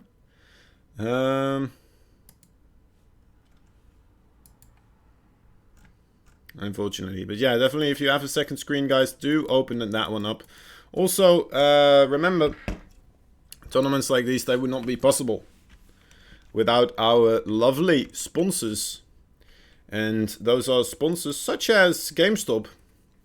GameStop is working with Matcherino. We also have Matcherino. By the way, guys, remember the code. The code, it's very important for us. We would absolutely love you to fill that in. We would absolutely adore you for it. Anyway, the GameStop is working with the GameStop. What is that about? Just GameStop codes, and it's just GameStop. GameStop is working to... You know what? I lost my name. Actually, I just noticed this. My nameplate is gone. And there it's back again. Alright, so the shoutouts going absolutely wonderfully. Anyway, let me start over. Our tournaments would not be possible without our sponsors. Our team would not exist. We would not be able to help these players get the games that, you know, what we all deserve to be watching. And so we want to thank them as much as possible, as many times as possible, because they definitely deserve any attention that we can give them. So please help us out by going to gamestop.com/esports, and this is a place where you will be able to sign up for free for, well, tournaments across dozens of titles. Do you have to be a pro to sign up for these tournaments? No, you can just be kind of a regular Joe. This is the grassroots of competitive gaming that is being, you know what, fueled by the ambition and the power of GameStop. Anyway, yeah, they're providing hundreds of amateur tournaments right there, and you can go check them out at gamestop.com/esports and sign up for free, absolutely free. Give yourself some experience, get in the game, and have a lovely time. All right, thank you so much, guys. Just going there on its own already, just checking out what is available already helps out. Anyway, that's enough about that. Let's talk about Matcherino. We have the Matcherino. Go to the code. Well, no, don't go to the code. Go to the Matcherino page. Take the code. Fill in the code on the Matcherino page. First log in, though. Logging in is very important too. And then afterwards, you will be able to give us a little bit of money for absolutely free. It's not going to cost you anything. How do you ask? Well, I think that the more money we give to Matcherino, myself, right? I feel like we're just slowly summoning Satan, or the everlasting wrath of capitalism at one point, right? We're gonna get hit by a tsunami of capitalism. I don't know exactly how it works, but it works for now, so that's... It's like the housing market, right? It just keeps going up in price, and then suddenly it just pops, like stuff goes crazy, and there's an economic crisis all of a sudden. I feel like Matcherino is doing that same thing, but you know what? We're benefiting from it for now. So let's just all benefit from Matcherino by taking that code and filling it in on the website of Matcherino. Yeah, might as well, right? That's how I feel. It probably isn't even doing anything remotely similar, but yeah, it's great that it's here. It's great that it's supporting us, and it's helping out StarCraft across the board. And if you want to help out this tournament in particular, or Alpha X in particular, that's the place to do it. All right, I'm still waiting, by the way, for these guys to do the thing, do the veto, and get ready for the games. We're gonna have another TVP series here, Estrella versus Massa. It should be a good one. I mean, imagine Massa winning the first MVP Cup, the first one he joins immediately right from the get-go. The nice thing about Estrella winning the previous match actually is that we don't have to go back and forth between the European and American server, which is kind of nice on its own. It's not completely impossible, but I'm a lazy boy. Nice.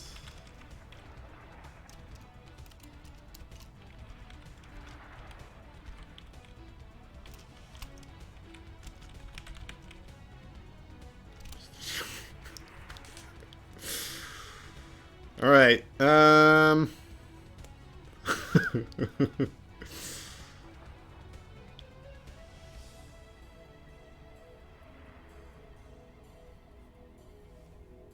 right. I mean, I'm having a weird conversation. Anyway, I don't know if you guys can see it. Actually, you might be able to see it. It's a funny one. I don't know if you can read this actually on stream. Is it readable? Is my chat readable?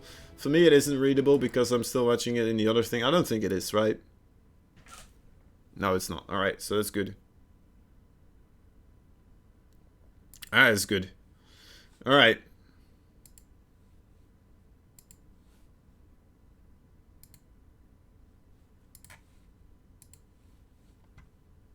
Sun Lily is here as well. What's up, Sun Lily?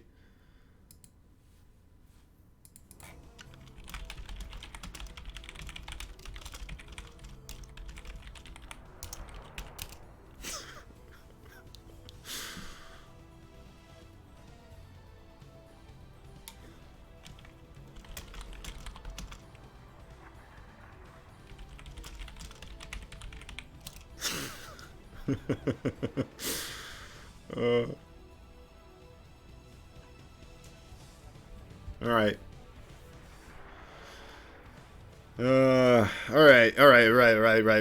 Right. I'm just waiting, guys. We're gonna go into the next game as soon as possible. I'm glad you're still here with us. Let me just say that. I'm having a conversation with Estrella about going to the bathroom. I said I went to the bathroom and I asked him to wait for me before starting the game. And then it turned out that I was a lot quicker than him with going to the bathroom. He also went to the bathroom, so like after a couple of minutes he was like, yep, same, I'm also back. And I called him a choker because he said pro gamers don't go to the bathroom, they are busy practicing. And he said, yep, that's right, I just went at my desk. And not readable. Alright, it's not readable. Alright. Unlucky. Unfortunate. You're just gonna have to go on my my word.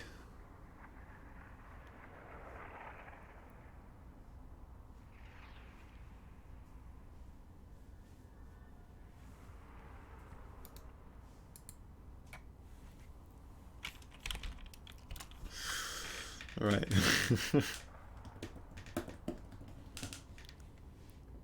Next up, Massa versus Estrella. Thank you for the patience, and yeah, I'm just waiting. Koba, what's up, buddy? There's a 90-second delay, so you know what? 1 minute and a half ago, you said heya, hiyo, hiyo. What's up, buddy? How you doing today? Having some good time. We're gonna be watching Massa versus Estrella in the winner bracket finals.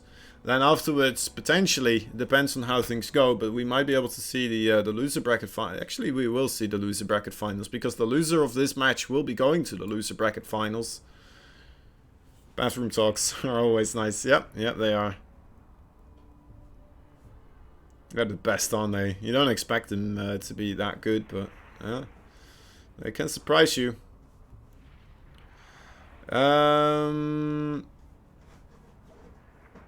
Yeah, why are they still busy picking maps? How many maps are they choosing from?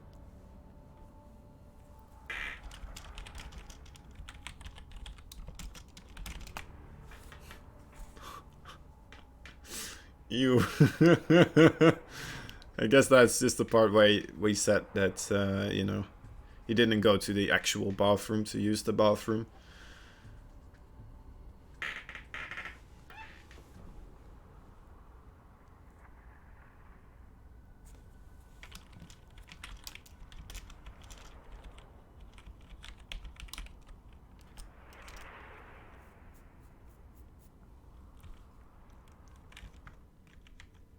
I need to figure out what a quesadilla is.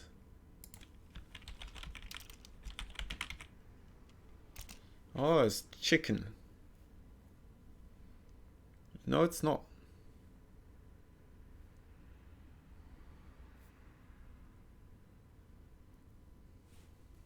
Looks tasty.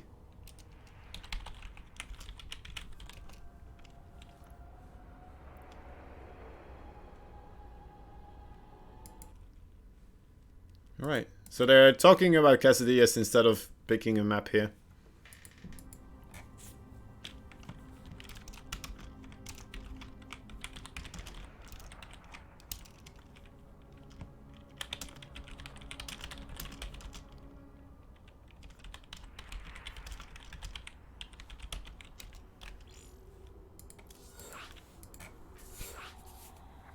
Alright. We are finally arrived in the lobby. Sounds like a good game, Massa versus Estrella. Yeah, man, I'm looking forward to this one. Estrella, the new dog on the scene. Massa, the old one. Been here for a long time. It's a crazy profile picture he has as well. I'm trying to look at it, but, you know, it's impossible. I have more... Wait, hold up. Alright, yeah, I think so. I have more achievement points than these guys. Ah,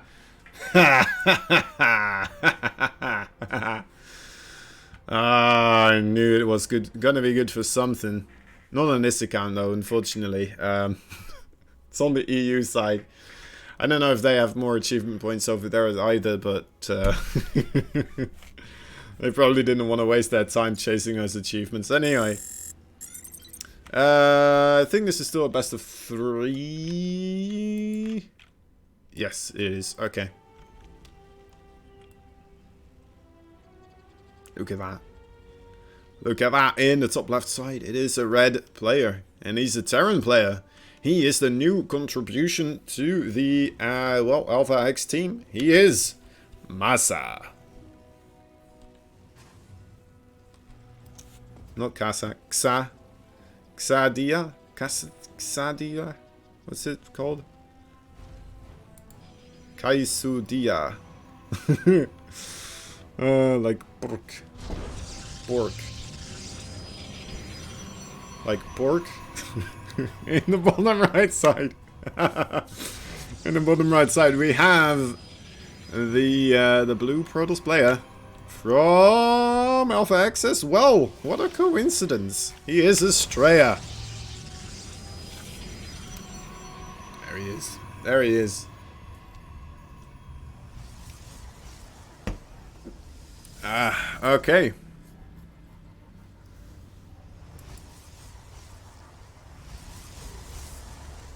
Let's see what their plan is. Estrella blocking off the Reaper wall.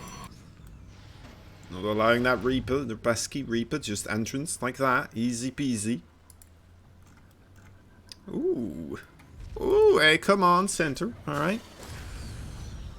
I need to remember, actually. I still need to write down when I did the shout out. I'll just go on, I guess, Massacam until I've written this down. Estrella versus Art. Alright, here we go. It's written down. Okay, you can stop now, Massa. That's okay. Thank you very much. You can stop taking control of the camera. Okay, bunker going down. That's an interesting bunker location. So he left a little bit of room right behind this, so he can still send his SCVs for a full surround. But he didn't really put it at the over here, right? Where they can still shoot the anything that tries to go up the ramp. I guess it's not very likely that anything will try to go into that ramp location. Maybe like Adepts if they finish their shade here, but it's not very likely, right? If you do manage to block them off, then why would you still let the shade finish? That's the question. I don't think even Estrella is planning to go for Adepts at this point. He's going for the Robo. He's going for the Sentries. He might still go for the attack with the War Prism as well. With the Adepts, but so far not really opting to do so.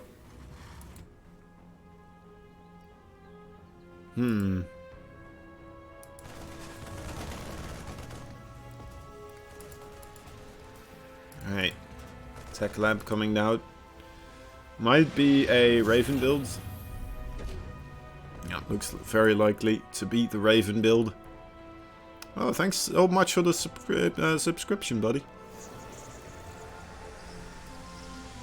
Sunlily putting everyone to shame, apparently. Very good. I mean, that's how people watch StarCraft, right? It's oh my god, it's a Banshee. It's actually a Banshee this time around. Oh god, I just messed up the Don't mind me. Don't mind me. I'm a professional. Don't mind that camera movement. Alright, I need to focus, guys. Please, stop distracting me. Stop distracting me with your awesomeness. Siege Tank Banshee play. Very common these days. I knew about this. I knew he was going to do this all along. And, you know what? So did Estrella. No, he didn't actually. Alright, this is going crazy. Anyway, Gateways Robotics Bay as well on the way. Raven with the Cloak. Now follow up as well. Okay. Estrella has a good amount of observers, but they're not anywhere where he really needs them to be right now. Wait, did he cancel Cloak? He cancelled Cloak. Okay. Just a little teasing from Massa. I knew he was gonna do this. But I didn't want to call him out on it. You know, that would have been rude. Because I thought he might not get... No, I didn't know anything, actually. I don't know anything, guys. Don't take anything I say at face value.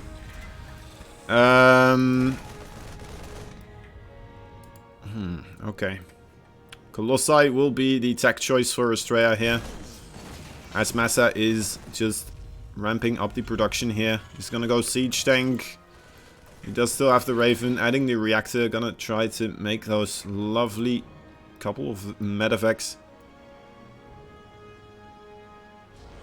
The dragon is Gosu emote. Yeah, it is pretty cool, isn't it? It's definitely very cool. It's we also have it in the Discord, actually. And then you can put it next to your name, which is very nice. Looks very good. Starkiller versus Art is pretty cool. Yeah, yeah, it is. But Massa versus Estrella, I mean, this one's pretty cool too. It just needs to heat up a little bit here, right? And, I mean, both of them are playing kind of safe in a way. Massa trying to save his Raven there a little bit from the hallucinated Phoenix.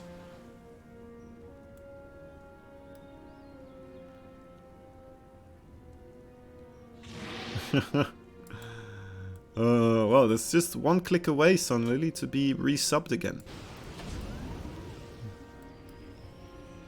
You don't have to miss the emotes. You can just splurge, right? It's Black Friday. It's meant for... Oh my god, those fields are ridiculous. Those are absolutely bonkers. There's still quite a couple of Marines left, though, that might be able to get something done here, especially with the Raven. The Raven might just be able to disable those Colossi, and that might just be it for the Protoss player. That might be all she wrote. It's a dangerous situation. Estrella warping in more units, desperately trying to get any form of units here. Massa doesn't want to give him a moment's rest. Coming in, the disables coming through pretty nicely. And maybe a little bit of this micro there with the Zealots running past the bio instead of just away. Alright, killing off quite a couple of workers here. Massa actually finding himself in an absolutely beautiful position and splitting up very nicely too. This looks like it might just be it for Estrella. Estrella just not ready whatsoever for this amount of forces. And the siege tanks are there as well still. Look at that. Crazy. Nexus dead. 20 workers dead. Anything Estrella pretty much dead right now. The cybernetics core, yeah, well, buddy. It's still alive, but you know what? It might die very soon. No, it won't actually. Never mind. The zealots are enough to help out in this situation, but all the colossi though dead. Easy, easy peasy. Oh my god, Koba, you absolute beast. Helping Sun Lily to resubscribe there. That's very nice. That's very nice. And I'm not just talking about Koba. That's also very nice. Killing off all those probes. I mean, Massa. This is starting to get ridiculous. Look at that supply. He's almost double the supply of Estrella here. GG is called. How was that fair? What happened? Estrella just a little bit too greedy going for that 4th base. Was that what happened? I mean, the Raven build. The Raven build is very, very strong against the Colossi. The quick Colossi. I mean, I think that was kind of just what happened there, right? I mean, it must have. I don't see any other reason why that would have been that one-sided. But yeah, that was crazy. That was crazy, man. Second game will be on Zen. Now, I don't know if you guys play Overwatch, but there is a hero called Zen, which I main. So this is my map. My favorite map. Even though I despise some of the elements in this map, I'm gonna highlight those elements actually, right here, right now. I'm gonna trash talk this map that I say is my favorite map, just because of the name. I suppose the aesthetics are also really nice, but there's just a couple of things that just really trigger me. For some reason, whenever I'm playing on this map, and I don't know. I don't know. I just can't help myself. I think it's my my personality or something. I don't know what it's supposed to be called. Anyway, game number 2 between these two players. Here we go, hopping on in after this short brief of things. I don't know why that is happening there. Anyway. We're 1 point ahead for this player right here in the top right side. And that's a quick SCV being sent out there. You know what? His name is Massa. In the bottom left side, we have the blue Protoss. Protoss player. He is Estrella. The hype is very much real. Can he do it again? Mr. Massa, the newcomer to the MVP Cup, newcomer to Alpha X overall, and he's giving everyone quite a bit of hell here. Giving everyone quite the pickle to work with. Not sure if I should call it that way. People might misinterpret that. Anyway. Estrella should be aware that something fishy is happening here, right? Let's see his reaction. That's not him, actually. This is him. He's like, oh. Huh. Alright, alright. I mean, there might be something there. Let me just build this. See if there's something here. Something there? No. No. Anything here? Oh. Oh, I just found it. There we go. Oh, and a second one as well. Alright, so he sees all of that. That's pretty good. I forgot I lowered the sensitivity of this. I can do some nice flybys, actually. Alright, probably not the best time, though. What? What? What? What?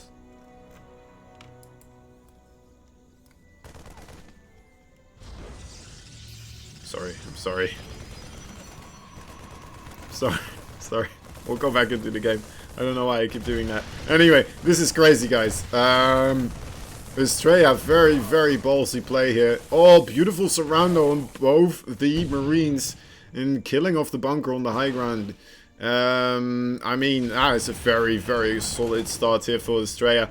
And, I mean, there's a hidden base as well. Alright, so I never had the time to really get into my things which make me despise this map. First of all, what is this? Why is this here? There's one mineral field with 20 minerals in it. And then these as well. I mean, I thought it was nice. I thought I liked it because you can block it with one supply depot. But actually, if you don't clear out one of them, your siege tanks will just move all the way around over here. All your immortals or anything big. Oh, I do immortals too? I think they do, right? I'm pretty sure they do. Anyway, oh my god, it's frustrating. So yes. Massa now looking around as well, trying to find a proxy. He hasn't found this base yet. I mean, if he does find this base, it might be the end for Estrella here. But so far, Estrella managing to get a nice little bit of extra income. As Massa only now putting down his second base. And Estrella warping in units here as well. A quick warp in, just sending them over there. Very nicely done. Having a sentry over here just in case if he needs to force field this area. And those stalkers actually just coming here in the right time. Seeing the starport with the tech lab that is upgrading, in fact, so he knows that there's banshees on the way here, and immediately throwing down his robotics facility. Very quick call here by Estrella. Gonna be able to prep for those banshees here. Well.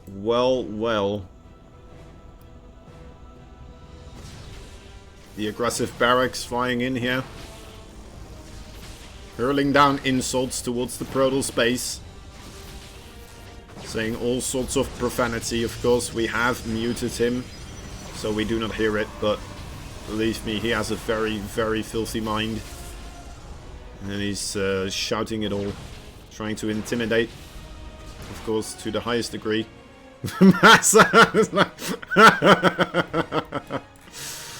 Oh, God. Oh, just confused. He's just confused about this entire thing. This is great. Alright. He's like, wait, what? What? What happened here? How did this happen? Oh, okay. Well, there you go. That's what you get for that filthy mouth of yours. Got shot out of the sky. Anyway, look at this. This is a big clump of units now moving across the map. There's a siege tank there, so Widowmine there. A couple of banshees too. Is going to be enough though. There's no... Oh my god, needs to kill off the siege tank. There we go. Okay, that's a good start. The Stalkers though not heavily enough in number. The Guardian Shield trying to make things safe again, but there's no Observer anywhere near. Okay, there he is. Finally going to be able to see the banshees, but I mean, it's not enough. It's still going to die here. 3 more Stalkers though do join in with the fray. Can Estrella hold on here? Is he going to be able to keep this up alive? I mean, if he keeps this base alive, he is going to be in an absolute wonderful position. And you know what? It's looking pretty good so far for him. He manages to hold on. Another Banshee though coming in. Oh, the Widowmine. Don't forget about the Widowmine. Thank you. Thank you, Estrella. Shooting down the siege tank. Yes, sir. Yes, sir. And now just a Banshee remaining. The Banshee trying to lure the Stalkers over. What in the world are these? What's happening? What's happening here? I mean, is this gonna work? Is this actually gonna work? Is he just gonna mass repair as long as he needs to try and kill off this base with the siege tank and the Banshee?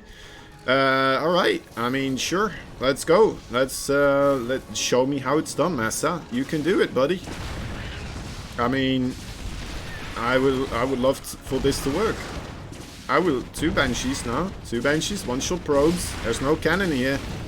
Those probes are in trouble. Shield battery not helping out anymore. There's 2 siege tanks now as well. And Estrella, I mean, he needs more units here.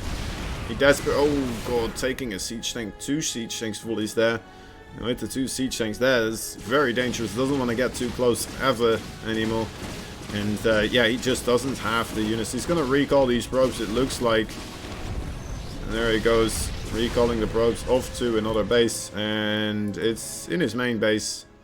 He's making a 3rd base over here now. I mean, it's more regular, I suppose. He did manage to clean up quite a lot of minerals here, though. Look at that. Like, did he not? Okay, well, that's as a frame of reference. We can't click on these, actually. Oh, is it this one? Oh, it's not. Yeah, he got quite a couple of minerals there. Hmm.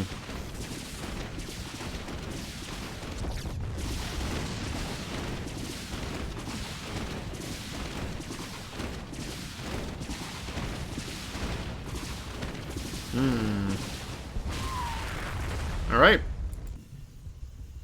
That just killed the hidden base.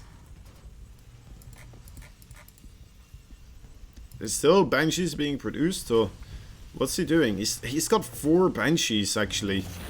That's a crazy amount in my opinion, but he's controlling them very well, so he's making it work. Alright, my other gripes about this map, these like tiny little holes here as well, right? I would want this to be two block size, right? Instead of 1 block size, so I can actually move my siege tanks through there. I just want my siege tanks to move with my marines.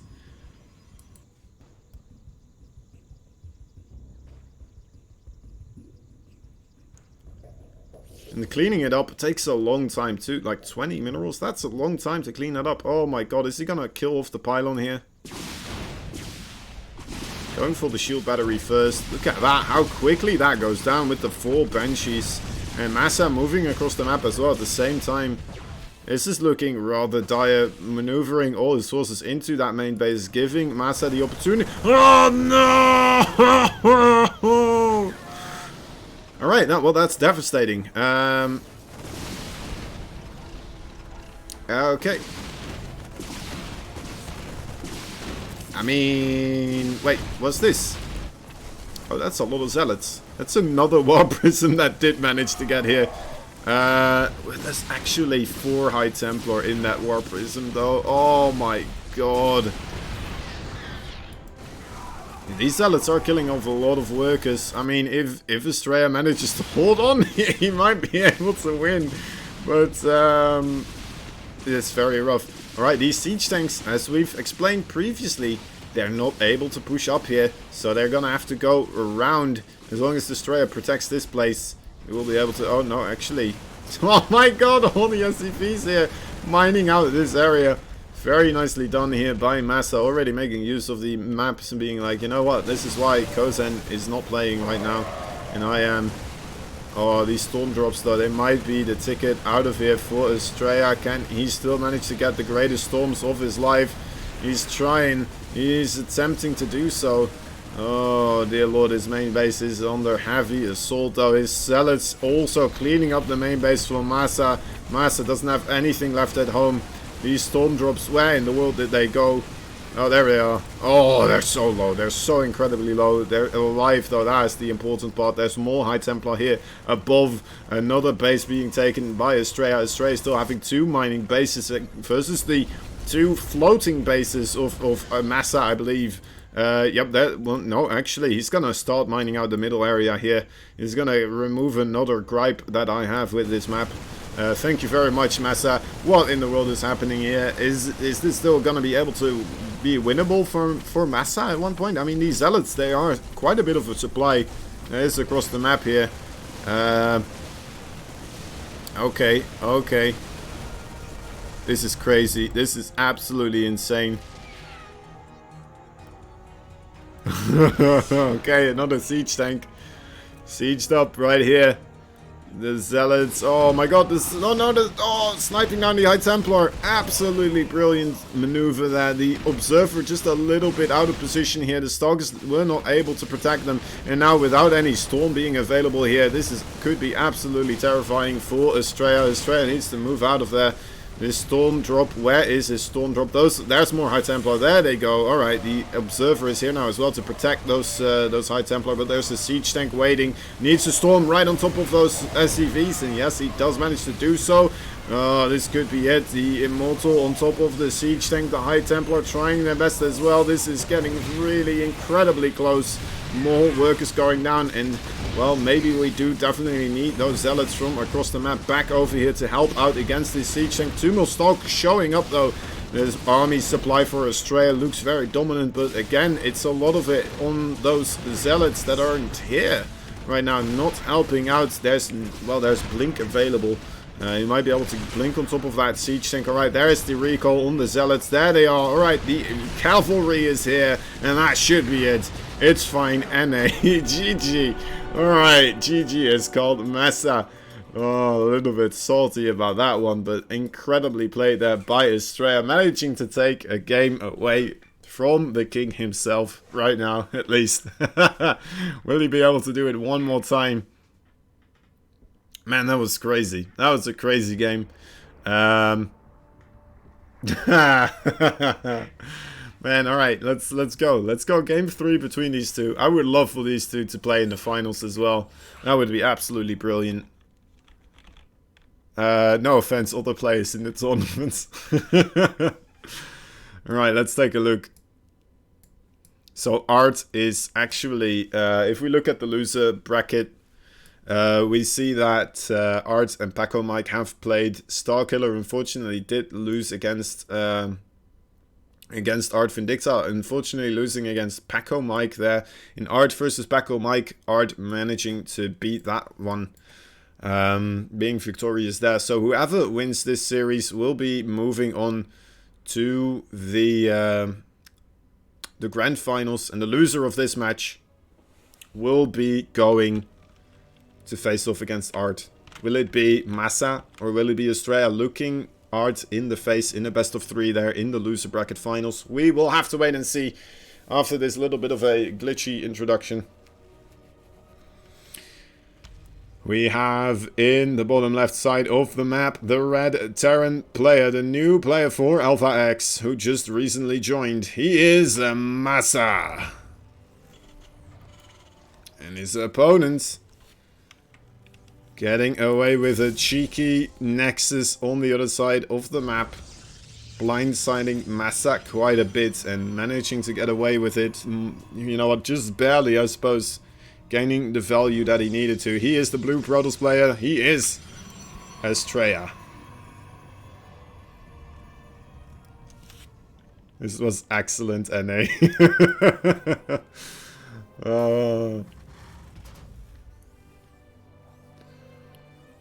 That was something else. Anyway. Barracks.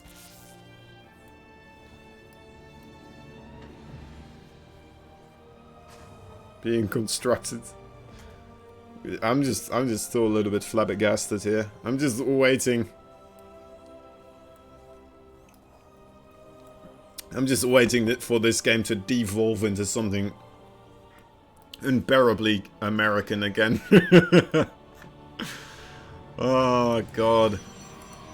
Alright, Cybernetics are on the way after the Nexus here, so the greedy opening for Estrella. It looks like he's getting away with it though, blocking this command center for quite a while actually. Massa deciding to wait, actually 100 minerals after that. He can put this down, putting it down now. A little bit of a sneaky afterwards, scouts checking this location here. Not really seeing too much though. Factory and the Reaper. Reaper, ooh, trying to find the probe, but the probe being too smart, outwitting. What in the world is this? What are we watching? I'm sorry, I got distracted by... Wow, okay, so the Watchtower Reaper managing to see the probe, trying to sneak back in. Let's see what Estrella actually caught on to. He pretty much saw everything that he needed to, right? Maybe he would have liked to see the factory as well, but maybe at least the timing of that. Anyway, not much of value not being seen there.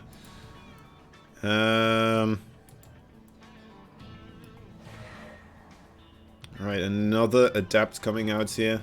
And a Stargate as well. Stargate opening against Massa's Hellion opening here. The Hellions are pretty good against the Adepts. They can quite reasonably defend themselves in that fashion.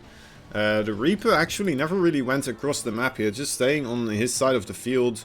Trying to play it safe. And a Starport being proxy to help lift in those Hellions, of course, into the main base of Estrella. As soon as those Hellions do arrive on that side.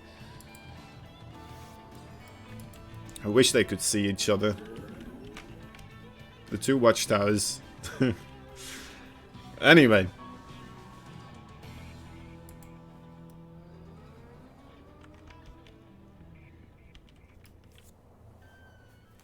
Let's see.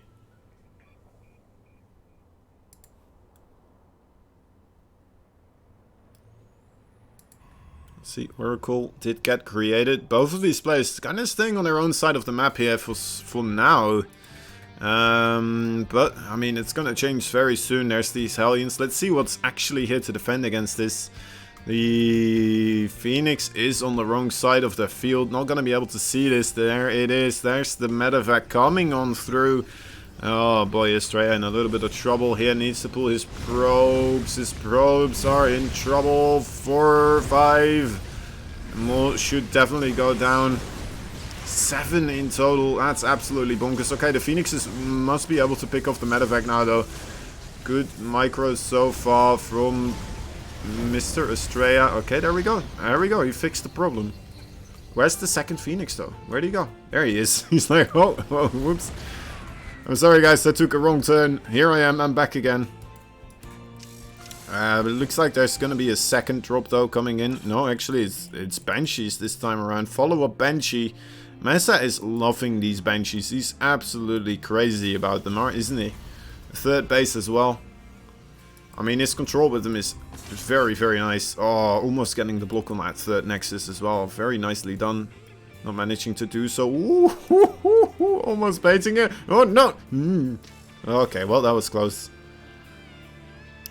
Estrella. Estrella, you know it's there. Please stop. Please stop.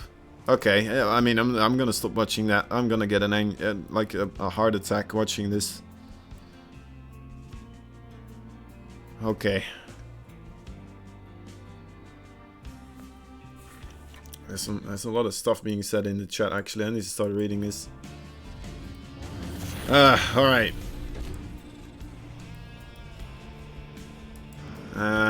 Okay. I'm a little bit terrified here still. I mean, that first game, it was quite blatantly in favor for Massa there.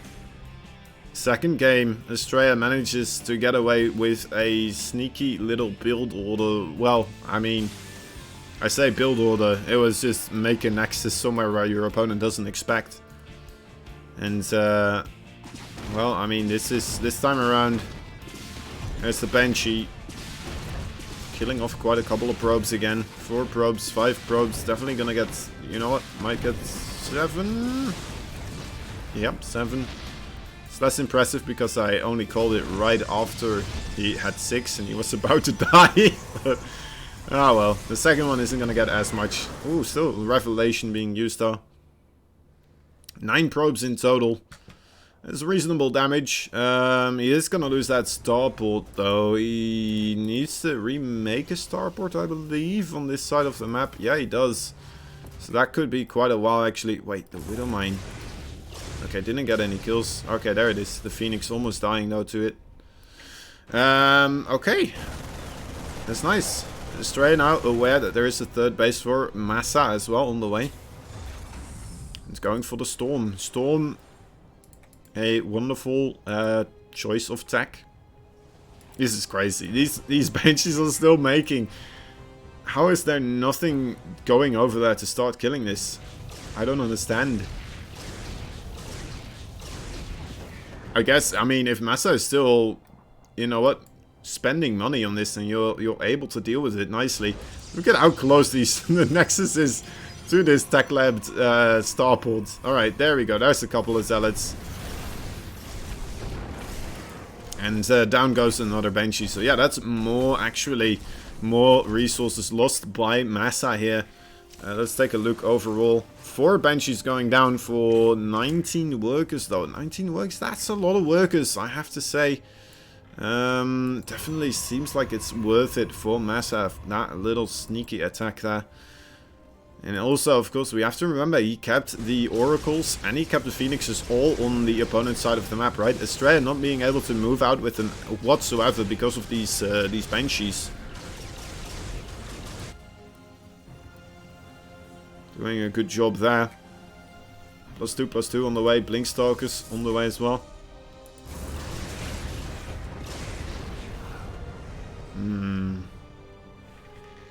Let's look at the overall upgrades here. Only +1 armor for Estrella, plus, yeah, like I said, +2/+2. Almost halfway now for Massa. Insane is here as well. Nice. Hello.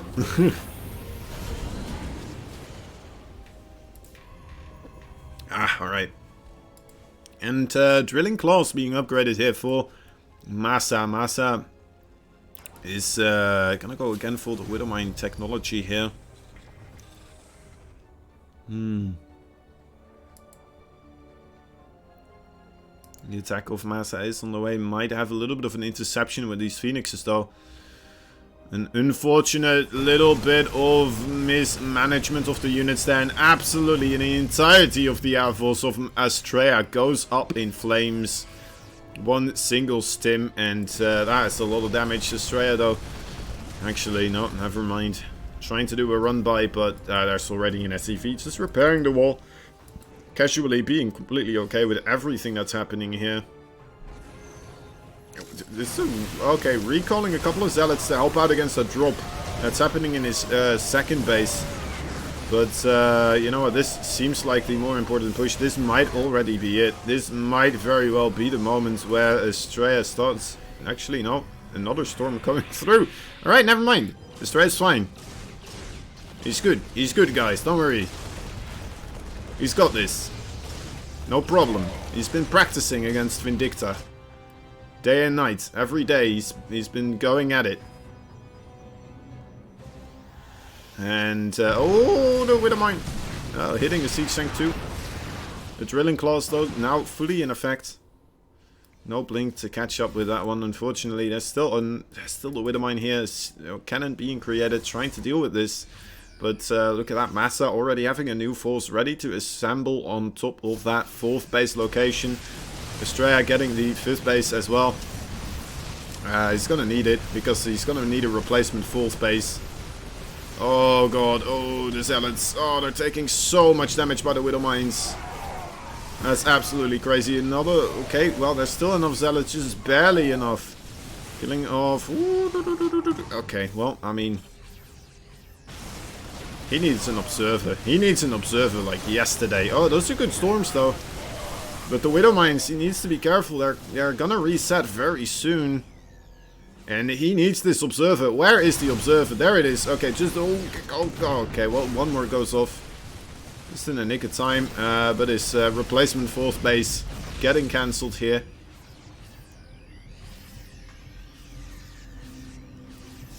Oh god, don't lose the High Templar. It's alright. He's okay. Nice micro here from Estrella. Needs to be careful of the Widowmines though, again. Where did his observers go? Did they get picked off again? Oh my god, again.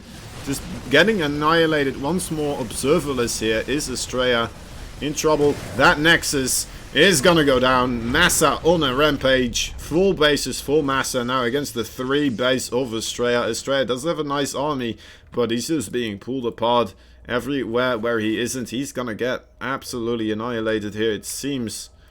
And there's a single High Templar here that is quite lonely. Fighting against the Marauder that is being healed. A little bit unfortunate. Those Phoenixes aren't having a good time either. As Massa is just going forwards with 4 medevacs, healing 1 Marauder here. I don't see that every day. Let's see, are there observers back on the map again? Yes, there's one available right here. Oh god, oh dear lord. Yeah, okay, killing off that one before it fires, that's nice.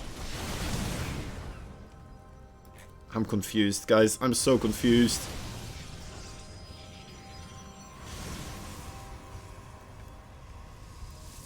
Okay, there we go. Killing off more of the Widow Mines, that's good. Ah, it's a good thing. Is this still winnable for Estrella? I don't know. I don't know. I mean, Massa has just so many bases. He's gonna get another cancel. Maybe kill. Okay, cancel in this base. The Widow Mines are just doing so incredibly much. He still has the Observer this time around, though. Oh, god, that... Oh, the War Prison getting picked off by the Vikings. It was filled up again once more with the High Templar. Look at that. Oh, actually, let's not look at that just now. Oh, blink. Nice blink. Oh, needed a second blink. Be an interesting upgrade. Secondary blink. Alright, let's look at it right now. We have a short, brief moment of time. It's still a little bit close. Although the gas count lost here for Estrella is heavily in favor for Massa, I suppose. Just because of those 12 High Templars. That is a crazy amount of High Templars to have lost. It looks like Massa is gonna be able to just beat back the force of Estrella here. Ultimately, there's just too much Terran running through the bases of Estrella, and he's not being able to really keep anything alive. Yes, Massa is just rotating around back and forth between wherever he can to try and deal as much damage as possible. Not even going for the ghosts, just going for a massive amount of Marauders, Marines, Medevacs. Actually, this is a crazy amount of Medevacs too, come to think about it. It's more than I would expect. But, does it matter? I don't think it does. The Marauders are enough. They're plentiful. And this might be it. Oh, Liberators. There we go. Icing on the cake. It's gotta be it, right? It's gotta be. No way. No way you come back from this, Estrella. Look, man, I enjoy watching you play. But to every story has to come an end. And I think your end is right here. You're gonna have to go back to face against Art one more time in the loser finals. And then maybe you will have your chance at a redemption against Massa. Massa, though, securing his first spot in the Alpha X MVP Cup Grand Finals here. So very well done by him. Going straight into, well, already securing the second place guaranteed. First place still on the line for him, of course. Up in the air. The Grand Finals is a best of 5. We still have a best of 3 as well for the loser bracket finals. So, you know what? We might still have, I believe. No, wait. Can we still have 5 games? Or, I mean, 8 games? Because the winner of the Grand Finals does have 1 game already. So, I think we have like 7 games maximum. No, wait. Yes? Yes. Yes, I think so. Anyway, I don't care. I don't care. We're gonna have to see Estrella versus Art. Previously, we of course saw Estrella and Art in the Grand Finals together. And I do believe that Art managed to beat Estrella there. If my memory serves me right, then that was the case. Anyway, that means we have a little bit of a rematch between Estrella and Art. Estrella managing to just barely eke out the victory previously in this tournament already versus Art. Beating Art into the loser bracket, but Art's a tough cookie to beat, man. He's a tough cookie to eat. And, well, as we can see here, he's still alive. He's still kicking there in that loser bracket. Might be able to pull through another victory here. And, well, gonna have to wait and see. Those players are most likely doing their thingamajig right now. vetoing the process of elimination of maps. The map vetoing. I don't know. Anyway, let me make use of this time. Actually, guys, we do have the Matcherino codes. We do have the Matcherino page. There goes my pen. I'm losing all sense of control in my hand. But yeah, if you want to help out the tournament, give a little bit free dough to these players, then you are most welcome to. Just type in !Matcherino in chat, and you will be able to see well, the code and the page. Can I have up to 7 games left? Yeah, thank you very much, Sushi. That would have been absolutely wonderful 90 seconds ago. He said 90 seconds later on. Anyway.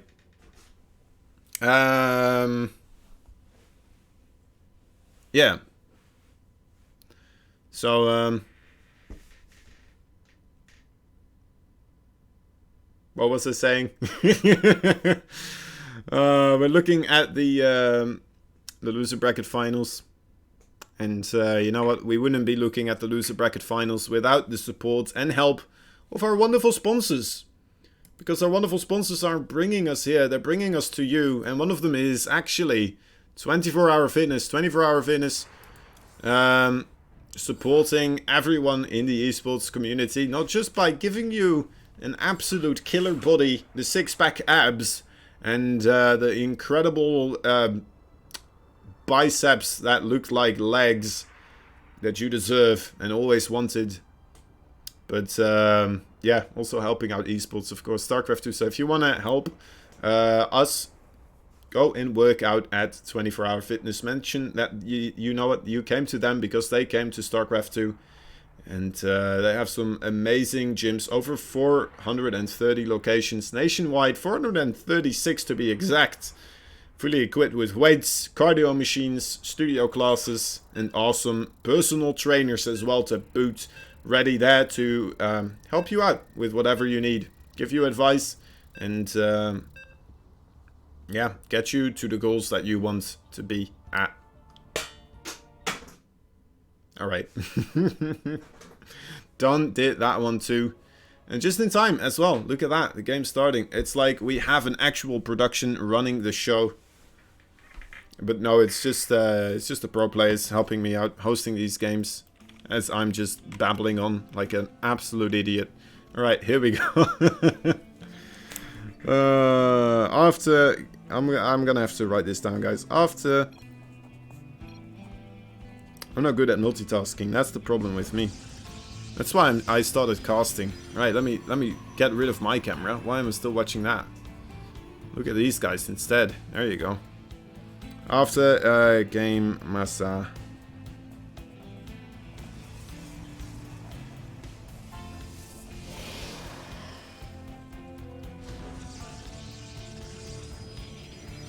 Game paused. I'm done, Art. It's okay. You can continue the game. I'm done writing down. I can do the introductions. Yeah, go. It's fine. Thank you very much, buddy. In the bottom right side of the map, we have the pink Polish Protoss. He's not as well known as his opponent, but he definitely deserves all the attention that he gets. And even more so, he needs more attention, guys. He is Art.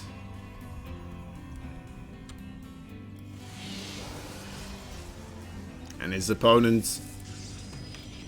There is the blue Protoss player. We just saw him have a valiant fight against Massa, but just being outskilled a little bit there.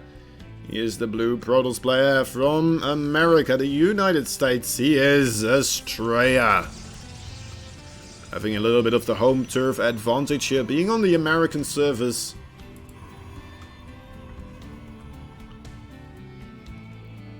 Alright. Let's see. Let's see what they managed to pull out of their hat of tricks this time. Why are there two probes walking across the map? Art?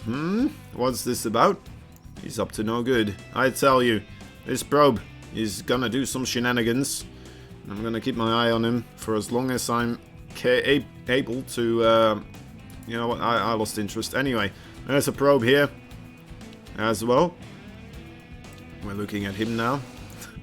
And now we're going back to this base. Alright, stuff's happening. There's a pylon actually being thrown down. We can't zoom in on it though. Wait, maybe we can do this. Ah, and this...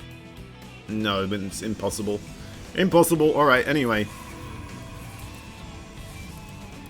Estrella being a little pesky boy. Wanting to see what comes out of these gateways. Using that pylon over here. He's actually letting it finish. That is quite crazy. He's still having the probe here as well. Putting down another pylon. 2 gateways only. What in the world are you doing? Estrella, what are you doing? What is the plan here? I don't understand. Cannot compute. Return back to sender, please. These adepts actually are stuck now against these stalkers, but then there's more stalkers coming out for Art, so I think Art's okay, right? Art should be okay. He's just gonna get 2 pylon kills for free. Although he doesn't see this pylon, so he doesn't get this one for free. He gets it for a little bit of scouting. And free.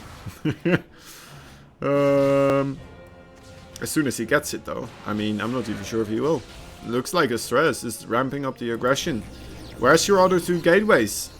You need 4 gateways to do a 4-gate, Estrella. Forehead. They're both just going for the expos. This is crazy. He's just gonna warp in a couple of adepts here. Oh my god, that's so brutal. And having a shield battery here at home as well, ready to help out against that Oracle. Look at how long it takes to kill 1 probe now. Art having to retreat. Oh my god, it knocked out of the sky. And the adepts over here, look at that. Taking all the attention away. 5 probes already going down. Don't you wish your Oracle was an adept right now? Well, 2 adepts maybe. So very well done there by Estrella. That pylon there, I don't know how he manages to do these type of things, but you know what? When it happens, it's absolutely beautiful. Another Oracle going not down this time. Not down. Alright. Well done. Well done. Estrella again though. Oh my dear lord. Alright. Art, please. Please let this stop happening. Oh my god, this is painful. This is just a free win. Oh god. Immediate leaving of the...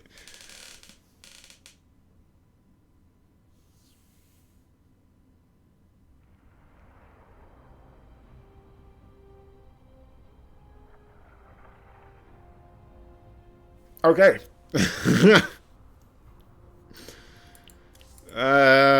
Assemble. Brain matter. Assemble. Alright, we're switching to EU. Unlucky. Yeah, 4-gate really isn't done anymore. I was confused.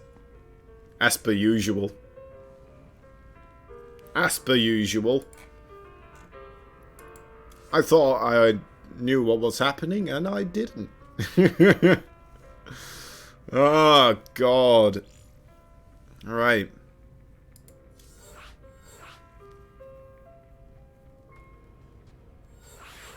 I mean, I don't blame Art for leaving that.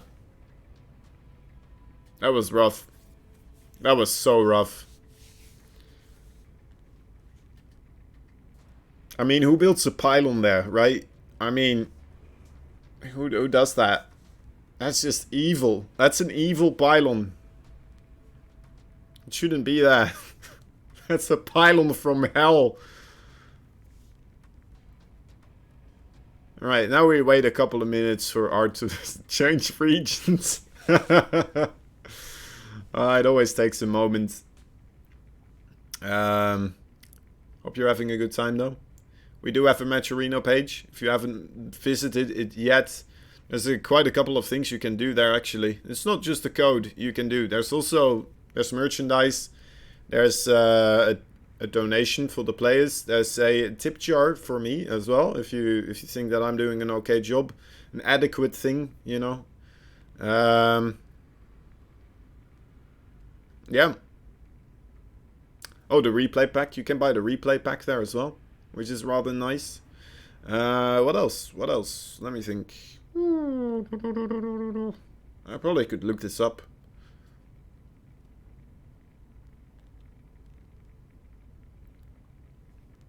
Australia could have easily proxy for gateway all into, yeah, it feels that way, doesn't it? People don't tend to scout that area. Yeah, I mean, the thing is, right? You expect. I think this is something that happened in Home Story Cup, right? As well, isn't it?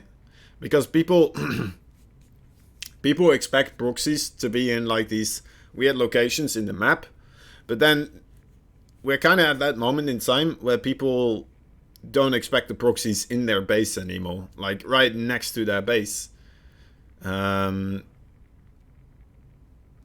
people are making use of that again. It's quite cool, because at the start, I believe in Wings of Liberty, you used to see this all the time as well, right? People would just proxy inside your base, and that would be like the way to proxy. And then slowly but surely, people were moving those proxies further back, because people were just scouting those areas. And then now people are scouting those very far away areas and all over the map, but they're forgetting about their own base. And now it's just this full circle of tragic proxies happening. Anyway, let's see if Australia can win one more time versus Art in a clean 2-0 this time as well. That would be something else. Maybe Art isn't feeling up to snuff today. Maybe it's just, you know what, it's getting late for him as well, I suppose. He hasn't really been suffering from that previous times though, but you know what, it might still be bothering him slightly here. So yeah, we're gonna have to wait and see. I'm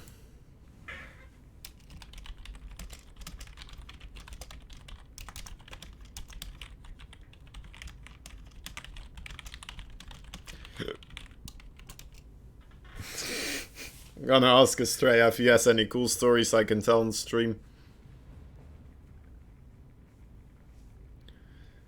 I'm sure he has plenty, but I'm not sure if he'll share them with me. And I'm not sure if we have the time. We're just gonna have to wait a bit for Art again. Oh, he's online actually. Okay, now we wait for him to say that it's okay to invite him, or else he'll have to redo the entire thing.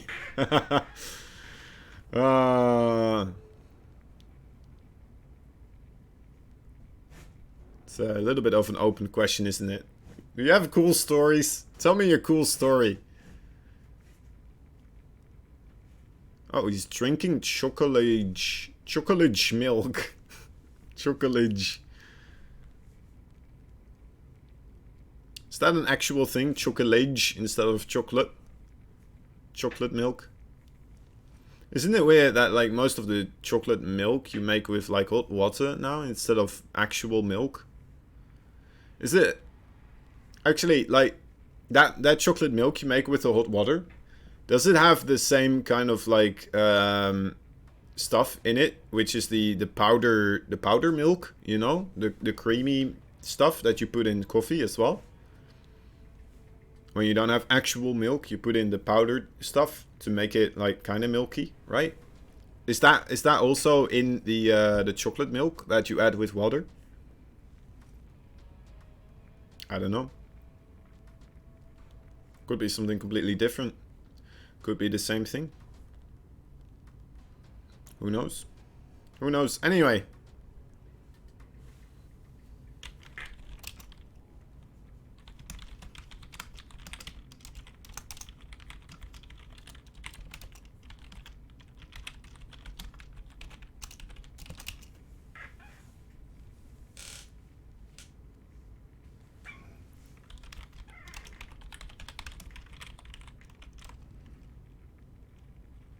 Kind of chocolate milk you drinking?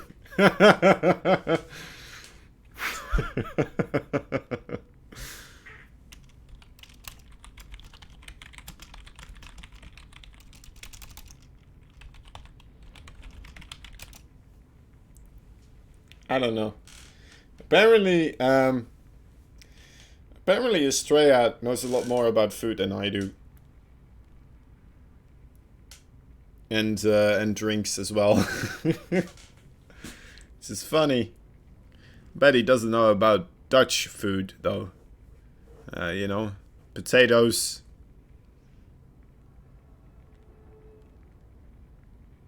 Frikandels. I don't know what that is. You don't know what that is? Really? Doesn't anyone know what that creamer is? Like the powdery, milky... No? Alright. Chocolate powder usually has milk powder in it. Yeah, there we go. You see? You know what I'm talking about. Alright, I'm not crazy. Dehydrated milk. Yes, yes, that's the stuff. Hot cocoa and chocolate milk aren't the same. Alright, I guess they're not.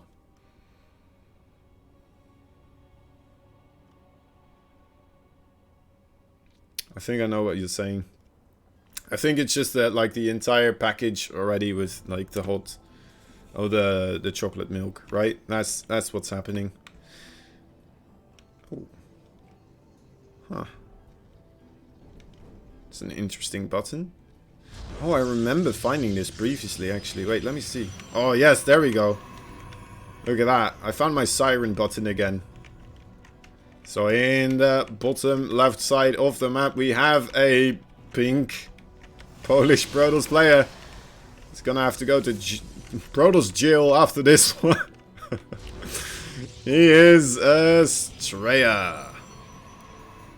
Oh, in the top right side of the map his opponent's one game behind right now. Still in the tournament, but just barely, with a smidge. One game away from complete and total annihilation out of the tournament. Yes, Art. I just mispronounced it. I thought the Polish one was Estrella for a moment because he's pink. Art is always pink. Estrella stealing the color and completely blindsided. Let me do that again. In the top bottom left side of the map we have the pink Protoss player from America. He is Estrella. He has to go to Protoss here. Right, no, never mind. Actually, it's not working anymore. I lost the feeling for it. I lost my interest for the introduction. It's unfair though. This is Art. Alright, let's do it for Art as well. In the top right side on losing point, he is Art. Can he do it? Can he come back? There's the proxy Protoss Proby. No, it's not. Actually, it's going in for a scout. It's a Scouty Proby Protoss. Oh god.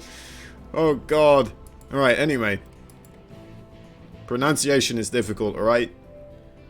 I wouldn't be better if it was Dutch, but you know what? I can make that claim anyway, regardless if it would be better or not.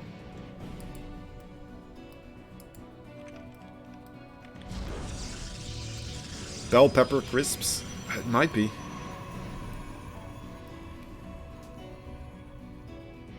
Vegetable crisps? Something? Yeah, maybe. I don't know. I don't know the Dutch kitchen either, apparently. I know stroopwafels. Stroopwafels.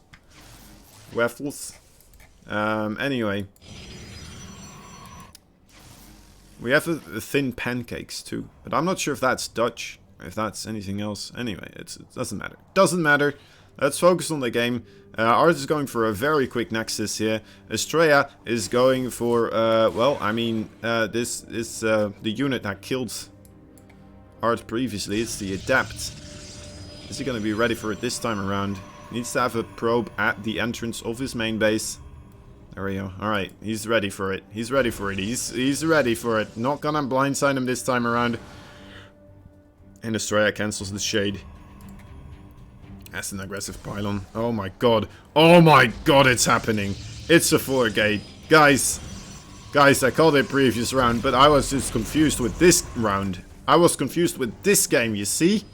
I'm not crazy. I just confused the previous game with this game. And now, this is happening. Alright, 4-gate versus the Robo and 2-gate here. Oh, this could snowball so incredibly quickly. Look at that Stalker count. That is a healthy, fine-looking Stalker count with more on the way as well. And, well, this Art, he needs those shield batteries. The shield batteries are going to be absolutely crucial. Alright, one Stalker going down for both these players. Oh, the Wolf is in time. The Adepts getting picked off so far. Another shield battery is going to get created here. And it looks like Estrella is showcasing why people don't full gate anymore. I'm sorry to bring this idea in your head, Estrella. Apparently, I'm a fool. I'm a fool. And, you know what? Art is doing a remarkable, wonderful job at defending this. Even with the very quick early Nexus that he did make. Doesn't look like it will be enough for him. Truly. There's two Adepts sneaking up to that left side corner. Might still be able to win the game for him, of course. Two Adepts. A lethal amount of units.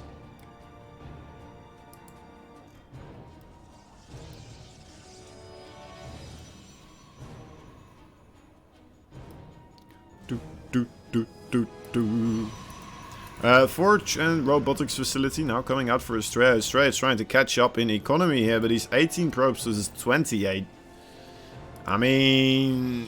it's gonna be rough. It's gonna be very rough.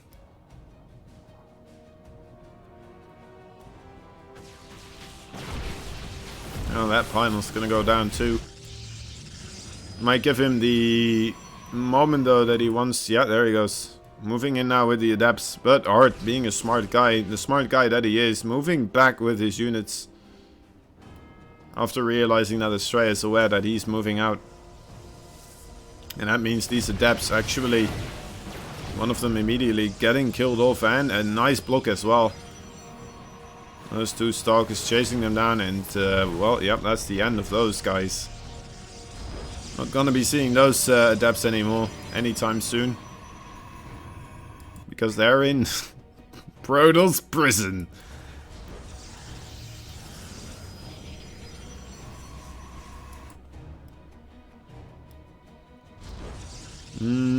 Okay. I mean, +1, +1. Both for both these players. Charge is on the way for Art. Art's still in. You know what? Somehow, some way, Estrella managed to tie up the work account without even killing workers as well, which is remarkable, isn't it? I guess he just used more chrono on his Nexi. It does mean that if we look at the army supply right here, it's 13 in favor for Art. Now, the longer that keeps going, right, the less significant it's going to be. But, I mean, maybe Art is going to be able to push his advantage at one point. And the War Prism here is going to be the one thing that Art is, might still have trouble with. Might still lose him the game if he doesn't pay attention to these War Prisms with the Adepts in them. And the same thing goes for these Immortals, actually. I'm sorry about missing that one, actually. Looks like quite something happened with those guys, didn't it? 1 kill on this one, 4 kills on that one. Make that 5.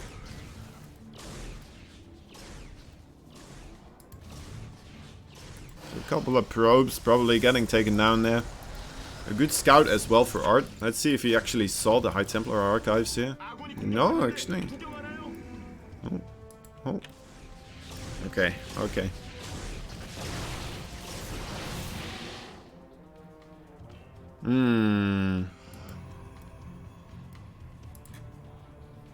These two Adepts still just lurking here. As both these players now going for the third base. Art is adding 5 gateways here. In total. As Estrella is just kind of more so tacking up, I'd say. Oh, actually, it's the same amount of gateways. Well done, Kosen. At least we verified it, right? At least we verified it. Sometimes you're wrong, sometimes you're right. It doesn't matter. It's long as you're having a good time. Moving out again is Art. He doesn't have his Stogs anymore in his location. As soon as Estrella is aware that the army is moving out, it looks like he is already, and there he goes into the main base. He goes. That's such an unfortunate timing here for Mr. Art. In they come, although the pathing here with the buildings is gonna take him a while, but okay, cancelling the shade. Doesn't really need to get out here very quickly. Killing off quite a couple of probes, a nice little engagement there. Of course, we still have to worry about this entire force of Art marching across the map. There's not that much for Estrella waiting here. Most of it is waiting for a War Prism to come in somewhere at some time. The double Immortal War Prism isn't really there anymore, but more Zealots here taking a little bit of map space. As Estrella right here now marching into this location, trying to defend it, but he doesn't really have the forces to hold on here. This base is looking like it's gonna go down. A lot of the units of Art are shooting that Nexus though, and are shooting the probes. 12 probes going down. That's already a good victory in my book, but it's gonna need a little bit more damage. There he goes. Okay, now forcing Estrella to move backwards. Is he gonna go for the Nexus, or is he just gonna go straight in? That's the answer we were waiting for. He's gonna go straight into that natural base. Keeps moving forward slowly but surely. A little bit of macro behind as well. Look at those force fields. Absolutely amazing. 40 probes in the blink of an eye being absolutely annihilated as Estrella is trying to do something similar with the use of just 4 Zealots here. And yeah, it's going to take them a lot longer to kill 40 probes with 4 Zealots. Every single one of those Zealots is going to have to kill 10 workers. Thank you very much for everyone that wanted me to do maths on stream. There you go. That's all you're going to get for now. Until I forget about that. I don't do maths on stream and try again at some more difficult task. Anyway, big recall here for Art. And that's a beautiful maneuver. Art now in a dominating lead once again. Looking pretty good. Looking pretty good. Have to commend Estrella for this one, of course. Not completely aware of how dire the situation is. Maybe, alright, maybe he is. GG. Alright. Alright. We're going back to America, boys and girls. America will be the place where these guys will have their final battle to decide who is going to be playing against Mr. Massa. Will it be another rematch between Massa and Estrella, or will Art be taking up the pride and honor of the European region and attempt a victory over Massa as well? Gonna have to wait and see. Gonna have to wait and see.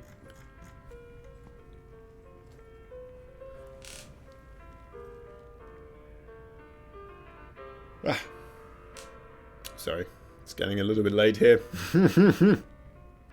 But we're still okay. We're still doing good.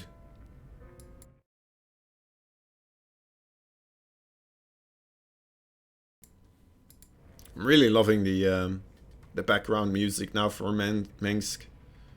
Commander Mengsk. Mengsk? Mengsk.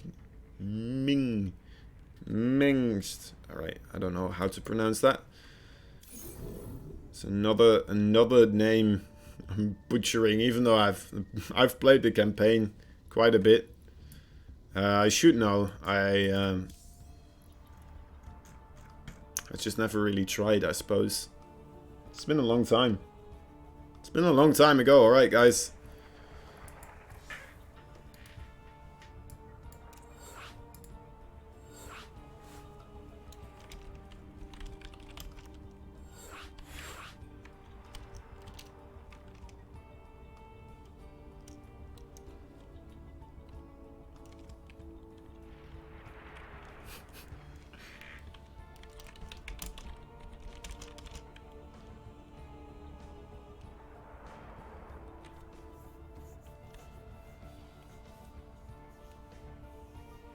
Alright.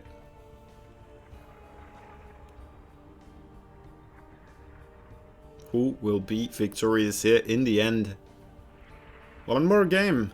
One more game between the two Protoss. Probably the two strongest Protoss right now in the entirety of Alpha X. Every single time we see these two players reaching the top of the brackets here. And Mesa looking like a player who will be joining them there in the future more and more as well. As long as he wants to. As long as he wants to. He's welcome to.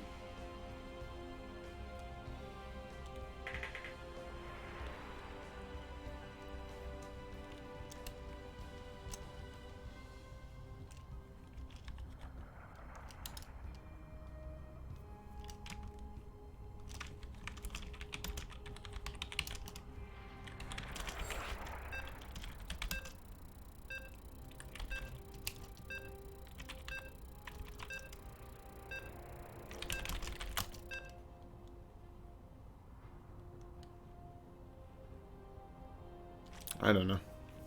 I don't know. Anyway, guys, game number 3. That's my hand. Doing a number 3. I'm going to this screen right now. Alright. That's interesting. Okay.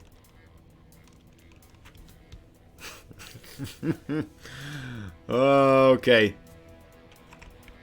This is match point for these two players in the top left side of the map. We have the blue Protoss. He goes by the name of Estrella, the US Protoss here, and his opponent, the pink Polish one. In the bottom right, he is Art.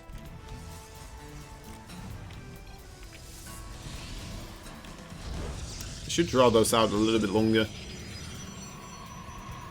This is why I like to mess up, right? People think I mess up the introductions accidentally. But honestly, I do it so that I have less time in this situation where I'm just looking at them doing the exact same thing across the map of one another. You know what? Let's go exploring. Let's go exploring, guys. We're going out in the wilderness as we wait for these players to do something interesting. There's some nice fauna over here on this planet, isn't there? What else is here? What's anything interesting? Has anyone found anything interesting on this map outside of the fauna?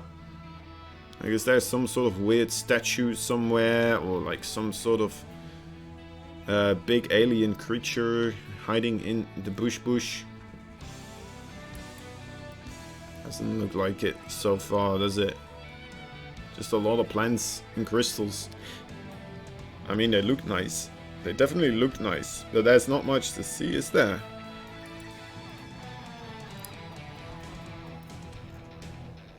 What about the middle? Nope. There must be something somewhere, right? What is Base Trade going to make their introduction for this one? It's just going to be the same plants that he's hovering by. Maybe the rocks? I don't know. Yeah, there's not much. Oh well. Is anything interesting happening already? 2 Stalkers for Art versus 2 Adepts for Estrella. The Adepts definitely being the unit that Estrella is requiring here. That was interesting. Couple of probes to 2 probes too many. Moving out here. I guess he was trying to kill off that other probe. 2 Stalkers as well here on the map. Marching across very aggressively. I hope he does see the shade here for the Adepts. He's gonna try to intercept here. Ooh, if it finishes. Yeah, there it goes. Alright, so those Stalkers, a nice interception there by Art. Pulling away as well at one point, trying to keep them secret. And forcing those Adepts backwards there. Very, very ballsy, but you know what? It paid out in the end. Those Adepts not going to be able to move across the map, and also forcing out a recall here. That's quite a lot of energy that Art can use now as Chrono, which went up in flames for Estrella here. A gateway and a robotics facility coming up for Estrella. As Art is pretty much doing the same thing as well. Let's see. Alright, yeah, 2 gateways versus 2 gateways.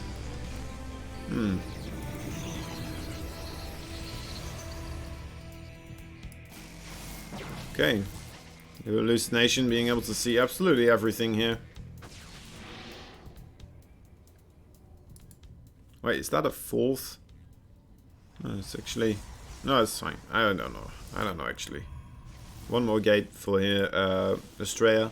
And instead of a gateway, it's a forge for Art.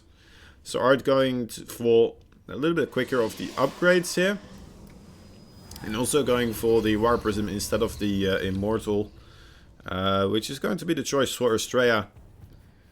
With a quick Robo Bay follow-up as well. So it's gonna get very quick disruptors here. I haven't seen that many disruptors yet.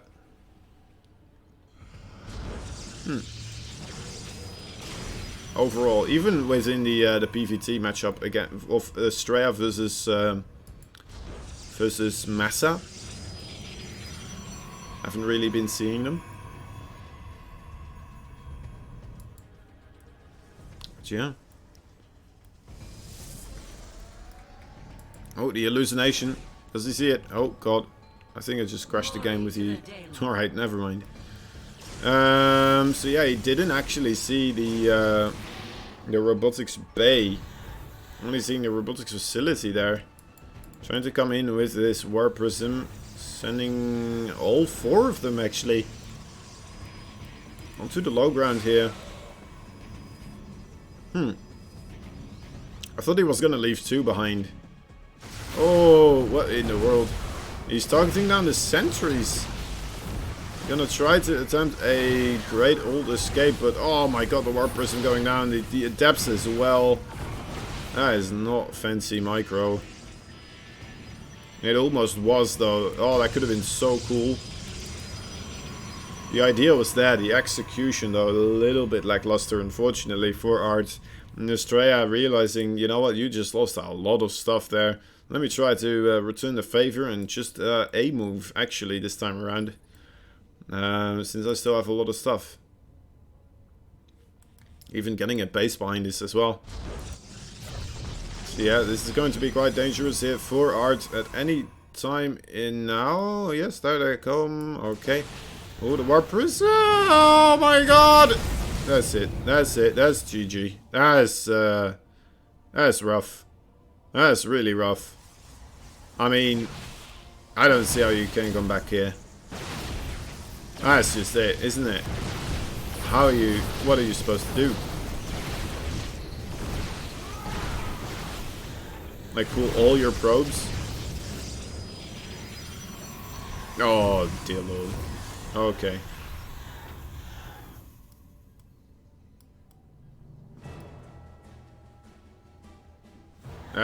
He's staying in there. Alright, it's not GG. Somehow, some way. Art managing to hold on there. With two Immortals. He lost so many stocks though. Look at this. Almost 4 times the amount of mineral lost overall. 100 extra gas. I guess Estrella does have the 3rd base now as well.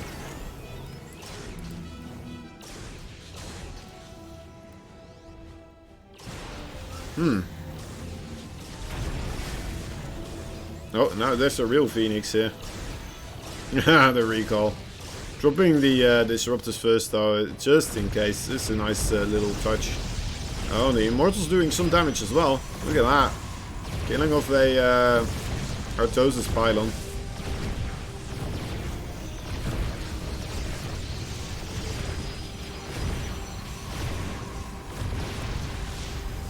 Oh, Blink isn't here yet, so Art managing to get out of here. Yeah, he is aware of that 3rd base, right? Let's take a look on the minimap. Actually, no. He doesn't know. Oh my dear lord, look at that. Oh, that could be bad. That could be quite nasty. A nasty surprise. He's now just adding his 3rd base, thinking like, okay, now he knows. Yep, that's a lot of mining that's been going on for quite a while now. We can see this reflecting in the army supply. 65 versus 48. Will Estrella be able to just whoop the floor with art here? With this upcoming attack. I guess it's just Blink Stalkers. He's just looking to snipe a couple of valuable units that aren't completely perfectly positioned here. Because he just has the mobility. He can do whatever he wants. There's no speed Void Rays here to mess up his day.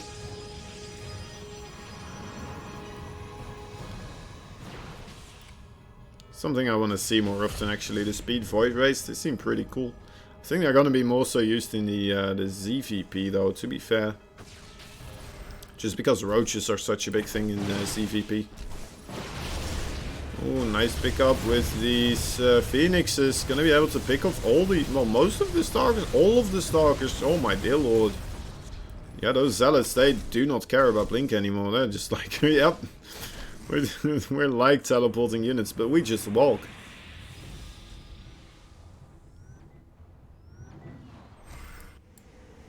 I mean, Art, that is amazing. He's still in this game. He's still going for it. And army supply, not that far off. I mean,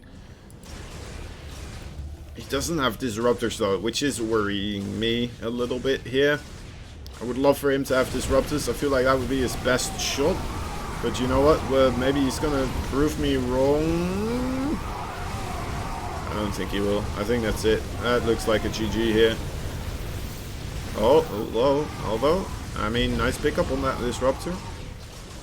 There's still a lot of immortals here.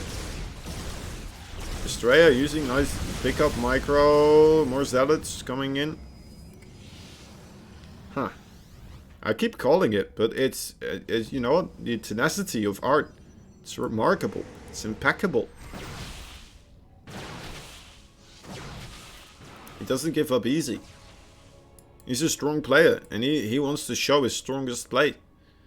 He just, you know what, gets caught off a couple of times this time around. This day, specifically.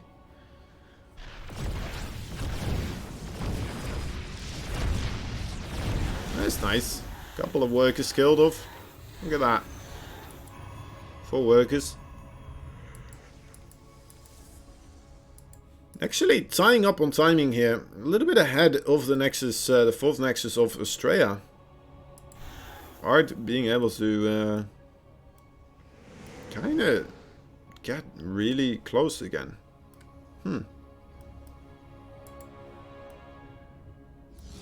Army supply though, I mean, there's 1/3 extra for Estrella here. There's no... Okay, well, that's even worse now.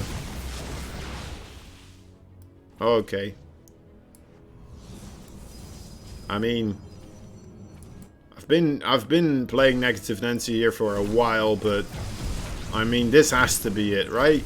No? It's probably not. Art's probably fine. He's okay, guys. Don't worry about it.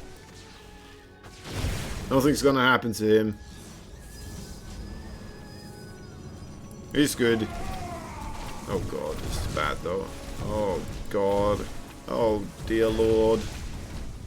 And the army is just trying to chase the other army here, and I don't... Oh my god, and he's... Oh my... Okay. Alright, yeah. There we go. There we go. That's all I had to do.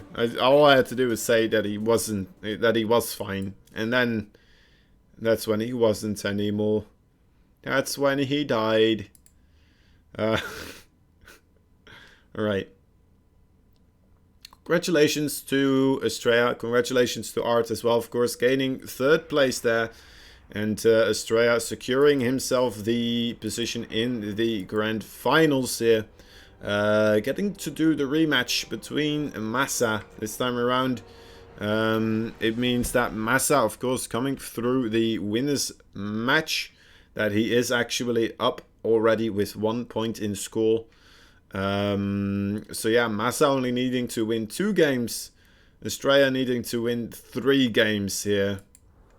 So a slight advantage already to Massa. Even though Massa, it looked like he didn't really need that advantage. We're gonna have to wait and see what happens here. That didn't go well. Yeah, that did not go well.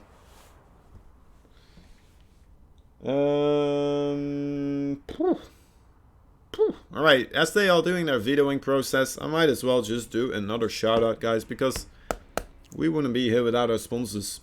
And I don't have much else to talk about. I guess maybe I could just let you guys go. Maybe some music. Would you guys like music? No, you wouldn't like music. You want to have a hit about the sponsors. That's what you want. Right? Yeah.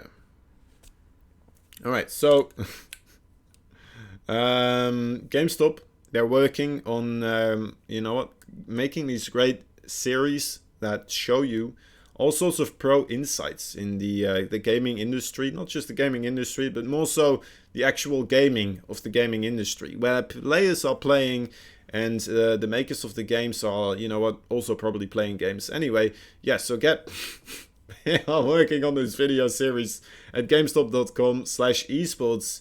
And for games such as Fortnite, Overwatch, Call of Duty, and PUBG, and more on the way as well, by the way, they are getting all sorts of insights from professionals, from top teams in the gaming industry to bring those pro training series, making absolutely wonderful stuff, guys. All sorts of educational material, and yeah, some great, good quality content there. If you want to check them out, we would appreciate it. Also, of course, the Matcherino is still here. It's still a thing. Yeah, go check it out. There's the code. There's the website. If you type, you know what? I'm just gonna do it. I'm just gonna do it for you guys. Matcherino. There you go. 90 seconds early, Kozen. Good efforts, but oh well, we tried anyway. I should try to time those things out, but I mean, yeah. Game number 1 between these two players will happen very shortly. Okay. I'm gonna have to turn on the heating for a moment because everything turned off again. And by heating, I mean I'm gonna go wear some I'm gonna put on shoes. That's what I'm gonna do.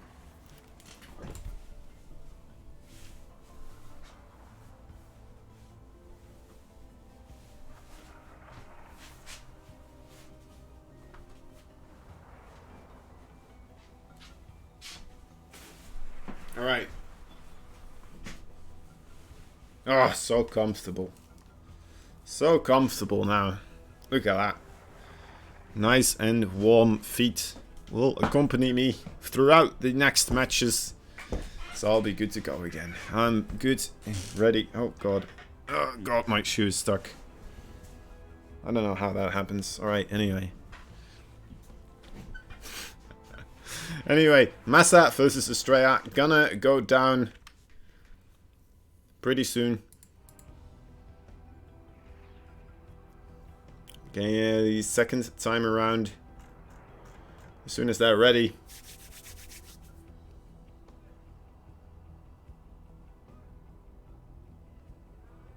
We want sponsors over music because music would mute the VOD.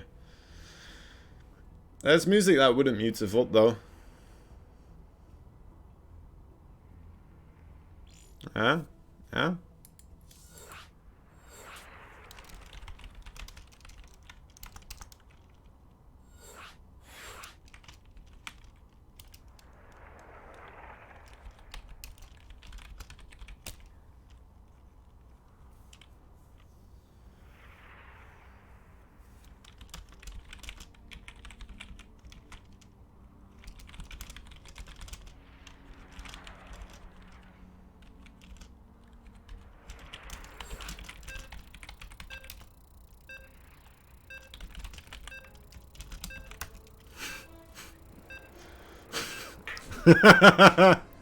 Alright, I asked them to make it as NA, as much NA as possible.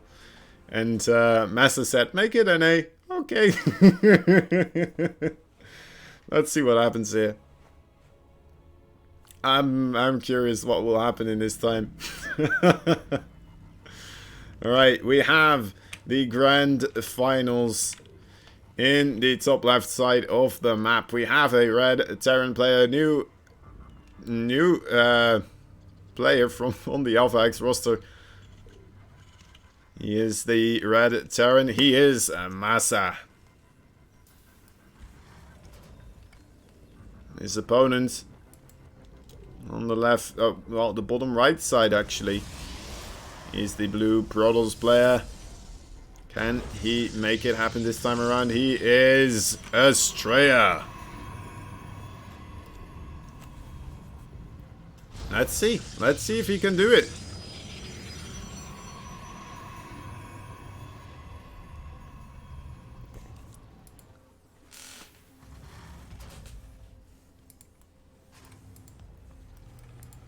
Let's see if they can do it. And make it as innate as possible while they're at it as well. They promised me. So I'm expecting good things here.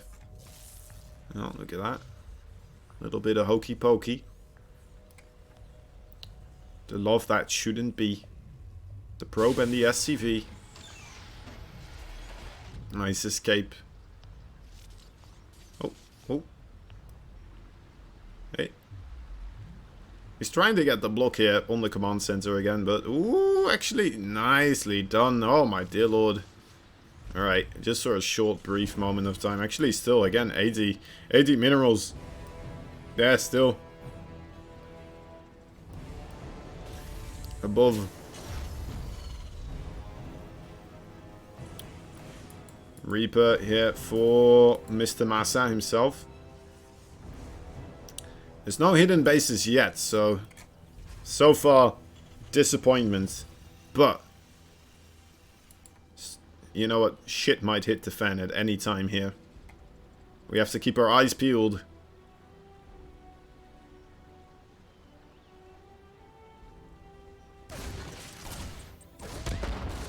Oh, that might be a kill. Yeah, there it is. One kill already on the board.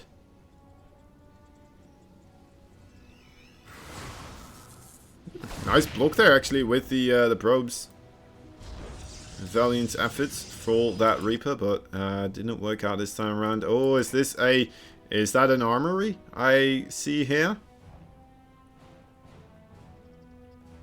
I spy with my little eye. Yes, it is indeed. It's an armory, and it's Hellions.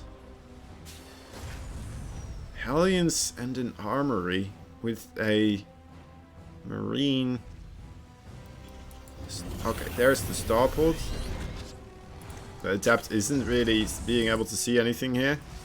I wonder if the score is 1-0. Yeah.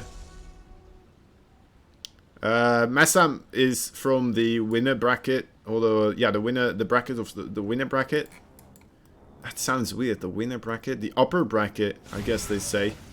So the upper bracket player who gets in the grand finals manages to get in with +1 score. That's the benefit that they get into this best of 5 series with, for being the victor over their opponents previously. Or at least, you know, being victorious because they didn't get kicked into the loser bracket there. A bit of an extra life, basically. Well, killing of 1 life of your opponent in a way, because you did get knocked down into the loser bracket here. I would love for him to pull this Widowmine into the SCV line. But instead, he's just looking around. He's checking out what is happening here. That's a lot of Marines. And there's the Drilling Claws upgrade. I mean, the Hallucinated Phoenix did definitely see this, right? Oh, God. Okay, yeah, it did see this. Okay. Okay. 2 Vultures for Estrella coming down. A robotics facility also. This drop... it's coming in quite early, actually. That's quite something. There's no blink yet, so they can escape as well at the same time. These 2 Widowmines coming in on the left side. There's a sentry just waiting here, though. Estrella is going to be completely aware, as Massa is trying his best to come in from different angles now. And the Widowmines back into the medevac here, grouping up with the Marines. And a third base on the way from Massa as well behind this. Oh, he's coming. He's coming. Into the main base. Oh, Estrella. Yeah. Oh, yeah. Oh, yeah. Unburrow. Reburrow. Unburrow. One probe. Okay. That's okay. 6 probes going down. Killing off the medevac though. That's nice. A lot of probes still not mining here. Oh my god, he's gonna have to make a cannon. Are you kidding me? Oh my god, that is painful. That is quite painful. Okay, one more probe. Might lose another one. Wait, how did he have vision? Oh, there's the observer here now. Alright. That was quite painful. I have to say, that was indeed quite painful. I'm not sure if this is NA specifically, though. Oh well. Massa's trying. Massa's trying his hard out for us. He is definitely really trying. By the way, Koba, why did your badge go away for a while there? It's weird. For one message, your sub badges went away. Sub badges. Your sub badges went away. I don't know what happened. I don't know what's happening to my voice. So yeah, still a medevac here with the Widowmine. Let's see Estrella. He does see it now. But did he actually see it though? I don't think so. Ooh, Liberator. Nice blink right underneath it. Blimey. No sir, not today. That will not be yours. Widowmine coming in again. Ooh, yeah, 2 probes. That could be worse. Could be worse. No more Widowmines in this one though. As the medevac is gonna get killed off by these stalkers. Yep, there they go. There's a big, oh my god, look at that marauder count. That is a crazy good marauder count. Very, very healthy looking, and a lot of Widowmines here as well. Immediately burrowing in, or digging into the ground here. Big recall taking place. Actually, not that big. Oh my god, all the zealots instantly dead. Stalkers flanking around, trying to kill off the medevac here. There we go, that's a nice pick-off. Now he just needs to get those zealots right on top of the army. But 7 workers going down again here. And Massa's macro is absolutely amazing behind this. Getting the +1/+1. And, wait, did he see the armory? No, he didn't. Okay, so the armory is still hidden here as well in the top right. Oh, Estrella needs... Okay, he's paying attention. And... Ooh. Oh, nice. There was a little bit of untargeting there coming out for Estrella. I mean, Massa. Trying to keep Estrella on his toes there. Nice maneuvering from Massa, though. Look at that. Getting out of there as well again. 2 more Widowmines. Ooh, nice dodge. Why are you sad, Koba? Was it because of the badge thing? I don't know. I don't know why it went away, honestly. I don't know if it did for you as well, but for one message, you didn't have the badge for me. It's weird. It's weird. Maybe, maybe you disabled it. Maybe it's your fault. Anyway, 4th base has been established. 5th base now on the way. Massa is trying to gain access to this 4th base though. That's a big hefty force, and those Widowmines are now in a great position to deal with pretty much anything. Those zealots are trying their best to gain access, but that's rough. That is very rough. That's so much Terran here. It looks like, you know what, Massa is just outproducing Estrella continuously. Over and over again. Although this time around, you know what, those are great pickoffs here by Estrella. Gaining the upper hand, actually. And, you know what, I shouldn't say anything anymore about this game. Astrea is winning this quite handily, isn't he? Killing off everything everywhere. These zealots are, look at that. On top of the SCVs they go. More zealots in this base as well. 21 workers still counting the supply. About like 50 in favor now for Astrea. Astrea killing absolutely everything. I should ask Massa to go a little bit more NA more often when he's killing too much of of his opponent.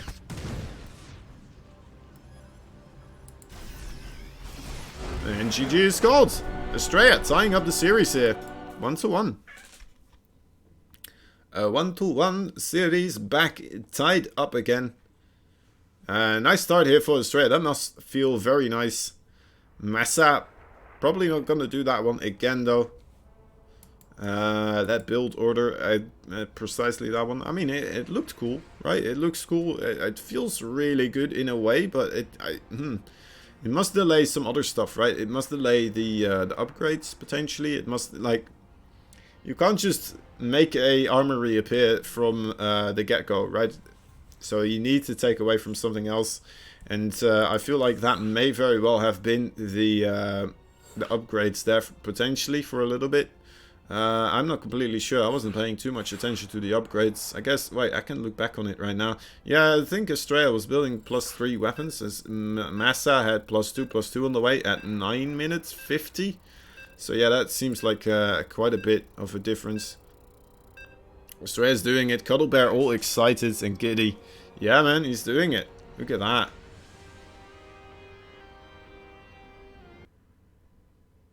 And I was being a doofus. I said, like, Massa's outproducing Astrea continuously. And no, he's not. No, he's not. Astrea is outproducing Massa this time around. Here we go. Game number 2. And it will be on Zen. Series is tied up, of course. Massa coming from that winner bracket.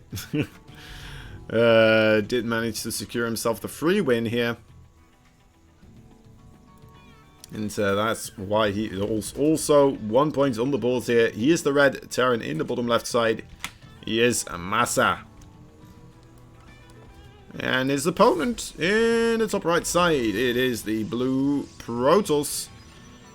He is Mr. Astrea.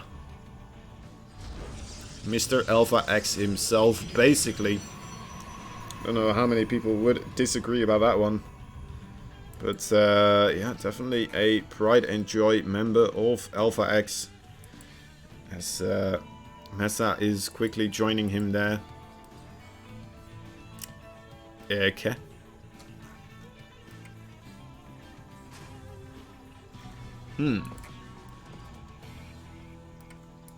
Oh. 2 gas. 2 gas and a proxy Rex next to his own base. I mean, this would be very confusing for Astrea if he did actually go to scout. It looks like he's aware that there is a proxy Rex somewhere on the map, yet he didn't scout. So he just goes to scout if there is a proxy Rex by scouting his own base. I mean, this way, if your opponent is doing something like this, you're not gonna get freaked out. Either that, or he's confused with where his opponent spawns on this map. That's possible too. I mean, it is a new map. And he's just making sure he's not spawning in one of these sites. Oh, I make a joke. I make a joke.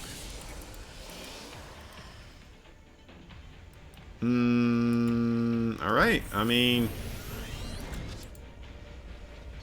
Interesting stuff happening so far. Why is this here? It feels so weird. I think Massa went full NA. I think Massa actually went full NA on this. I think we're truly going full NA here. Keeping his promises. And more gateways coming down for Astrea. Cyclone with the Maglev upgrade. Is that what it's called again? I don't remember fully. The Cyclone damage upgrade, the pew pew guns. Stalkers can fit through here. That's just unfair.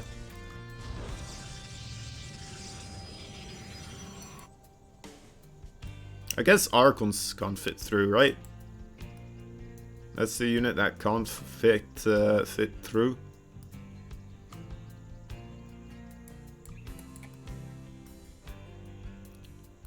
Stray is really looking. He's really looking hard this time around.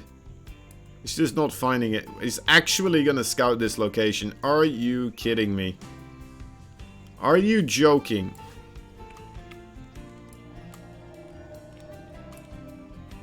Alright, well, I mean, it's coming. It's coming in now. It's coming in hot.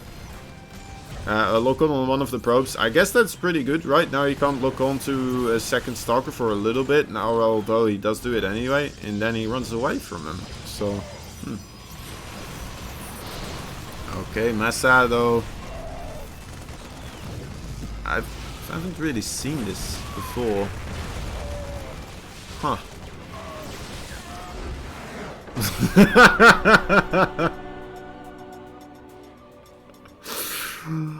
What? What?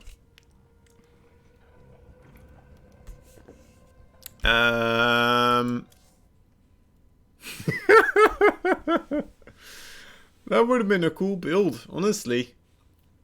But Estrella, it looked like he was just aware that something was coming his way. He didn't tech up quickly. Like, if you do... Like, I feel like if you don't scout that there is something like that coming your way, and you go for, like, something regular, like a quick tech up into, like, either Colossi or, I don't know, Starport or something like that, maybe that is something that can definitely catch you off guard and just completely ruin your day. But unfortunately for him, Estrella just had a boatload of gateway units and... yeah, absolutely slapped him a new hole to breathe through. Cyclone inbound now from Estrella. Okay. The banter is happening between these two. Okay, here we go. Here we go. Match point now, actually, already. This would be the quickest grand finals I've ever casted if this actually... goes down in a similar fashion. That would be kind of a sad way to end this one. But you know what? It's what we got. In the bottom right side of the map, we have the red Terran player. Never ask him to go American or full NA because he will, and it's not pretty. He is the red Terran player. He is Massa. In the top left side, we have the blue Protoss player. He is Estrella. You know, Massa and Estrella, the names are kind of similar, right? They are kind of similar. In a way, there's, I'm sure there's some sort of weird StarCraft 2 rapper in an alternate universe that used these two names to make a rap song. And made them rhyme together.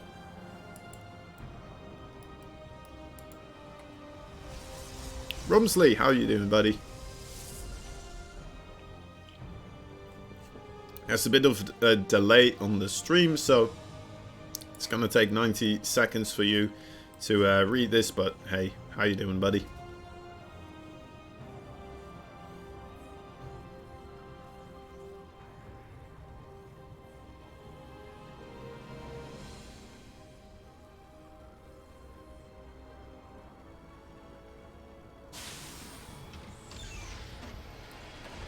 Alright, I mean, again, a double gas opening for Massa here.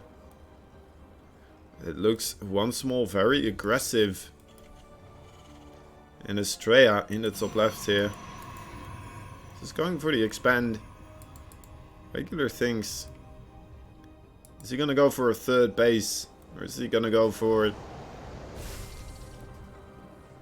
Well, anything else. I don't think he will, of course, because he doesn't really see an expansion of Massa here. He sees the double gas as well. So he knows something is coming his way. He just doesn't know what.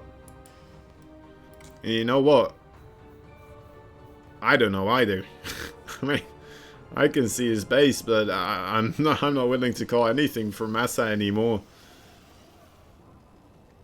Alright, getting his second base. Started command center and sending all his units back into the gas as quickly as possible. I feel Banshees coming in. I feel this is going to be the Banshee play.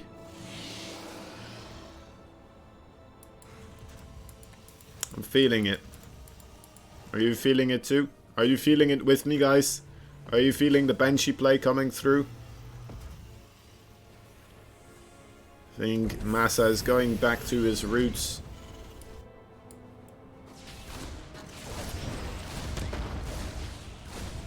Nice little bit of micro here with the Reapers. I'm not sure if it's okay. Well, was that worth? I don't know if that was worth. Was it worth? Was it though?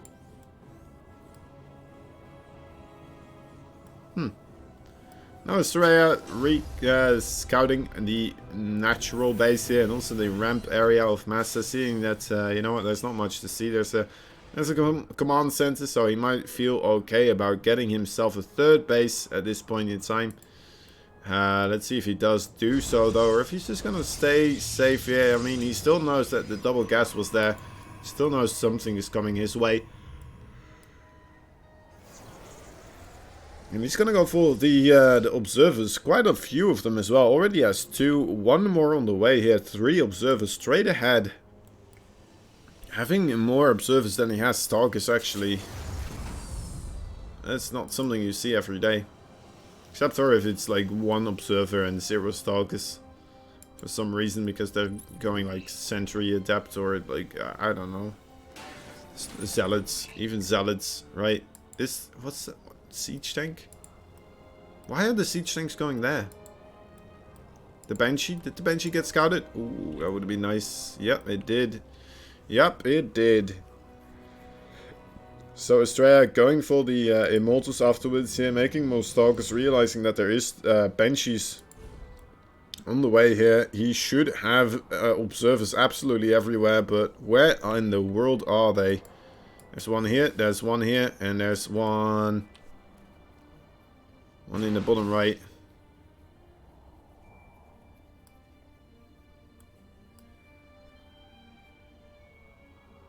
I don't know. I think Estrella, he has all the info that he needed, and I think he's just gonna be okay against this push. I'm not sure how much damage it's gonna be able to do. The siege tanks are gonna get countered by the Immortal. The Marines, they don't even have combat shield yet, do they? That's gonna be very rough. Yeah. Oh my god, that was brutal. Oh my god, that was brutal. Did you see the siege tank? No, you didn't, because it wasn't even there. Oh, there it is. Never mind, it's here. Okay. Okay, so Estrella setting up a flank. Gonna try to intercept any reinforcements here. A really good choice for him to do so. The Banshee's trying to maneuver around, not being able to get anything though, realizing that there's a flanking force on top of his reinforcing units. Oh my god, even a siege tank? No way, miss the siege tank, run away as quickly as you can. Or maybe just drive away instead. Alright, I mean, he exploded.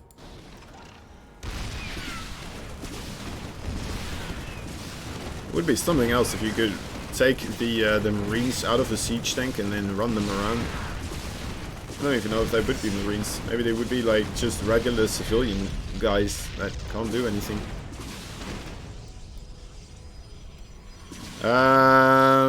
Yeah, this isn't looking very good for Massa, I have to say. Estrella coming back with a vengeance here in the winner bracket grand finals. After going down quite heavily against Massa the previous round. where Estrella didn't really look very hopeful. I mean, he's just absolutely tearing Massa apart this time around. Although Massa finally finding some sort of damage here. Still having a siege tank there as well on the low ground. But yeah, it's a crazy amount of damage there being dealt to Massa. As Estrella has a third base up and rolling as well. Look at that, guys. I guess Massa has one as well. It's just not doing anything yet. Wait a moment. Oh, no. So Mule not doing anything. As if we needed more things to go bad here for Massa. He is doing a lot of damage though with these Banshees. Somehow, some way managing to do quite a significant amount of damage. Ooh. Okay, well, I mean, that's just unfortunate. Massa, I mean, he still has a very healthy worker count. His army supply is looking okay. Let's take a look at the upgrades. Upgrades, I mean, not really in anyone's favor. I think the problem might be that, you know what, Massa doesn't have engineering base. And +1/+1 is coming out for Estrella, so that might be a problem ultimately. But other than that, I mean, yeah, this game might still go either way. Can definitely see ways that either of these players win.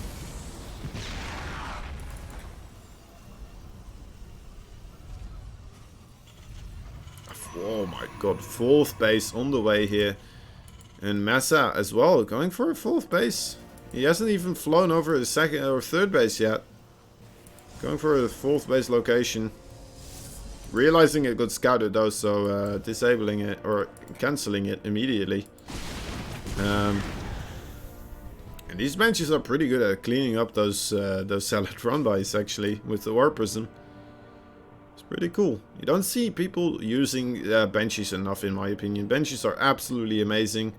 And they deserve more screen time than they really do. Right, so 3rd base onto the triangular location. Siege tanks are gonna set up the defensive area around this location as well. +2/+2 is gonna get started by Estrella. And still no upgrades here for Massa. I mean, benches are great, but they do cost a lot of gas. And then you know what, you're gonna have to get that gas from somewhere else. And it looks like in this case, once again, Massa delaying his upgrades by quite a bit.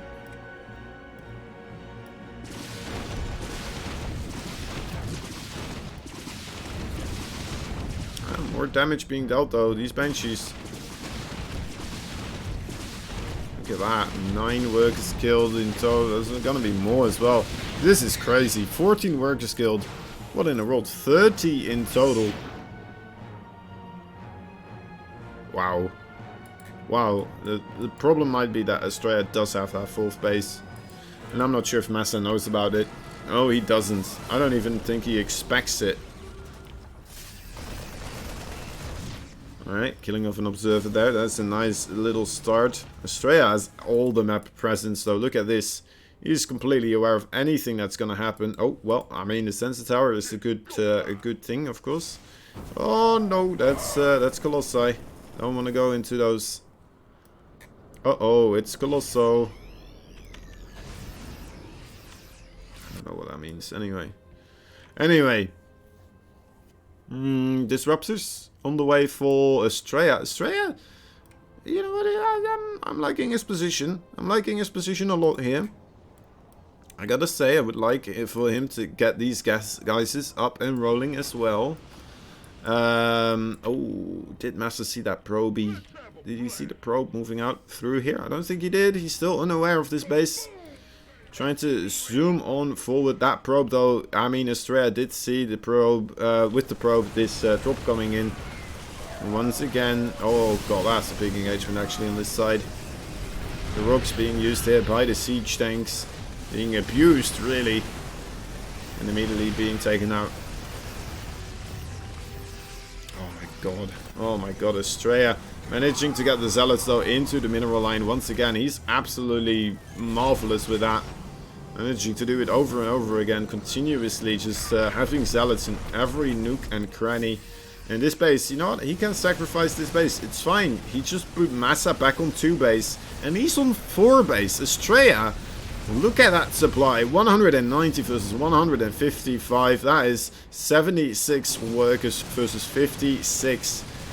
I mean, that is quite a difference. And here Estrella is moving in hallucinated Archons in the front, tanking the damage of those siege tanks, the disruptors as well. Just a little bit of a paperweight, just as a showboating mechanism, showing that, you know what, I don't even need these. You can have them for free. That is fine. I'm just gonna go and kill your base. I don't need my main base either. That is fine too. You can have my main base with those marauders. I didn't want it. And no, actually, he changed his mind. That's probably the right call to go back and yeah, all right. And now go for the attack. There we go. Coming through. Choo-choo. Here comes the Protoss Armada on the ground. I'm not sure if you can call a ground force an Armada, but you know what? We're doing it anyway because it's gonna absolutely tear a mass out a new one here. More disruptors joining in as well. Look at that. Another base for Estrella. What a surprise it is. I mean, if it was another base for Massa, it probably would have had like 25 zealots in there as well.